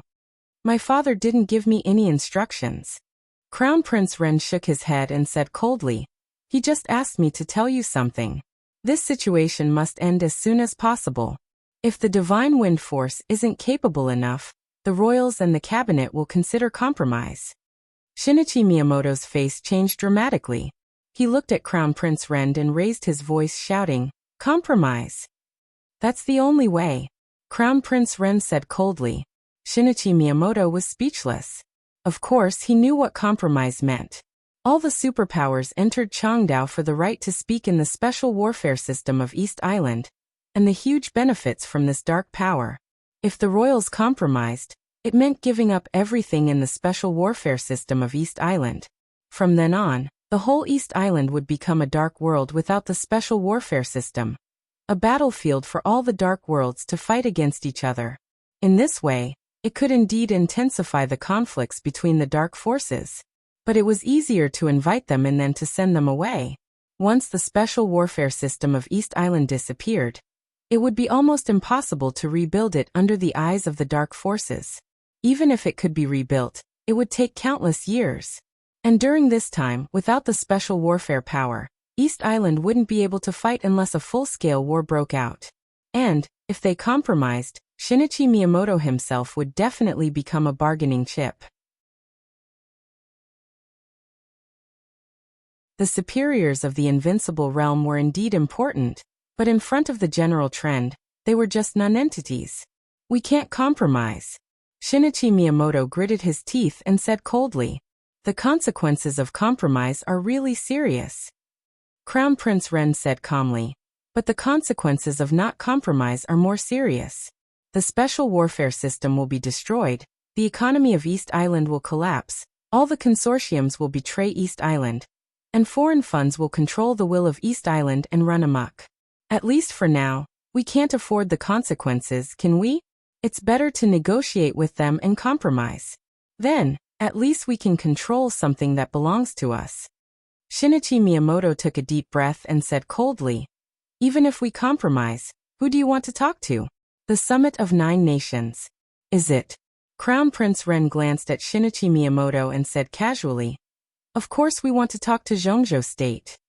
Shinichi Miyamoto kept silent, but he gradually understood the plan of the royals. A large number of elite superiors of East Island and 2 superiors of the invincible realm were trapped in Zhongzhou State. If the royals compromised, those people would naturally become bargaining chips. After East Island compromised, the special warfare system would be annexed by Zhongzhou State, and its economy would suffer a heavy blow, but it could barely stabilize itself. Most importantly, if East Island gave up on these, it could bring all the superiors trapped in Zhongzhou State back to East Island. By then, Liuhua Palace might become the sacrifice of compromise, but Jifeng Sword Reigning School and Wuji Palace would still exist, and there was still a glimmer of hope to take back the special warfare system of East Island in the future. This process might take decades, but for the current East Island, as long as there was hope, it was good. And these decades would also be conducive to Zhongzhou State's continued expansion in the dark world, and maintaining its position as the world overlord. More importantly, Kunlun City. If Zhongzhou State occupied the special warfare system of East Island, the power of Kunlun City would definitely be the most important. And there might be something that could not be negotiated between East Island and Gu Xingyun. Before Li Guangtu, the superior of the invincible realm in Zhongzhou State, committed treason, Gu Xingyun and East Island had a negotiation. After that war, didn't it lead to more than a decade of peace and stability? Until this moment, Shinichi Miyamoto suddenly realized that if East Island persisted, it would be a bottomless abyss ahead of them. But if they retreated, there would be leeway everywhere. Of course, it would be best if they could win. But if they couldn't, compromise was the best way to deal with the worst situation. And the price, specifically for individuals, was Shinichi Miyamoto's own life and the survival of Liuhua Palace. Shinichi Miyamoto's heart kept sinking. The cold wind and snow on Fu Peak seemed to penetrate his body, chilling him to the bone. But his eyes gradually became determined. 7 days. After a short silence, Shinichi Miyamoto finally opened his mouth. His body gradually straightened up in the wind and snow, and the extremely sharp killing intent instantly spread out. The wind and snow between heaven and earth suddenly began to gather around his body. Shinichi Miyamoto stood where he was, but his body was like an indomitable spirit, with a kind of indifference that looked down on the world. Tell His Majesty the Mikado that I will solve everything in Changdao within 7 days. He paused and then continued. East Island will never compromise. Under such a momentum, Crown Prince Rend, who was aggressive just now, seemed to be a little inferior. He took a deep look at Shinichi Miyamoto, nodded and said, 7 days? I will tell my father. Besides, I will go to Changdao with Your Highness. Your Highness, are you going to join the war too? Shinichi Miyamoto's tone was still indifferent. Of course. Crown Prince Ren said calmly. If we can fight, who will compromise? This war concerns the fate of East Island, as well as our life and death. He bowed deeply to Shinichi Miyamoto and said respectfully, Your Highness Miyamoto, please take care of me. Take care of each other. Crown Prince Ren nodded, turned around, got in the car and left. Shinichi Miyamoto still stood where he was, in the wind and snow. He didn't turn around until the black car left his sight. He said flatly, Come out. I've made up my mind. You're tuning in to the Li Mei's Sword of Destiny YouTube channel. We're so grateful for your support, and don't forget to subscribe to join us on this incredible journey through captivating stories. Your generosity through donations truly makes a world of difference, as it's the primary source of revenue that allows me to expand and enhance this channel for you. Thank you from the bottom of my heart for being a part of this adventure.